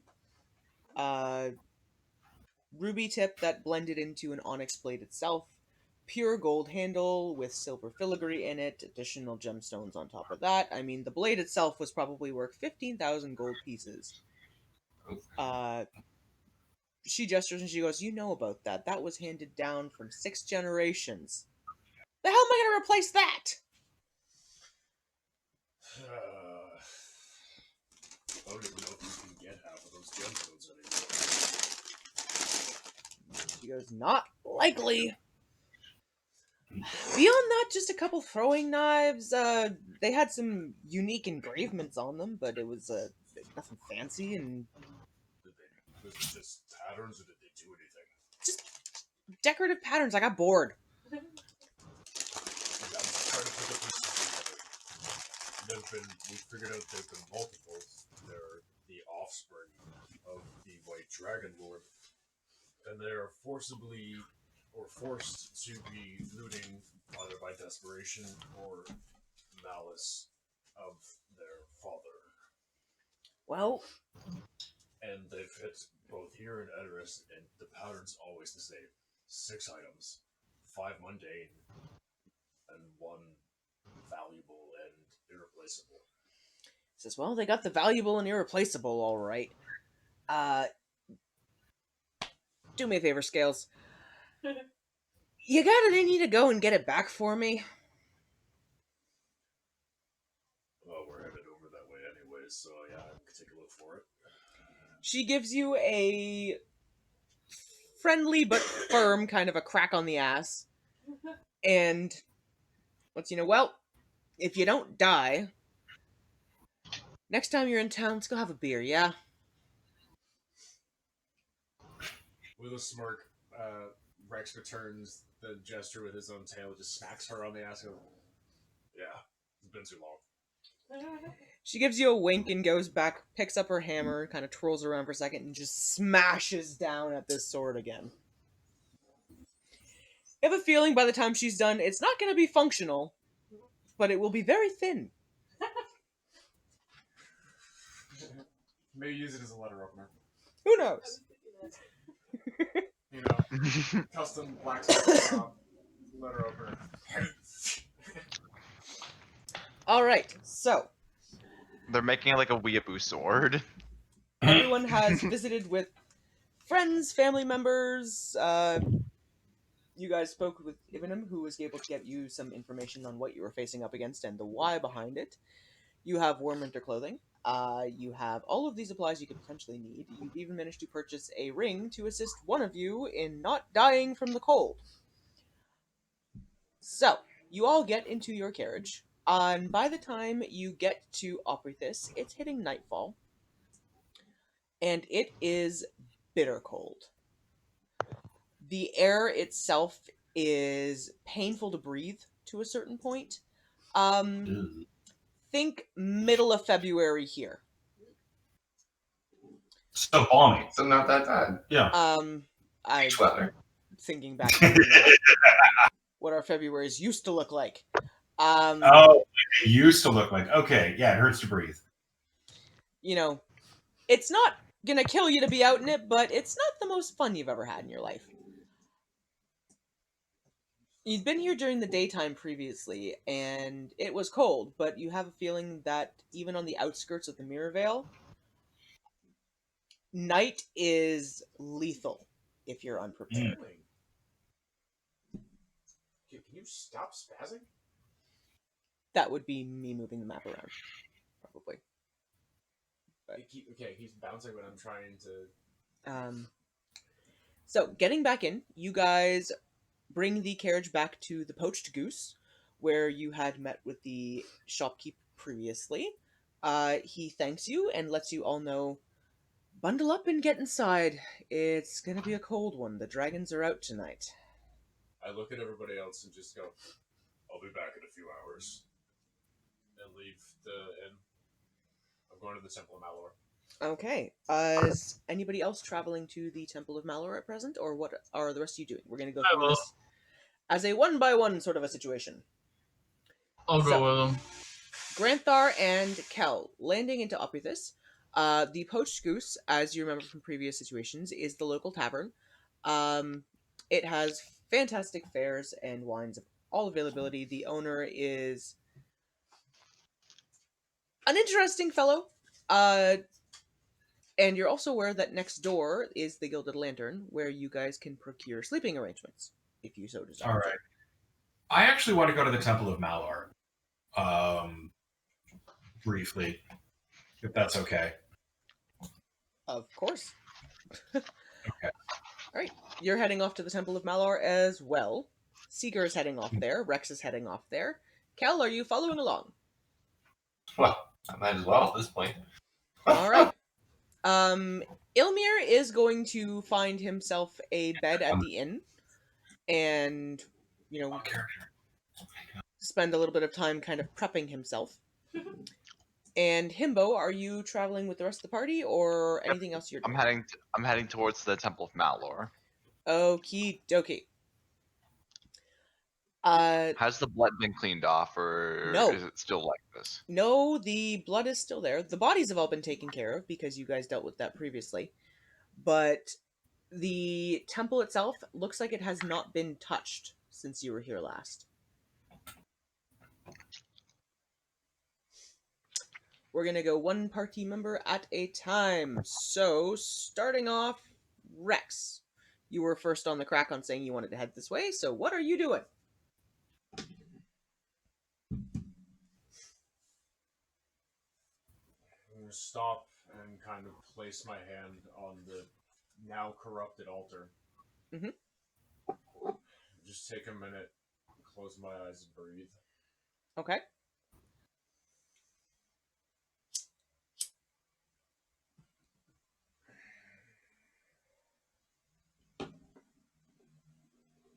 And then I'm going to fire breath over it. Burn and cleanse. Okay. Roll me a religion check. Where did my 20 go? Where did my 20 go? There you Mhm. are.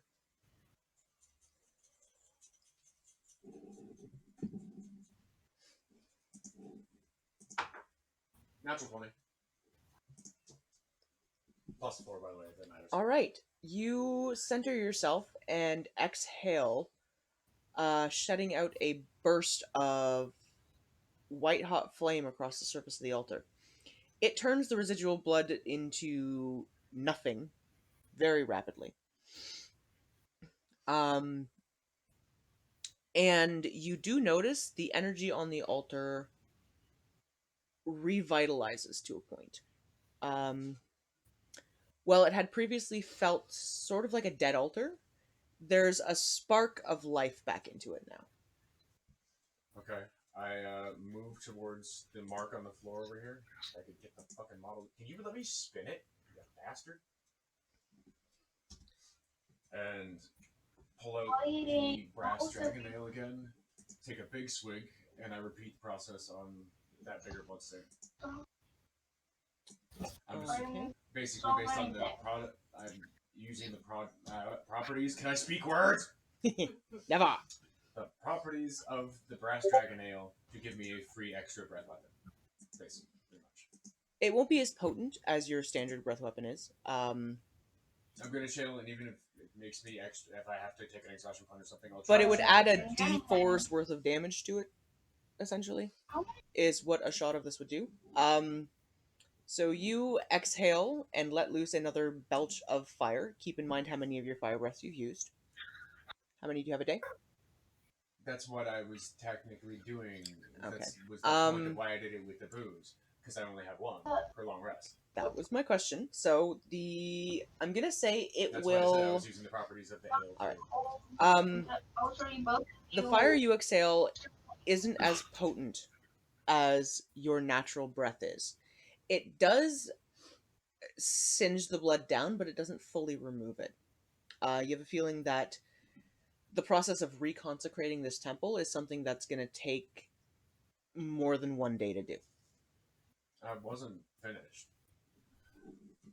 After that was done, I'm just going to kneel in like the ashy remnants, facing towards the actual Mallow statue. Okay. And I'm going to meditate. All right. What are you meditating on?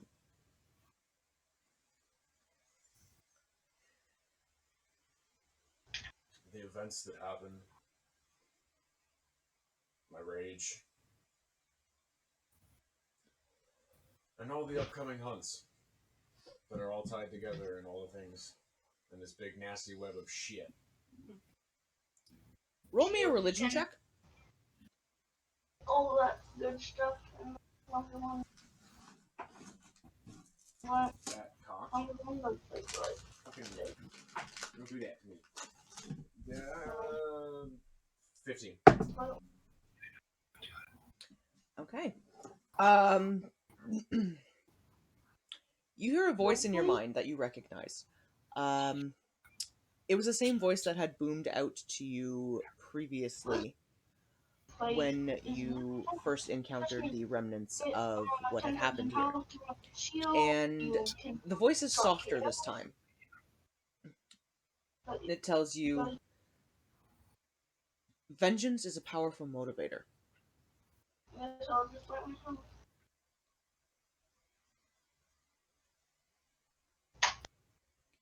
Should you need it,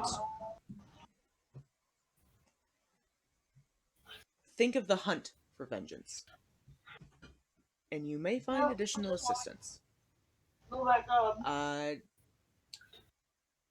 You feel a fire burning within you and the powerful urge to exhale. I stand back up, turn to the rest of what I didn't personally away on this bloodstain, step back, and breathe again. There is a stream of fire that courses out of you, but instead of the usual flame, this one burns brighter and hotter. And the residual of the blood is singed away, leaving the temple floor unmarked. And the energies cleaner than they were previously.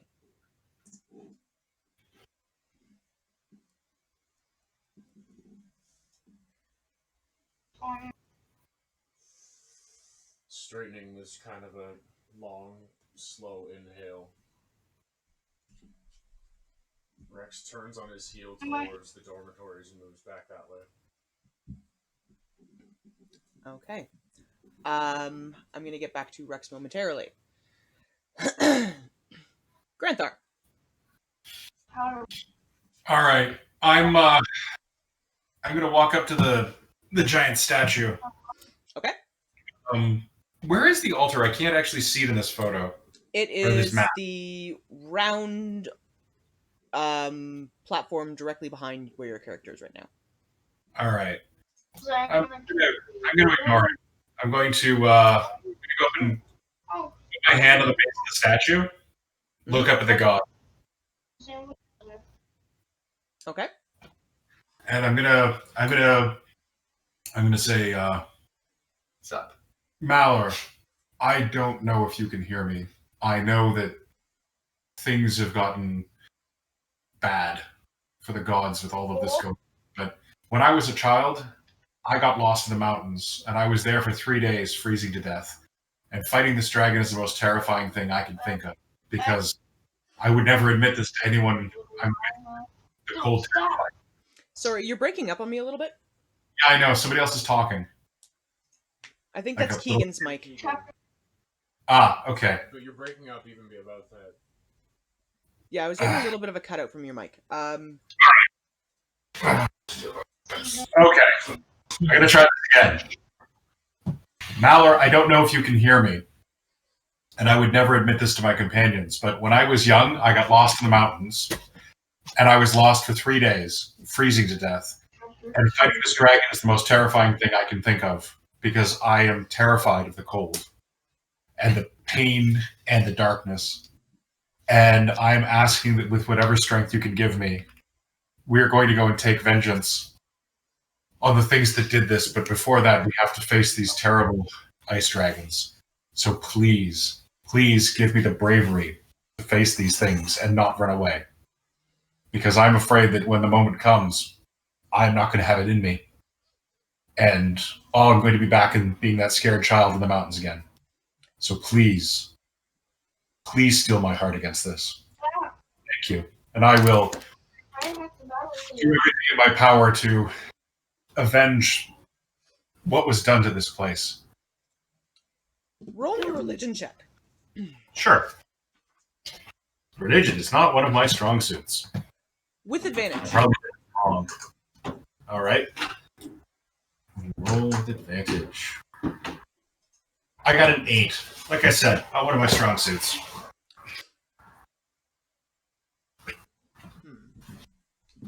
Let's see what happens. Oh, I have an inspiration point. I must spend it. Thank you. Let's try that again. All right. I rolled a 12. That's better. Better than a 10. 12 is enough. Yeah. If I still can pick, right?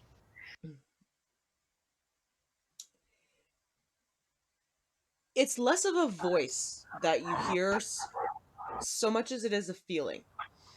Okay. There is a warmth that builds in your chest. And it gets warmer and warmer and warmer. Absolutely Almost to the point of being unbearable. One more time, Keegan. Before it feels almost like it bursts out of you. Oh. And in front of you, there is a single vial of some kind of a red liquid. Oh. That is warm to the touch. With a note on it that says, "When the frost is too much, drink me." Okay. I will palm that and slip it inside my cloak. Huh. Thank you. Thank you. I'll do everything in my power to avenge what was done here. Make a note on your character sheet. You have a potion of cold resistance. When consumed, it will activate for 1 hour to give you resistance against cold damage.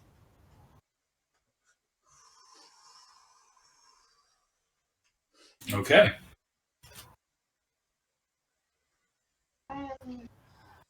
Alrighty. Cal! I'm obviously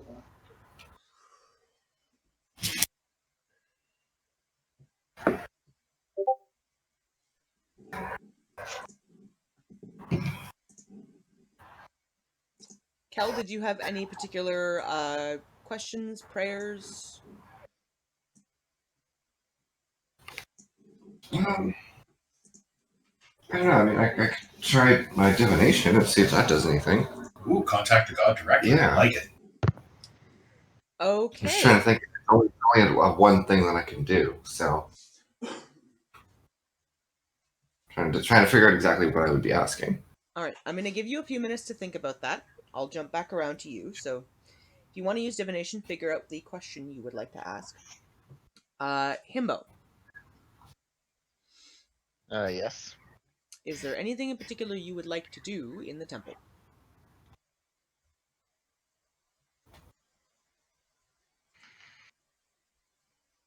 Hmm. So that.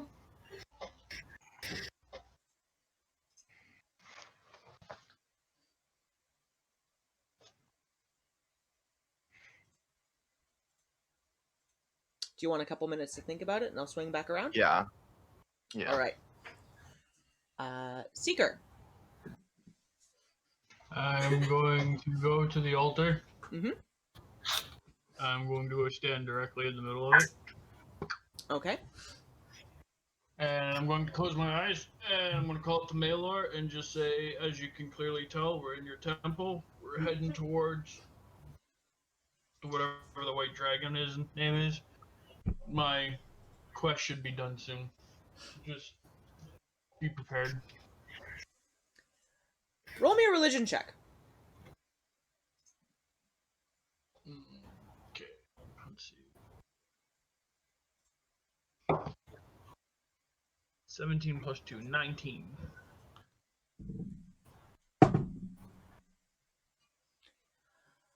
The altar itself shakes for a moment. And So you're gonna kick me? whoa, I just got fuzzy mic from someone. And looking down, there is a groove that opens up in it in the shape of a sword. So Does it look like a familiar sword shape?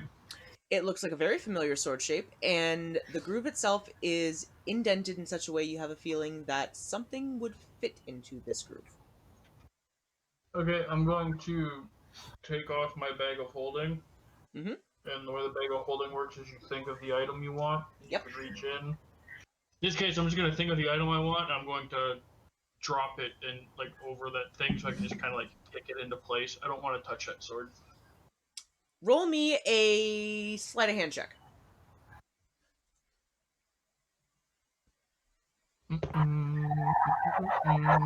That is 18 plus 5 plus 3, so 26. 26. All right. You gingerly shake this cursed blade out of your bag. And you do it in such a way that it slots itself into this groove that is opened up in the altar. As it touches down, there is an audible shriek. Ooh. What the hell are you doing, buddy? And a flash of blackish green energy shoots out of the blade before the blade itself disintegrates into nothing, and the altar is once again left completely smooth. Yay! Okay, so that's done. Okay, I did what I wanted to do.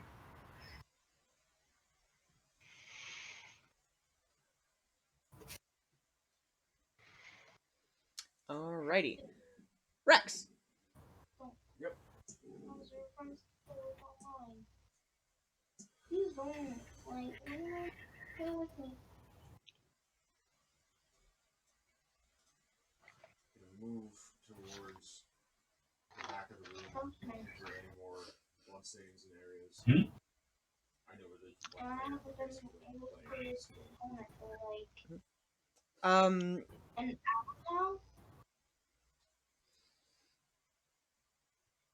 There is one noticeable bloodstain here. Obviously.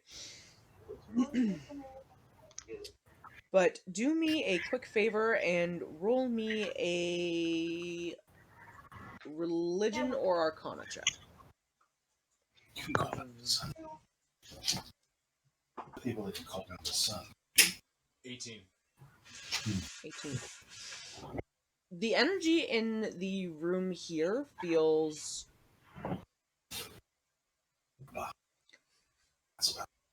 human is the best way I can put it. There isn't a corrupting force like you felt previously. It seems like the blood residue that's left here is not serving any purpose. Remember? It's at this point in time just blood on the floor. Remember?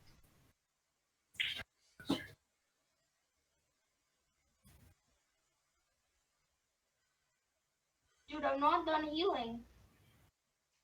Fair amount of it looks like it's on the mat there. There's an old sort of a straw sleeping mat on the ground. And yeah, pretty much that's where the blood has pooled. I'm gonna roll the mat up. Okay. And then go and take it outside. Okay. You take a few minutes to carefully pick the sleeping mat off the ground, and take it outside. I'm going to the big fire. Alright, and Rex is gonna go burn the mat. Okie dokie. Granthar, is there anything further you would like to do in the temple? No, I got my answer. Okay. Himbo, did you think of anything you would like to do in the temple grounds?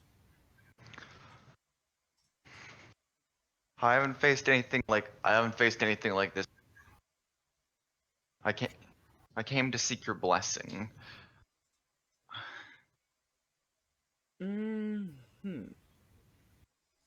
Roll me a religion check at disadvantage.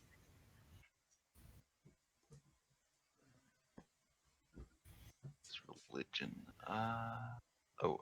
Let's see here.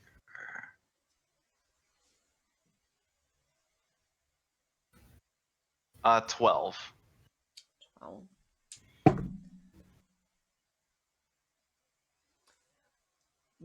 There's a voice that rings out that you hear, but it's hard to make out. It's almost like there's interference. And it says,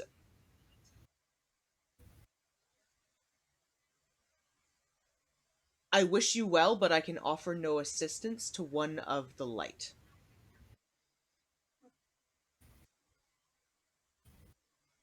Oh, okay.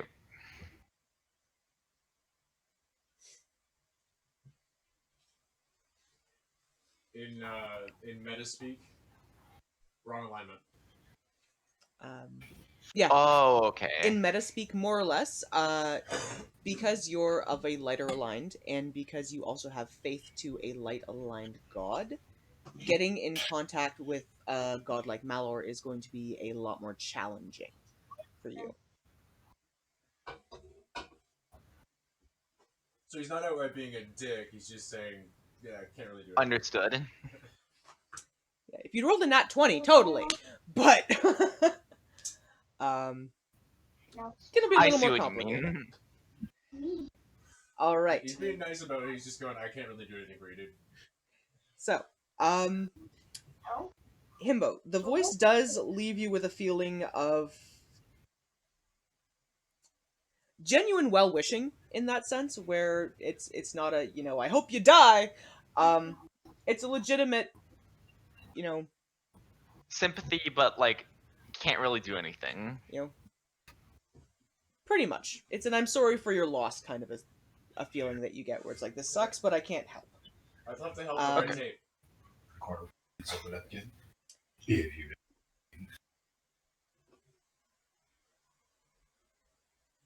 X? Yes, I just sent you that answer, Michael. Oh, okay. All right. Cal. Yeah. You were hoping to use divination. Yeah.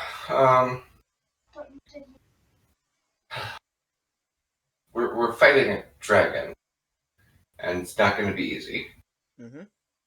And I was already told that we need to get it out of Lair somehow, which I don't know how to do, but like,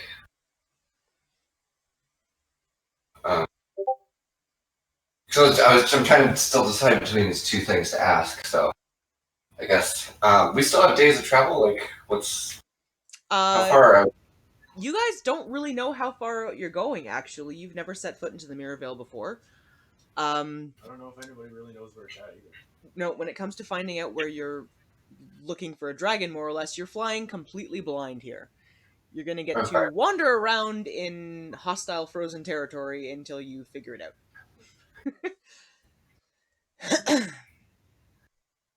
So, okay.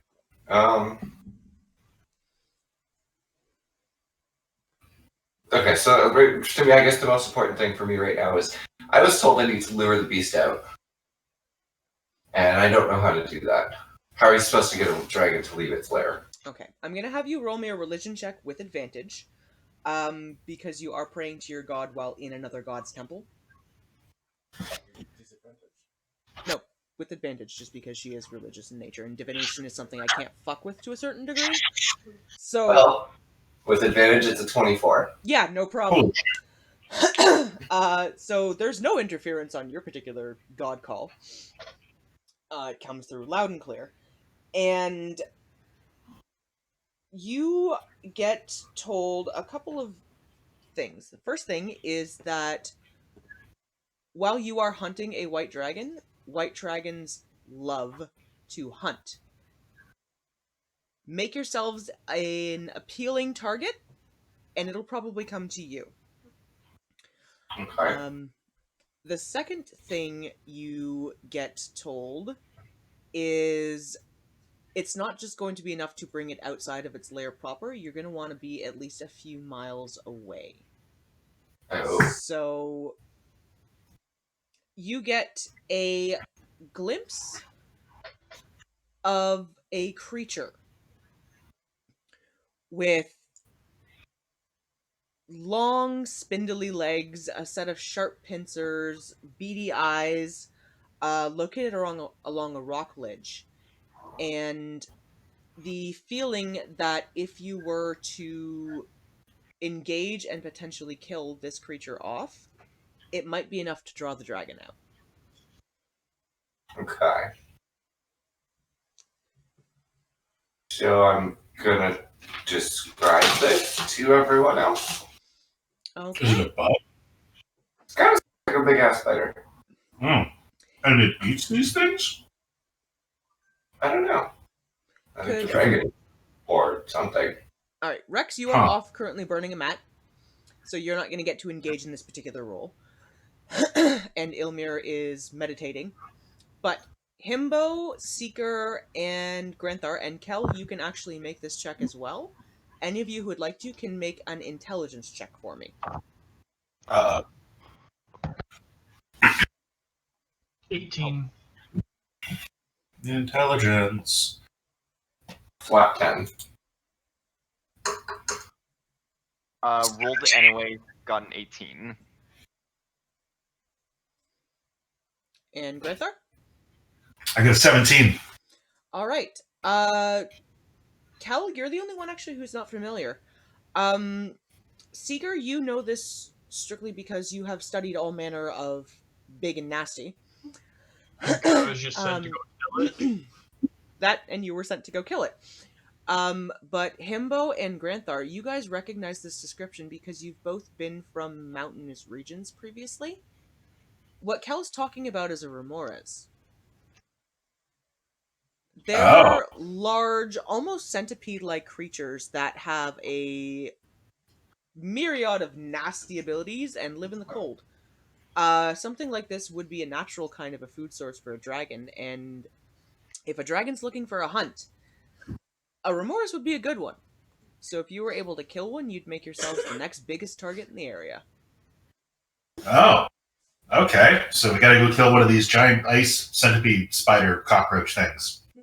So sort of like an ice behir, sort of, in a weird way. No, don't say that.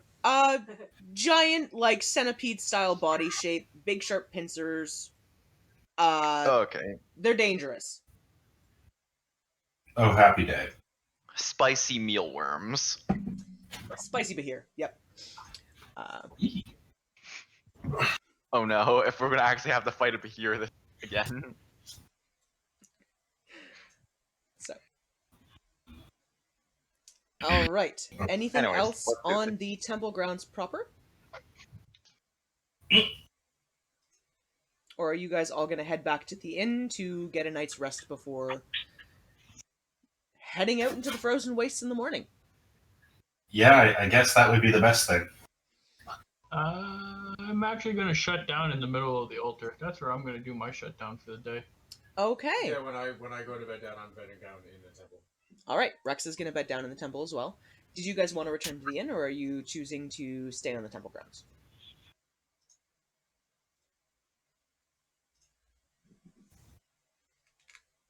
I'm going back to the inn. Okay. Himbo?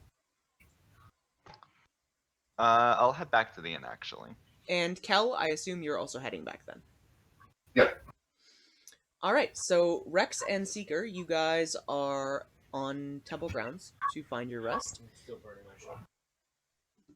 While you are burning the sleeping mat from the temple priest, is there anything you are doing and or saying?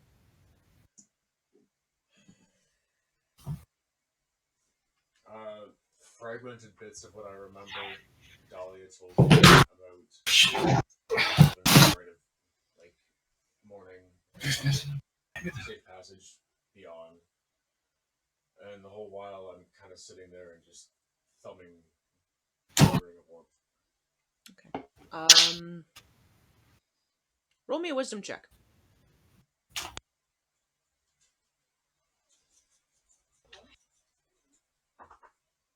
$16. You hear her voice ring out in your head. And she says, "Thank you for ensuring that our priests are laid to rest. You always were sweet. I know this next leg of your journey will not be easy, but I'll be with you." And you feel that ring warm up temporarily. I finish with the last bit of the rite that I could remember and turn and walk back towards the temple. Okay. The innkeeper recognizes you guys from your previous stay here and offers you the same deal that you had before. You find your beds. They are warm and well kept. The inn has a number of roaring fires that are open. So at least it's nice and warm in here. The temple grounds themselves are a fair bit cooler. But Rex, you're okay, and Seeker, I don't think you can take weather damage so much. Excuse me. Yes. First, what was the deal, and two, how much are lodgings here? There are either joint rooms or solitary rooms. It's up to you guys to select where you'd like to stay. A single bedded room is 10 gold. A split room is 5 gold apiece. Or there is a single room that has 3 beds in it. That would be running you 3 gold if you wanted a bed there. I'll take the joint ones. Okay. Did you want one with 3 beds or 2 beds?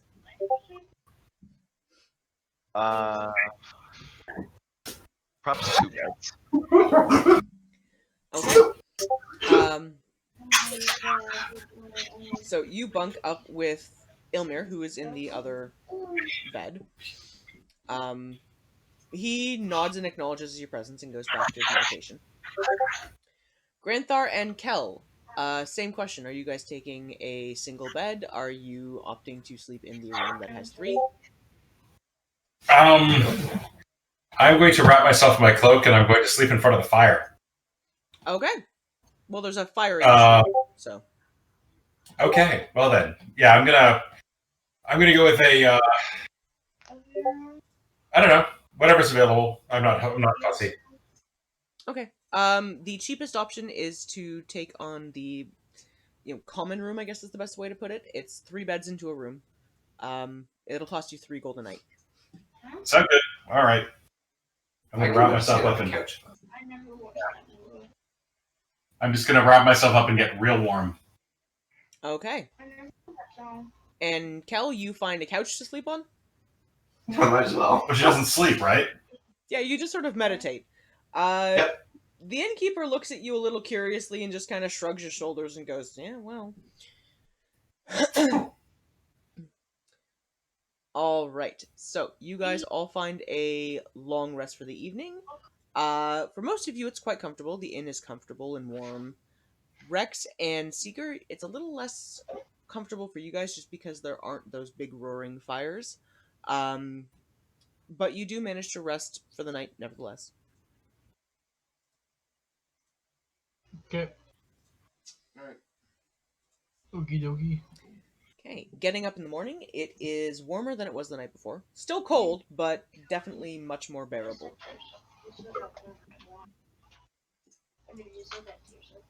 Alright, it is about 8:45 right now. I know that, Kel, you have to be getting out of here by, what, 9:30? Yeah, like sort of. Okay, so I start my shift at 10, and so whenever I get an order, I gotta go. Okay, if it's okay with you guys, we'll keep going for a while yet. See how far we can get. Okay. Alright, any last minute details before you guys leave the city of Opulus and travel into the Mirror Vale? I don't want to everybody's dead. Actually, I did want to go by the source point. Here, let's invite Winchugus. Okay. You wanted to enter into the Swords Point. Alright. Excuse me, I have to find my Come notes. on, Winchugus. Join me. For this. So, while I do that, Granthar and Kel, any last minute things you guys wanted to do before leaving the city? Probably really hard not to change my mind. Okay, I'm good. Do you want anything? I don't know. I think I'm good. Okay. I'm okay. Alright. Entering into the Swords Point, which is the local weapon shop in the city, Rex, behind the counter, there is a young elven male. Jet black hair, parted perfectly and a little bit wavy. He has on well-polished armor, and there is a rapier at his side. I'm gonna walk right straight up to him and be like, "What's up?" Don't know if you went with them. No. Oh, where did they go? No, I went by myself. Oh, Rex went into the Swords Point. You guys are welcome to meander your way off that way in a little bit if you want, but you won't get there for the house. Another outlet. The whole city's full of outlets. Yeah. Yeah, there are a bunch of shops in the city.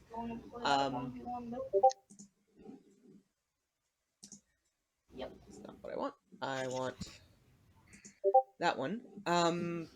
There's no, like, you could have gone with him if you had wanted to. I don't know. But he is currently meandering into the weapon shop in town.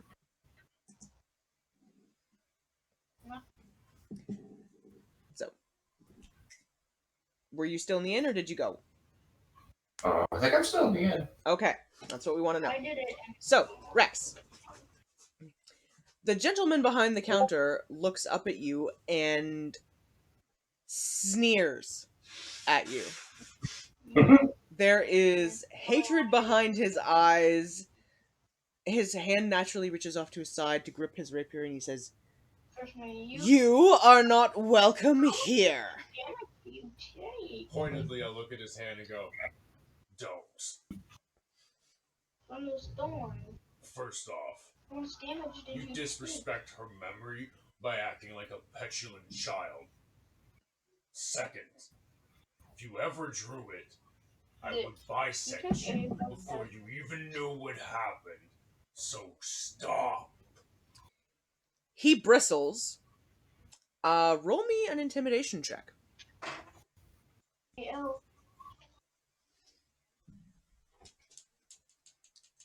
Yeah, I fuck with that.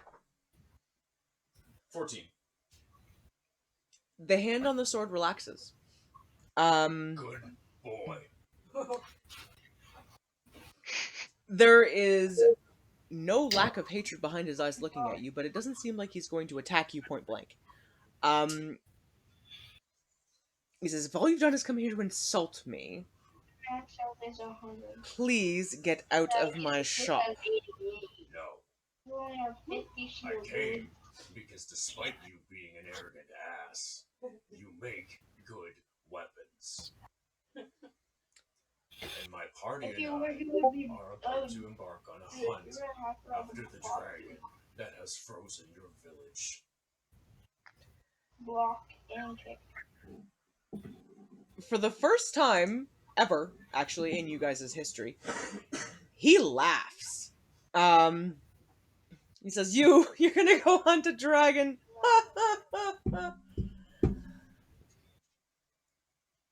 Good luck. No, What do you want? I don't want every skin, dude. That's what I want. Renegade Raider and all that.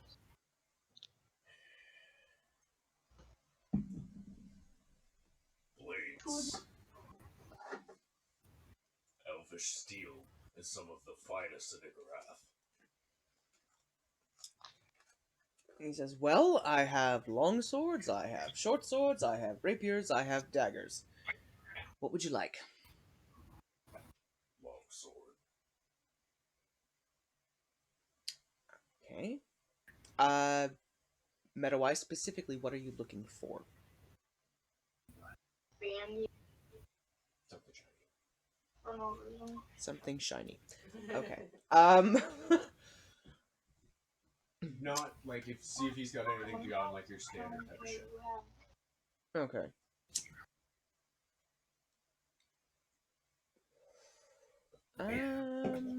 Let's see here. What do I have on access for you?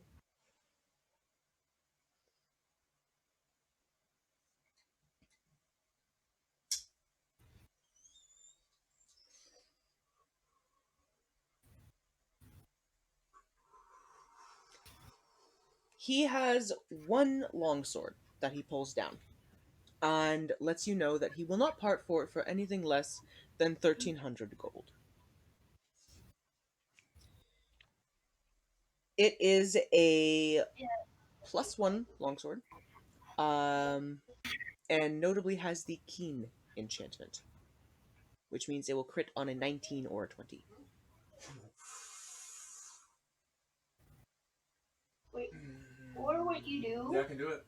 Or what you do is hack your account and buy the Weaver.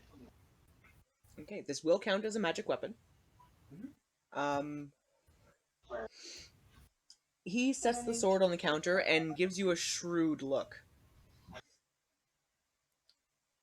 He says, out of respect for her, I will sell you this weapon. Now, assuming you survive, which frankly I highly doubt, Is it on the PlayStation? you and I have unfinished business when you return. Yeah. Kind of snuffle at him. And before I take the sword, I'm gonna unclip the axe from my back and kind of set it on the counter and go. Call it curiosity collection piece. And then take the sword. I do have a Minecraft on. He doesn't touch the axe straight off the bat, but gives you a jerky kind of a stilted nod and gestures for you to leave. So you just go to tripping. I pause at the door and just kind of half turn back. Oh, one more thing. Yeah. Same thing. I've cleansed and reconsecrated the temple. Should be good for your people to start worshiping again. Ooh. He doesn't say anything. I leave. Okay. So Rex now has a shiny new toy, along with the other blade that you guys picked up in the City of Dead. Right over here? So you guys have got some fun weaponry. All right. Last call. Anything else anyone would like to do in town? Nope. Not for me, anyways. Nope. Cal Granthar? Nope. I'm ready to go. All right, I'm gonna jump you guys over to the Mirror Veil. As with a lot of the bigger maps, I will let you know what the size of each square is. In this case, you guys will be able to travel about 8 squares. No, hang on a second, I have to math here.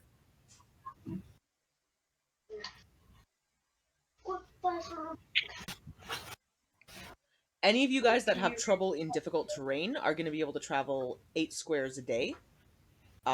This place is one of the bigger areas on the map.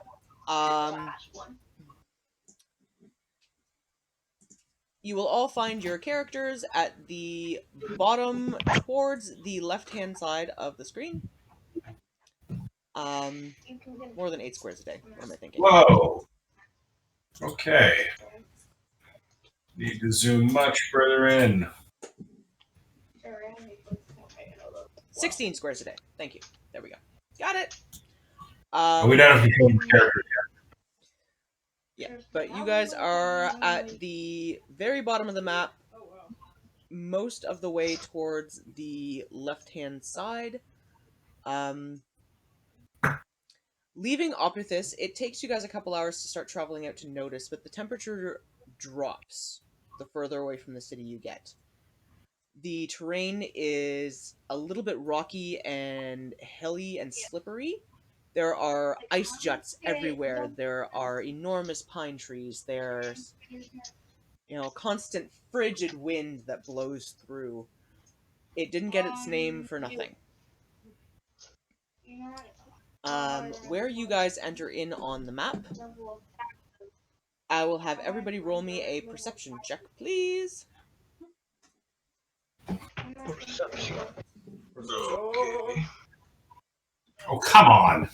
16. 4. 7. I may not have rolled a 1. Oh boy. 14. You guys don't know shit. What did the rest of you see? Alright, so, for anyone... I'm dreaming of a white Christmas. Anyone who rolled above a 10, looking out over the terrain, the visibility is difficult, but there are the occasional break in the snow flurries that come through. You are able to notice that where you are currently, there is terrain that extends off for miles and miles and miles to the east until it hits cliffside. To the north of you, it's endless terrain. And to the west of you, there appears to be a frozen river.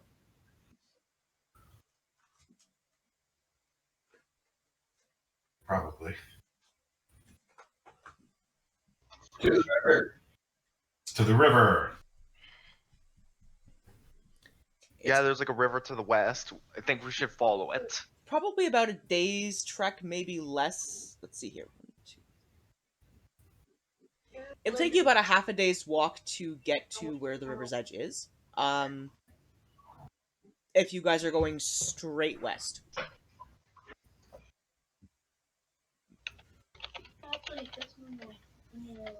The river does sound like a good plan just because it's probably going to lead through most of the things that are in the area and be able to get visibility. So, if you guys are heading to the west, are you going straight to the west or are you going northwest? Excuse me, Caleb, thank you for joining.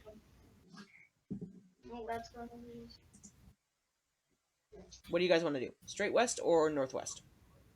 Northwest? Yeah, we'll go northwest. Northwest.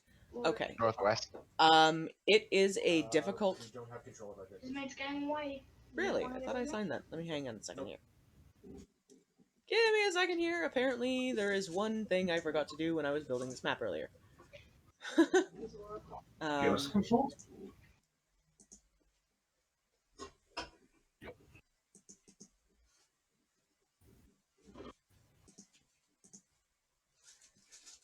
So, give me just a second here to start establishing control for the individual character pieces.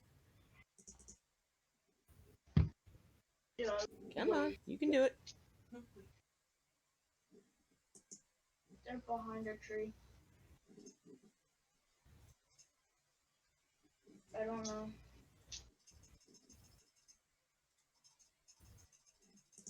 Just gonna have to give me a second, guys. It's being a little slow to do what I'm asking it to do. Like the actual people that that's all. Come on. I don't want people going, so why won't I go into it? There we go. 16 squares, right? Yeah, 16 squares a day is what you guys can move. Behind the tree. Okay. All right. Granthar, you are assigned.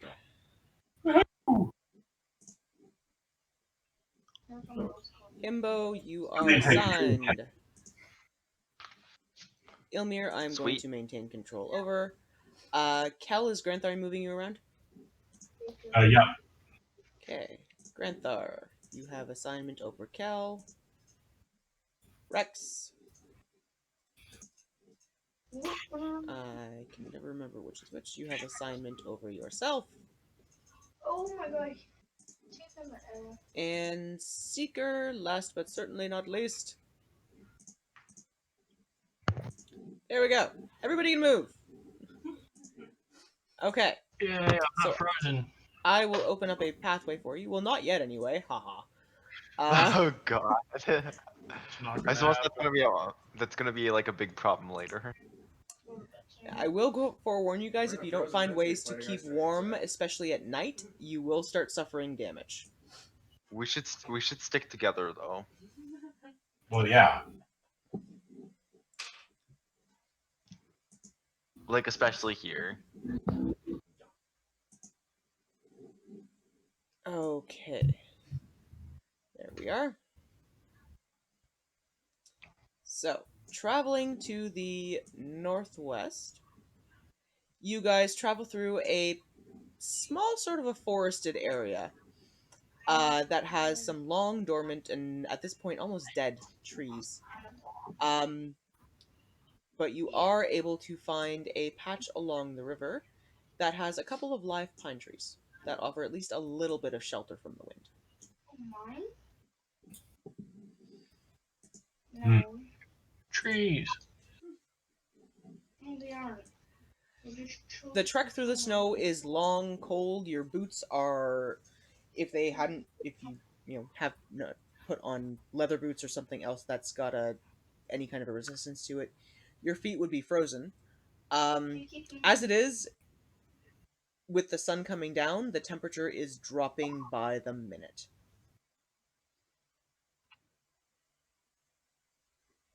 Well, man, it would have been great to have that magical hut. Hey, Seeker, you want to scout some of these pies? Yeah, what I'm thinking? I mean, I could. Yeah. Secret, can you even freeze to death? Is that possible for you? I don't think so. I could probably freeze and see, but I was gonna say, like, maybe not like to death, but to immobility. We could end up with a Seeker statue, but I don't think it would kill him. That's what I mean. Like, Okay. you could kill him, but he would be stuck. okay. So let's use investigation to check these trees. Whoa, how the hell did you bounce out, dumbass? 7, 9, 12, 15. 15. They're pine trees. Okay, I'm gonna explain. I was seeing if they're like big enough for anyone to like crawl under. Okay, yes. Survival instinct wise, you're wanting to know if they will afford you any sort of shelter. Wayward Pines, yeah. Aside from just setting the whole thing on fire and camping next to it. Looking up at these trees, there is probably about 6 feet of clearance underneath the lowest branches below. These trees look ancient, like they have been undisturbed, and the smallest of them, the one that you're currently right next to, is easily 60 feet tall. Do the bottom boughs kind of reach to the bottom, to the ground though? Almost like a tent? It doesn't reach all the way down. It looks like the way the trunk is set up is that it has clearance on the branches so that even in the worst of snowstorms, the branches don't get covered. I won't kill these people. So it's like an umbrella. It's the best way to describe it. What if this is one? Uh, What if this? could I have Seeker and Rex, because this was your concept, roll me intelligence or survival checks? Yes, Kavira, but dragon. Rar. Uh, 16 on survival. 19 on survival. All right, you guys looking at this pine tree notice, one, it's big enough for all of you to be able to sleep underneath of it. And two, if you were careful and intelligent on doing it, you could probably find a way to build a fire that would be sheltered below for some additional warmth. That was the entire point I was saying. I'll leave that to other people so I don't accidentally set the entire party on fire. Probably Good plan. a good plan, I mean, we'd be warm. but also for on as little fire. as we'd For still be 5 alive. minutes. We'd be warm for the rest of our freaking adventure. Very short lives. Okay, so bedding down for the evening. Who is taking charge of the build a don't burn down ourselves and the pine tree fire? I'll do that. Rex, roll me a survival check, please. Yep, he's trying to kill me. He's trying to kill me. I have no choice. How'd you do that? Is it straight? Was it? That is a 13. 13. It takes you a little bit, but you are able to dig out enough of the snow to get sort of a dry, rocky patch. You set down some branches and kindling, and manage to get a fire going that is surprisingly warm and is staying far enough away from any of the lower lying branches of the pine tree that you're not concerned about inadvertently lighting it on fire. I also have one. Are you guys all going to sleep, or are you going to establish watches? I need chocolate. I'm gonna do my normal shutdown where I'm still aware of everything that's going on around me. Okay. Everybody else. I'll take late watch. You'll take late watch. Oh, I gotta be over one of the strongest. Himbo, are you going to sleep, or are you going to take one of the watches? Michael said he's taking late? Yep. I'll take this. Okay, Rex is going to take first watch, so there is still a middle of the night watch. Can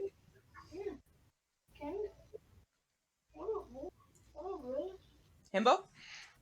Hang on. Sure, I can take watch. Okay, so Himbo's going to take mid watch. Seeker's going to do his usual, I'm shutting down but still paying attention. Kel, I imagine you're going to do your usual meditation, so you'll be up after 4 hours? Yeah. All right. The first watch passes. It is cold, but you all manage to get through it. And uneventful. Rex, you bed down for the evening. Himbo, you take the middle watch. Listen, Okay. Roll me a perception check. Uh-oh. Uh-oh. Crazy Dirty dryad 20. again. You hear what sounds like the flapping of enormous wings. Ah, shit. Looking out from under the pine tree, you see a couple of dots way up towards the cloud line that are flying towards the northwest. And from this distance, it's hard to make out what, but it looks like they have something clutched in their claws. Wake up, wake up. All What? right. What? I see What? something. I see something up in the sky. It's a giant flying things. That might build those. Himbo, have you woken up Stay everyone? quiet though. no, because we do have voice. I don't know, not too convincing. Himbo, did you wake everyone or just Granthar? Granthar. Okay, Granthar, roll me a perception check. Okay. Perception. That'd be 17. You lock off in the direction that Himbo is pointing, and you do see a couple of That's what I meant. far enough away specks at this point, but it looks like there are a couple of dragons that are flying towards the northwest with something clutched in their claws. I'm gonna reach over and tap my party members who are close at hand and sort of gently shake them awake. You want Guys. to stink though? Guys, wake up! Everyone, wake up! Freaking, Point out the dragons. freaking dragons! Northwest. 2 of them hunting together. You do, all having had it point out, notice the couple of dragons flying towards the northwest. Anyone who'd like to try a perception check is welcome to. Will? Pick whatever on the trigger. Nah, fuck off. I rolled a 1. Rex, you're not even sure they're dragons. You're just kind of like, this could be birds. Maybe they're birds. I'm going back to bed. They're just stars. Kel and Seeker. And I'll roll for 17. Elmir. Dragons are just weird-looking stars. And Ilmir agrees that they might be birds. Just say please. Let's How go. got 17? Kel got 17. Yeah. Yeah, no. And Seeker? 22. 22. Alright, Seeker, looking up at these things, they're carrying some sort of satchel. A large bag. Oh no. What the heck? They're returning from the thieving, dirty little sneak thieves. Wait, you said one of the dragons had freaking boomy freaking thingy. They're carrying something, That and their wings means are quite loud. absolutely nothing. So it was the wing beats that woke you initially. But looking up on them, all you can really tell is that there are a couple of dragons that are carrying something. And Seeker's pretty sure it's a bag. Bag. Oh, right. Yeah, they're So returning that's- with their loot. It never occurred to me they'd have to carry that stuff, like, in a bag. That seems so weird to me. Like, They would have had like a bag of holding or something. or it never occurred to me. Like, I'm picturing, like, 2 dragons with, like, giant shopping bags hanging underneath them, like they've just gotten back from the supermarket. You just thought they'd be like a video game character where they're just pulling random stuff out of thin air. I don't know. What do you mean? Dragon spacing. Like, when they polymorph, where do the clothes go? I figured it's just their loot goes with it, but now okay, it blew my tiny mind. You have blown my tiny mind. With giant shopping bags full of loot. Yep, no, dragons do not I'm have subspace picturing pockets. They trying- have to put their stuff somewhere. They should. Now I'm just picturing the both of them making like the Gronk theme music as they're trying to sneak around and steal stuff.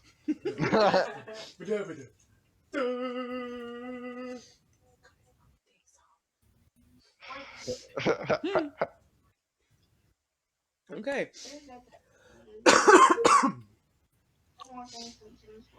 Do you guys go back to sleep? Yeah, I'm going back to shut down.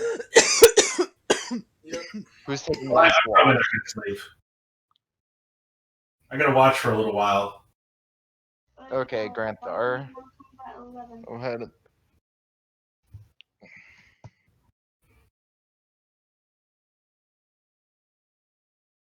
Ow.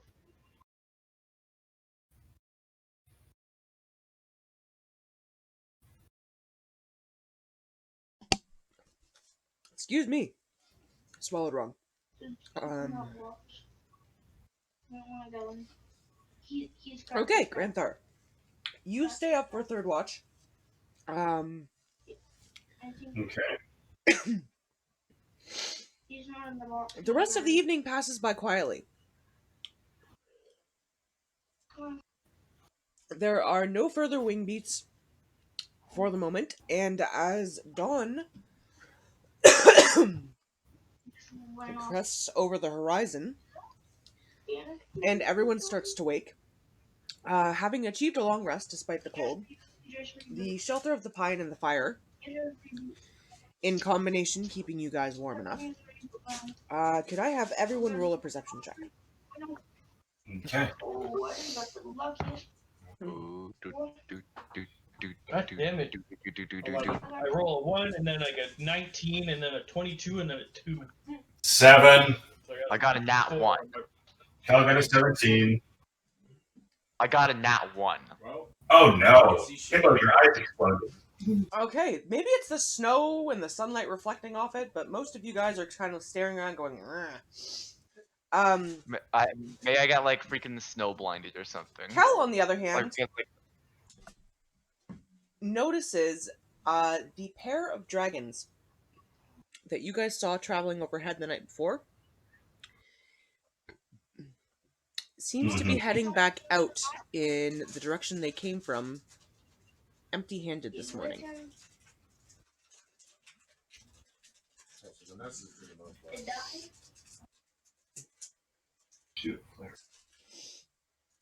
Do we want to attract the young dragons?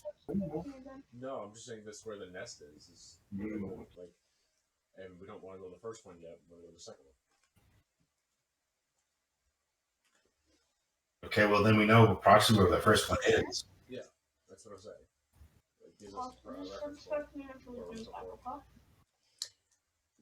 Remembering back to the note you had been given previously, from what you understand, the nest of the dragon you are hunting is across the river. Okay. So we don't want that one. We want the other one. So I don't remember there being anything about it across the river. I just remember the second nest, the further one. Yeah. Bye, baby. Who was it that got that particular piece of information? It was Granthar, but I Granthar. remember it being something Yeah. about the second nest. not Granthar, roll across me an the- intelligence check quickly. Okay. Intelligence. Oh. You should expect me, dude. 15. 15. I can't go again, dude. Thinking back to what the hag told you, Mm-hmm. I think now it does 88 damage. her notes were that there were two specific layers. Yeah. There was the first layer, which you didn't want to hunt at, Right. and then there was a second layer that you wanted to hunt at because that's where the dragon you're hunting down is, right? And Right. specifically, that she noted the second layer, in order to get there, you guys were going to have to cross the ice. Okay. But everything around here is ice. Like, Looking did you? at Frozen the river, probably, though. looking around at the terrain and thinking on the patterns of the young dragons, well, there's a river to the west, and they were flying towards the northwest. So, there's obviously a lair to the northwest, I got Right. far. but that crosses over the river. Okay. Do you mean northeast? No, they were flying to the northwest last night. Right. Okay. Just looking at the map, I think like there's a river directly to the east of us. No, Yeah, probably you're goes right. up My and directional around. sense is shot. Okay. Just thinking about it from another top of the screen, not bottom of the screen. Ah. Okay. Yes. So the dragons would have been flying towards the top right. Right. Okay. Okay. So we want to cross the ice.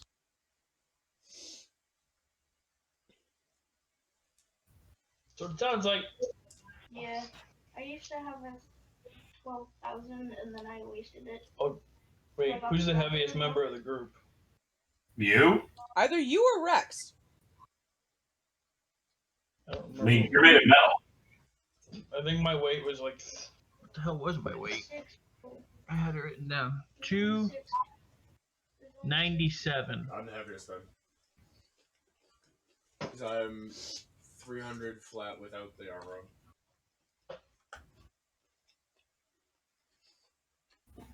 Yeah, Seeker's made of metal, but he's at least somewhat hollow, I assume. Okay.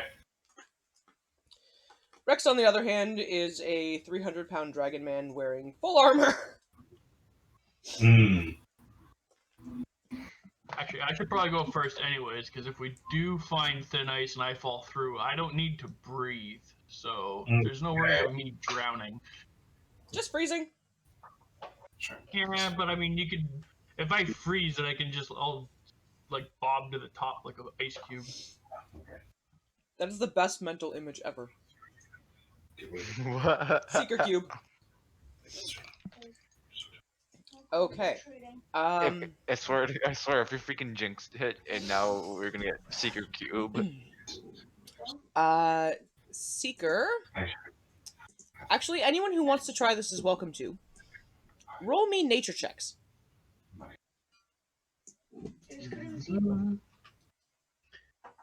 the hell is my nature? Sure. There it is. 22. Wanna try? 19 plus Oh, 5, 24. I don't know what nature is. she just rolled a critical fail. Somehow she just derped into a tree. I see nothing. Bonk. There's a tree. That's a tree. Are you sure it's a tree? I think it's a pole. Yeah. What are we supposed doing out here? It's nice. It's nice. Kel's looking at it going, and just stops there, thinks off to something else completely. Seeker and basically anybody who got above a 20. What do you mean?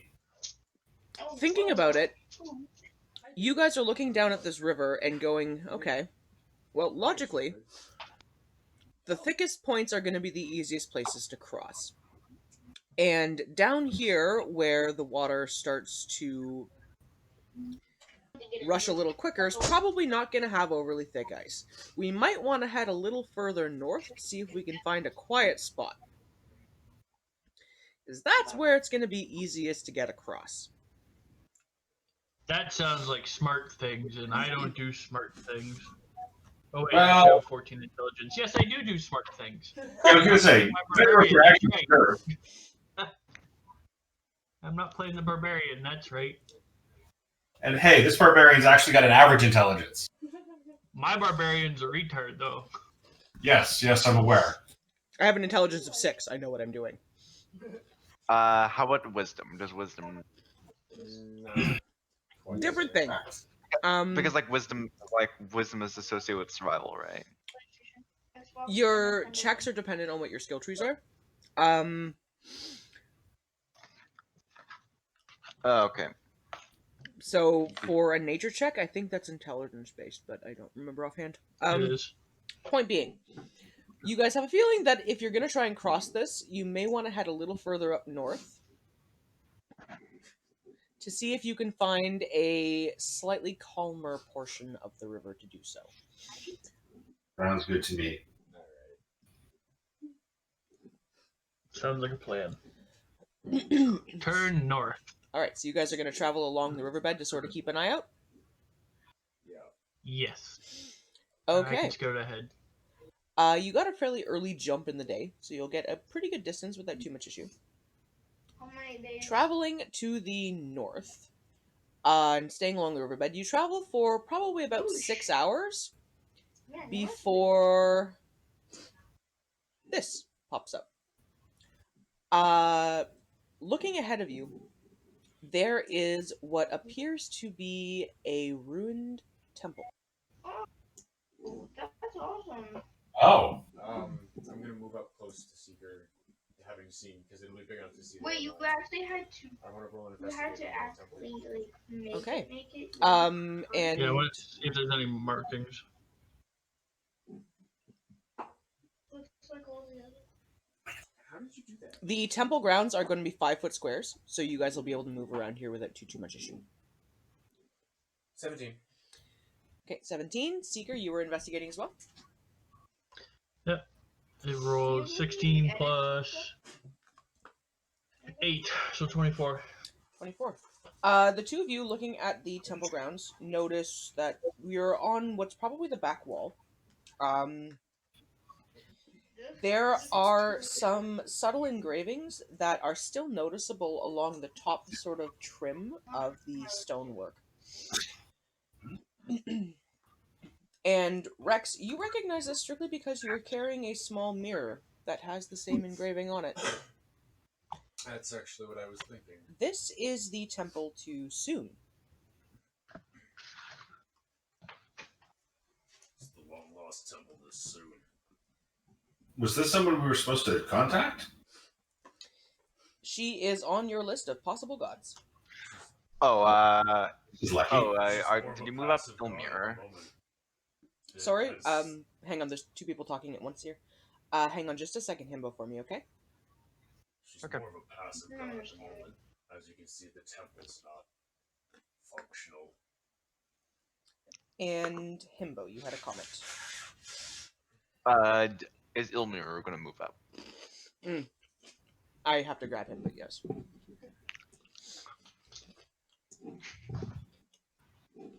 I'm not in a room, I'm fine. Burp, burp. Okay. Looking around the temple grounds, all of you also notice that one wall to the temple, the one on the side where the river is actually, appears to be deliberately left open. It's like the wall was never finished there. And there is a frozen swath of river that has flooded into the temple itself. The waters in this vicinity are calmer because the river itself seems much narrower. Can we get up inside the temple from here? Should we? I think I have a ring of free movement, so difficult terrain doesn't bother me. Can I, guys? I'm gonna go scouting around to see if there's an entrance to the other side of the temple. Is that okay? Everyone on board with that? Yeah, if you want me to go with you, I can go with you. Yeah. Okay. Seeker, go with me, and let's go check out and see if there's a way in. It doesn't involve trying to climb a frozen wall. Okay. I mean, I do have a ring of jumping, but just because I can jump doesn't mean I can necessarily grab on. No, you can try. Around the side of the temple, there is an open doorway at the very north, or I'll top come left-hand along though corner. anyway.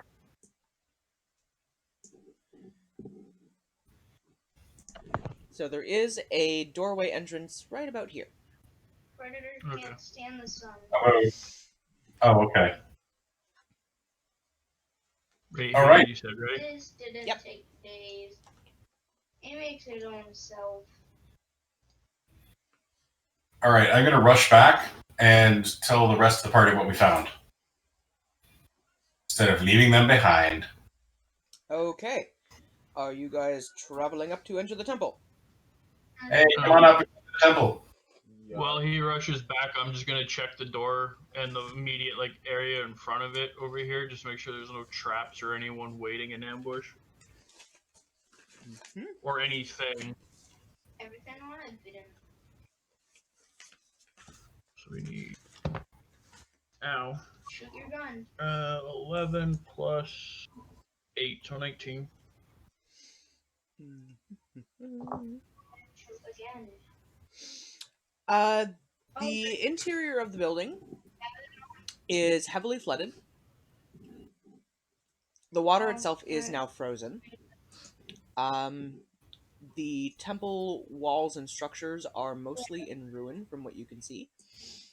There are some noticeable areas where there are jagged shards of ice that are jutting up or breaking through the stonework. But it seems abandoned. Okay, so I'm not seeing any piles of bone or anything that would immediately make me hesitate. Okay. The only thing you're really seeing that might catch your attention is there are a few frozen bodies. Jumped super far. Few frozen bodies. Like smaller animals, rabbits, rats, things like that that came in and froze to death. Okay. Roll me an investigation check quickly.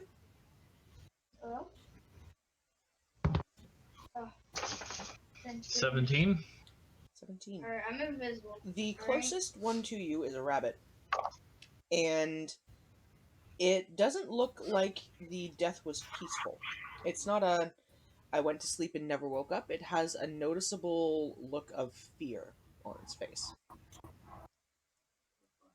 Well, that's promising. Okay, I'll keep note of that.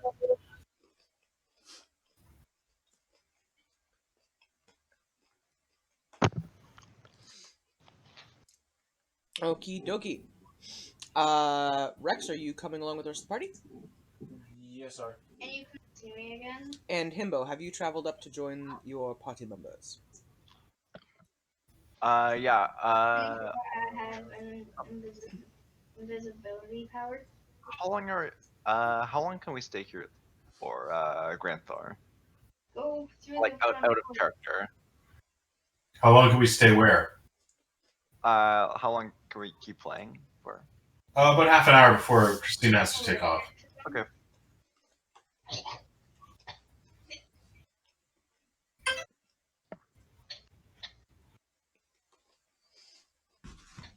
Okay. Marching order if anyone is going into the temple. All right. Well, I'm going to head in first, unless I'm gonna. with one of my tanks. I'll walk in first, and then. All right. Rex and Granthar, between the two of you guys, decide who's going first, or are you going at the same time? Yeah, might as well walk in side by side. We are a unified party after all. Okay. To point out the animals and the violent death or terrified death. Oh dear. As the two of you set foot inside temple grounds, could I have both of you roll perception checks, please? Yep. 1 second. Thank you. 10. Can you tell there was a vent there? 11. We both derped. Let's see. Make a decision here. You went the front to the. Went to The two of you look at each other for a moment and I'm at that.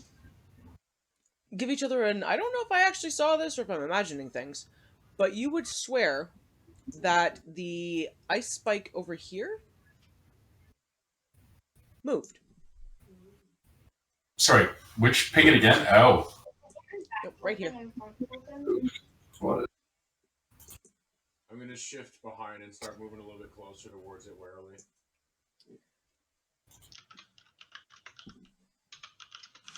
I'm going to head over this direction to try to flank it. There is a wall. Oh. So my Can you repeat the location of that thing again? I don't see which ice spike you were talking about. Towards further down the screen, towards the bottom. Oh, down there. Here. Okay. Sorry. I thought you were... Right there. You would swear it moved. Do I'm gonna you... stop where I stopped at, and then just kind of make a little, like... Alright, do you tell the rest of the party, or... I'm gonna, like, I'll signal beforehand that I'm gonna... throw my hand up and just kind of make a pick noise. Ilmir is going to position himself back here. Kel, Himbo, and Seeger, are you guys entering into the temple? Yeah. Yeah, I'm entering in. Okay. Yeah. As you guys enter in, and Rex tinks against the wall, could I have everybody roll initiative? Ah. Oh no. Initiative advantage. 6. Goddamn initiative. 4. I can't believe it. With advantage, I rolled a 4. Oh. Sorry. I have a.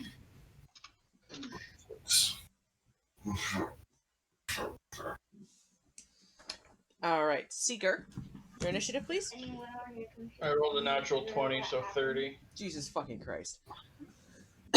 Cal? 7? 7. 7. Ilmir has a 5. He's not doing great. Himbo, Yeah. I need your initiative, please. 8. Okay, so we have Seeker! And then everybody else. Seems about right. That's like the way it normally goes for you guys. Okay. The tink tink tink echoes throughout the temple grounds. And as it does, this Giant fuck you, appears. frost spider. And the ice shards that are littering the temple grounds shift. And where they once were, there are now these long-beaked, sharp-toothed looking creatures with leathery wings and long claws that are grinning at you. And looking at you like you are a wonderful meal that has just been laid at their feet. Oh, those poor delusional bastards. Yep. And there are a lot of them. These are little blocks. 1, 2, 3. Oh, good. It's within 15 feet of me. There's this tattoo I keep forgetting to use. Anyway, on you go. So, top of the initiative order is going to be Seeker. I'm just making sure I got everybody. Yeah, well, sort of. I have yellow. I have yellow Wi-Fi. Yes, okay. Seeker, you are up first. Going to charge at this one, and I'm going to stab the shit out of it. Okay. Roll me an attack. Alright, I'm using my dagger +2 and my dagger of radiance, just so you know.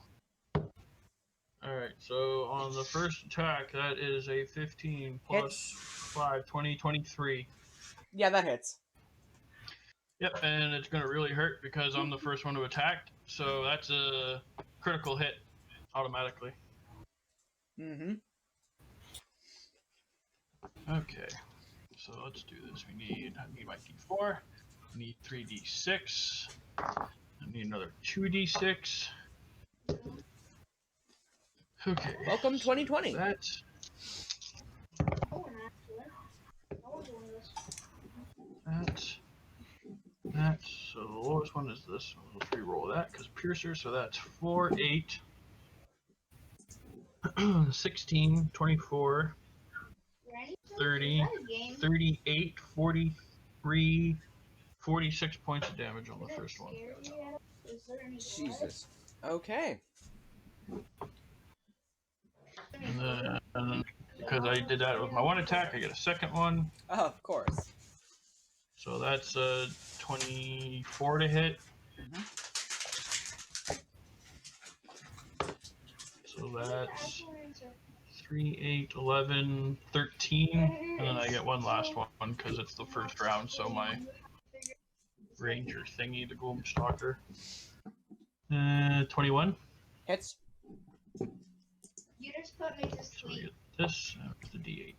Wait, can you shot me with a secular So and 4, secular 8, and you put me to sleep? 12, 19. Hold on. Okay. Gotta eat to full health. Well, it dead. Full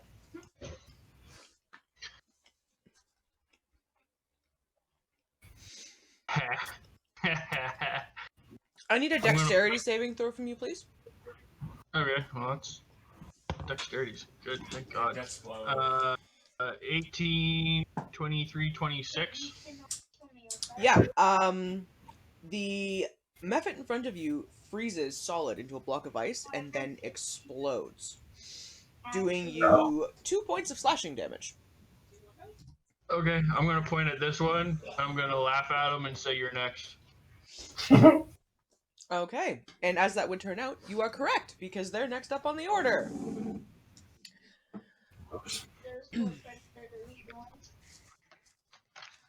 So, let's see.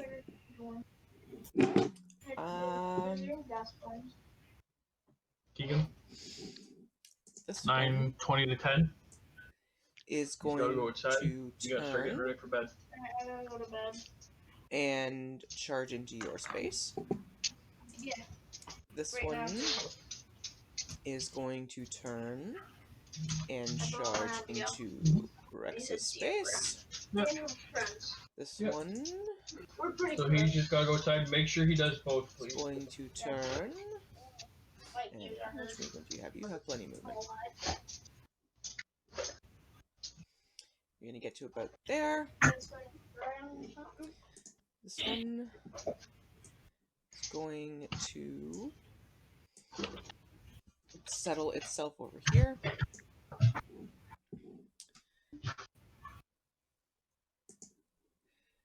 This one is going to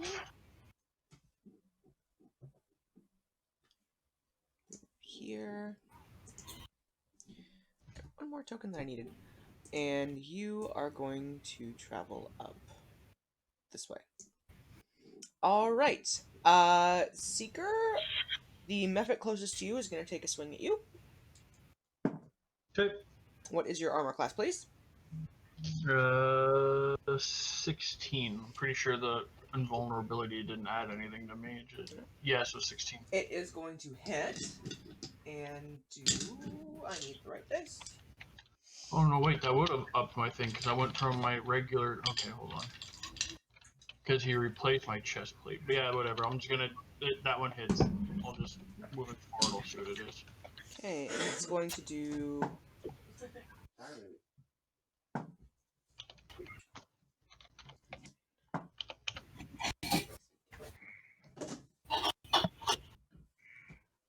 9 points of damage, 5 slashing, 4 cold. Rex? So I take half damage on the slashing, right? Because of your armor, yes. Because I've got the. So you'll Yes. take 3. Okay. Rex, one of them is going to take a slash at you. I don't think that's hitting. I rolled a 7. Pretty sure your armor class is fairly high. And Granthar, I need a dexterity save from you, please. Okay. The Mephit closest to you takes a deep breath and exhales. Okay, that is a 9. You take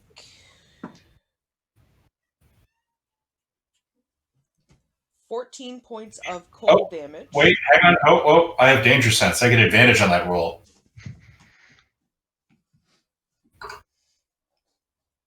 I rolled a 16.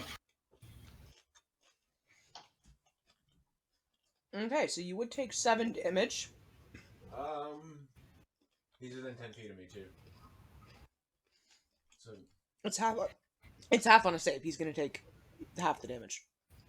I know. I was just saying. Like, I mean, he's still Yeah. anyway. So you would take 14. You're going to take 7 points of cold damage as a cone of frigid air blasts into you. Oh, you're dead. Right, that's the last of what they can do this round. So, next up on the order is Himbo. Let's see here. You guys actually got some combat this game.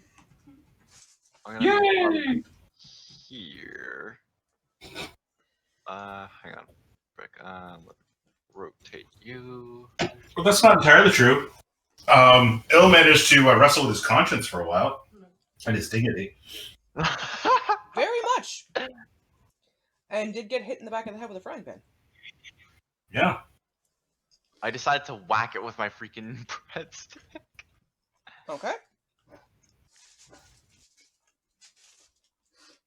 Rolling to hit. 15. 15 Does will that hit. hit? Oh yeah, 15 will hit. First attack. Let's see here. 9 plus 2. Mm-hmm. So 11. Now a second attack. A 10. 10 will miss.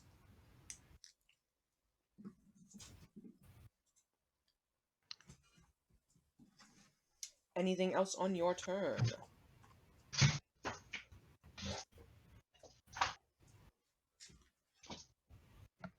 Himbo? Okay. I'll do flurry of blows with my freaking punching gloves. Okay, roll me your attack.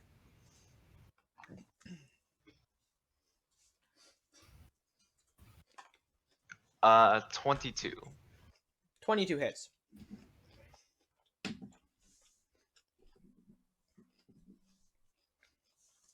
$11 plus 2.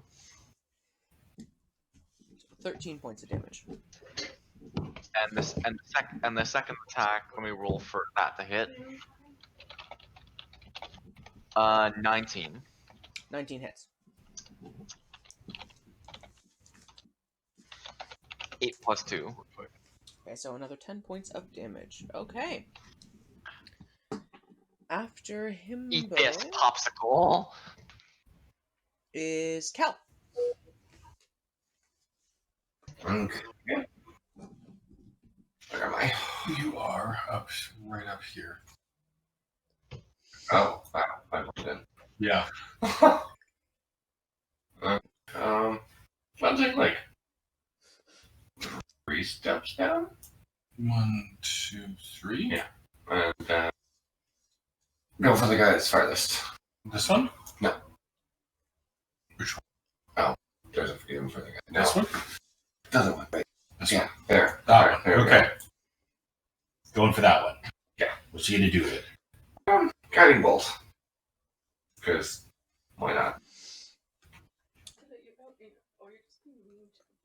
Oh, 14. 14 hits. That was complete shit. It did 10 damage. And paints it like a freaking Christmas tree. I did. But, yeah. Alright. Anything else on your turn? Where is that spell? No, wait. Alrighty. After Cal is Rex. Alright. You are up. Alrighty.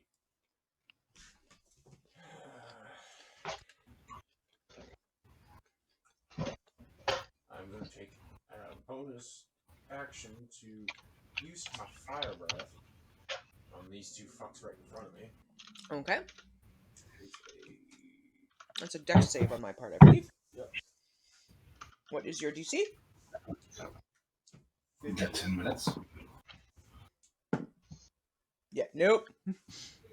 Let's see if we can freaking finish this combat before we have to leave. Yeah. Somehow I don't think this is going to take you guys very long. 9 fire damage.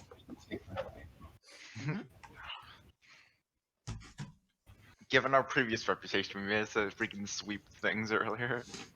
So they each take 16.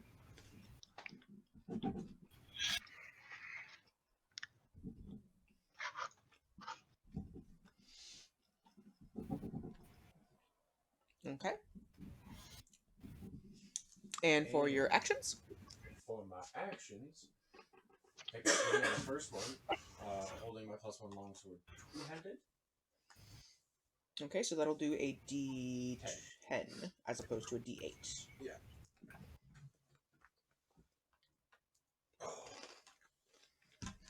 I'll just try to factor around because I have to finagle things on my sheet still. when I need to print outs, but just drop this budget down a little bit. That is a 15. Hits. Okay.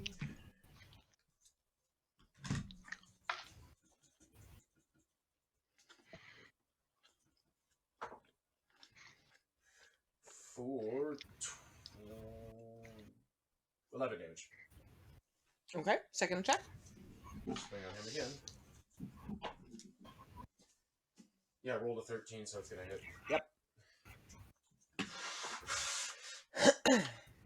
For 8 damage. I need a dex save, please. Yay!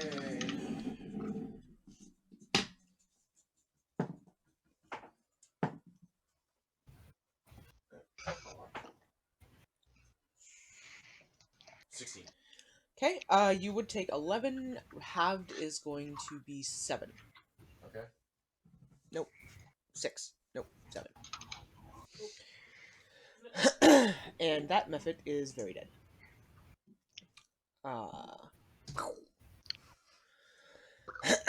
Alright.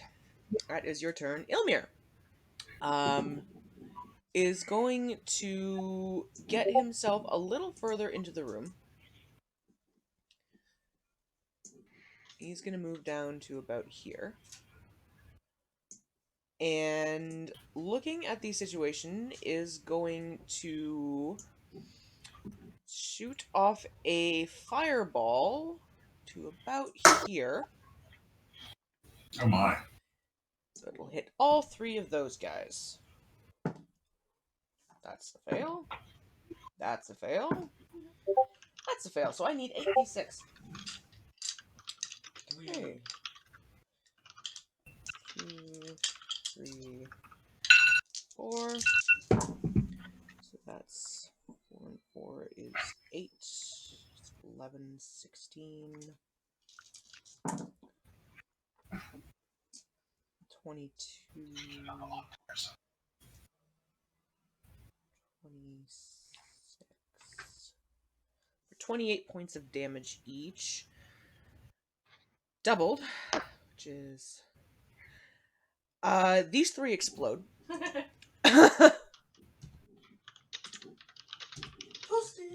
So they're gone.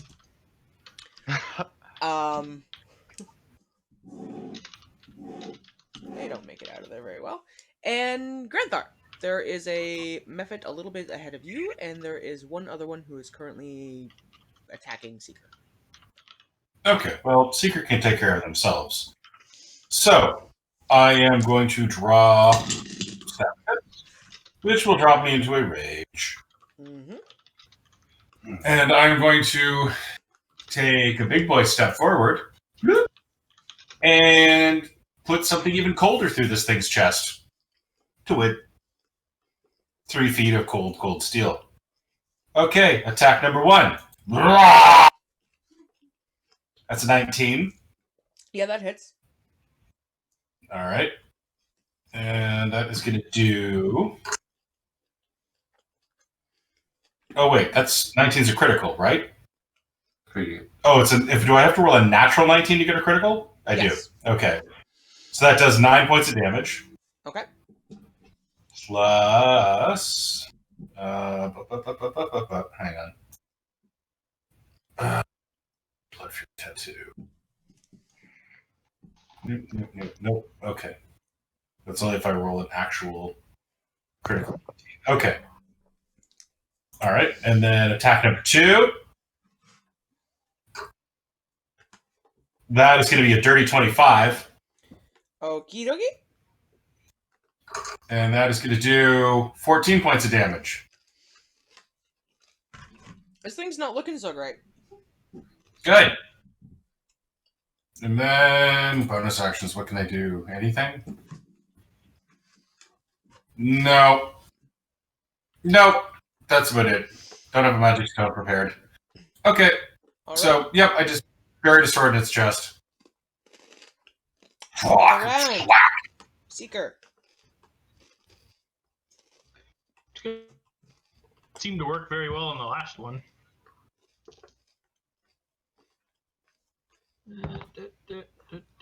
So 13, 18, 21. Yeah, that hits. No sneak attack this time though. Boo. So that's 2, 7, 10 plus. Reroll that one because I can, because of Piercer. That's 6 and 5, so it's another 11, 21. Okay. It is barely hanging on. Alright, second stab. 15. That'll hit. So that's 9, 11. Okay. I need a dex save from you, please. 27. Be 13 reduced to 7. Okay.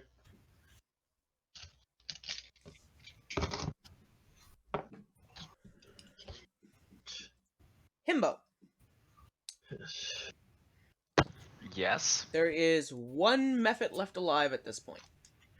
Which one? The one that I'm stabbed. Yep, the one that's over by Grethar. Okay.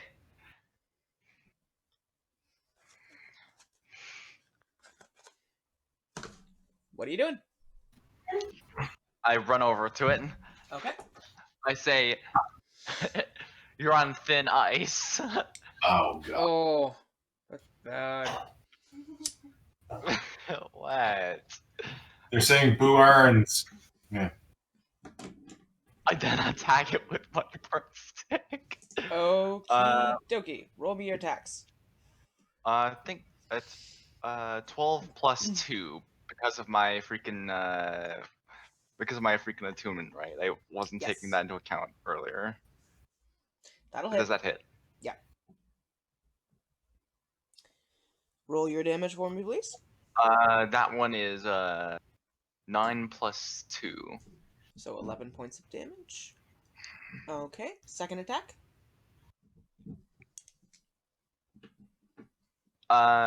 26 and it'll hit. Mm-hmm. Hey, yeah! 6 plus 2. Alright, 8 points of damage. That is now canon, by the way. You actually went, hi-ya! When you hit it. Nice. Because I decided it was funnier that way. Anything as a bonus action? Oh, is it not dead yet? Not quite!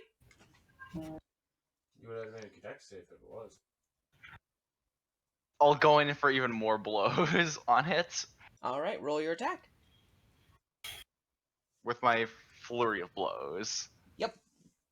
12 plus 2. That'll hit.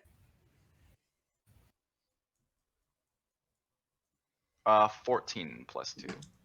The hit. 14 plus 2 on damage. Okay.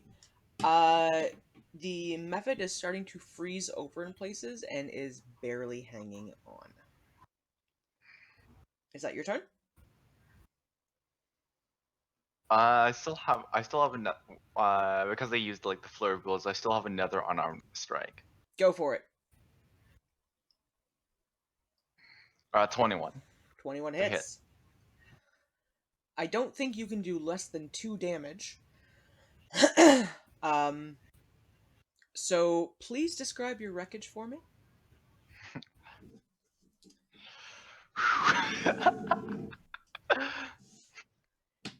Punch it in the snowballs!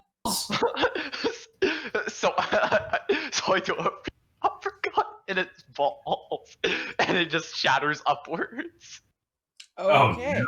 You drop down a la Johnny Cage. And deliver a couple of swift, angry, spiked-knuckled punches. Choo choo. The Mephit shrieks. Oh. What's funny is that it's a halfling and a mephit. They're both tiny, so it's just tiny little angry people punching the crap out of each other. Yeah, pretty much. Mhm. The Mephit freezes solid in this grimace of pain, and I need you to make a dex save for me, please. And Granthar, you're within 5 feet. I'm going to need one from you as well. I'm making a dex save. All right. Okay, 16.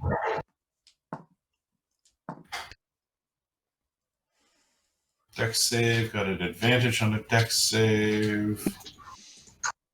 They both within 10 feet of me still, so. 18. 18. Okay, you both take 5 points of damage.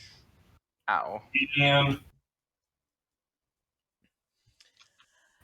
As the corpses of the Mephits shatter into pieces around you, can everyone roll me a perception check, please? Okay. 9. 6. 18. Gotta do math. Hold on, my head hurts. 18.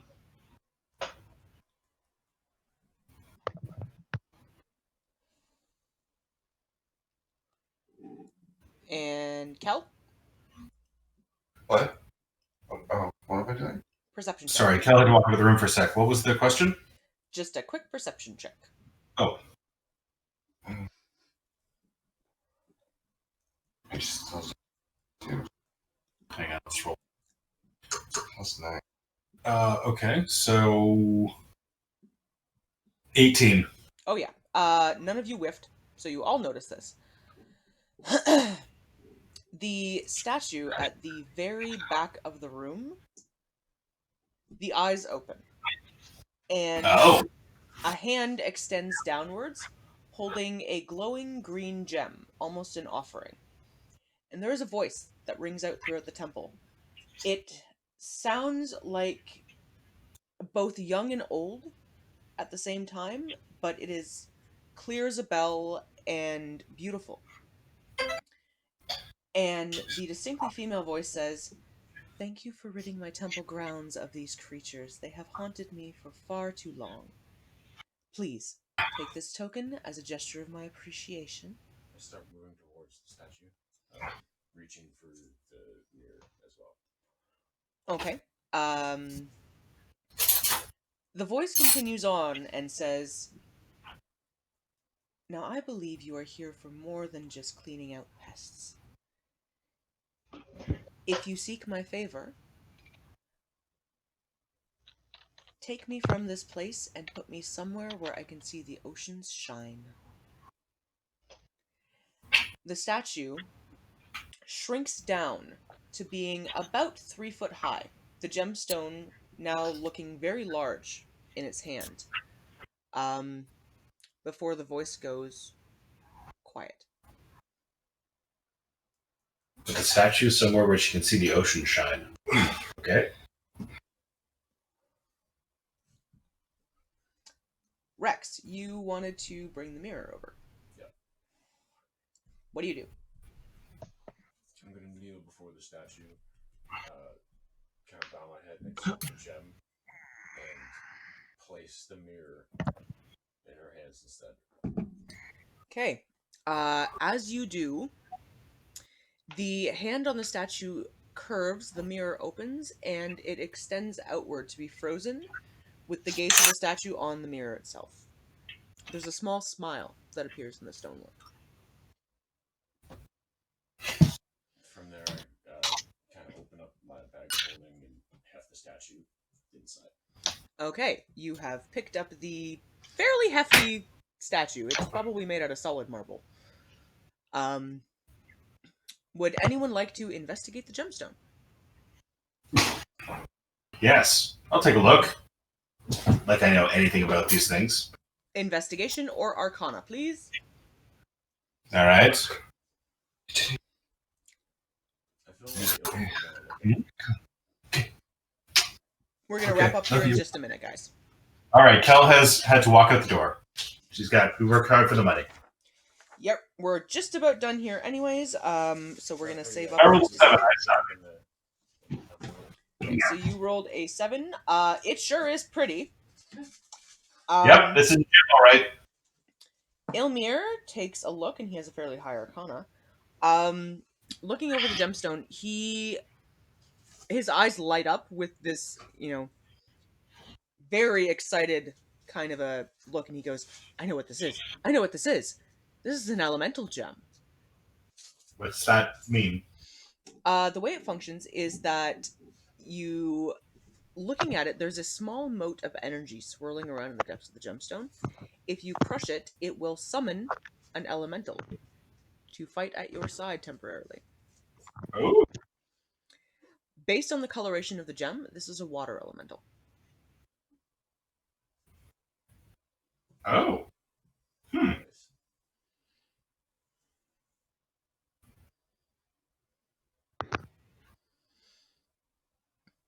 Okay.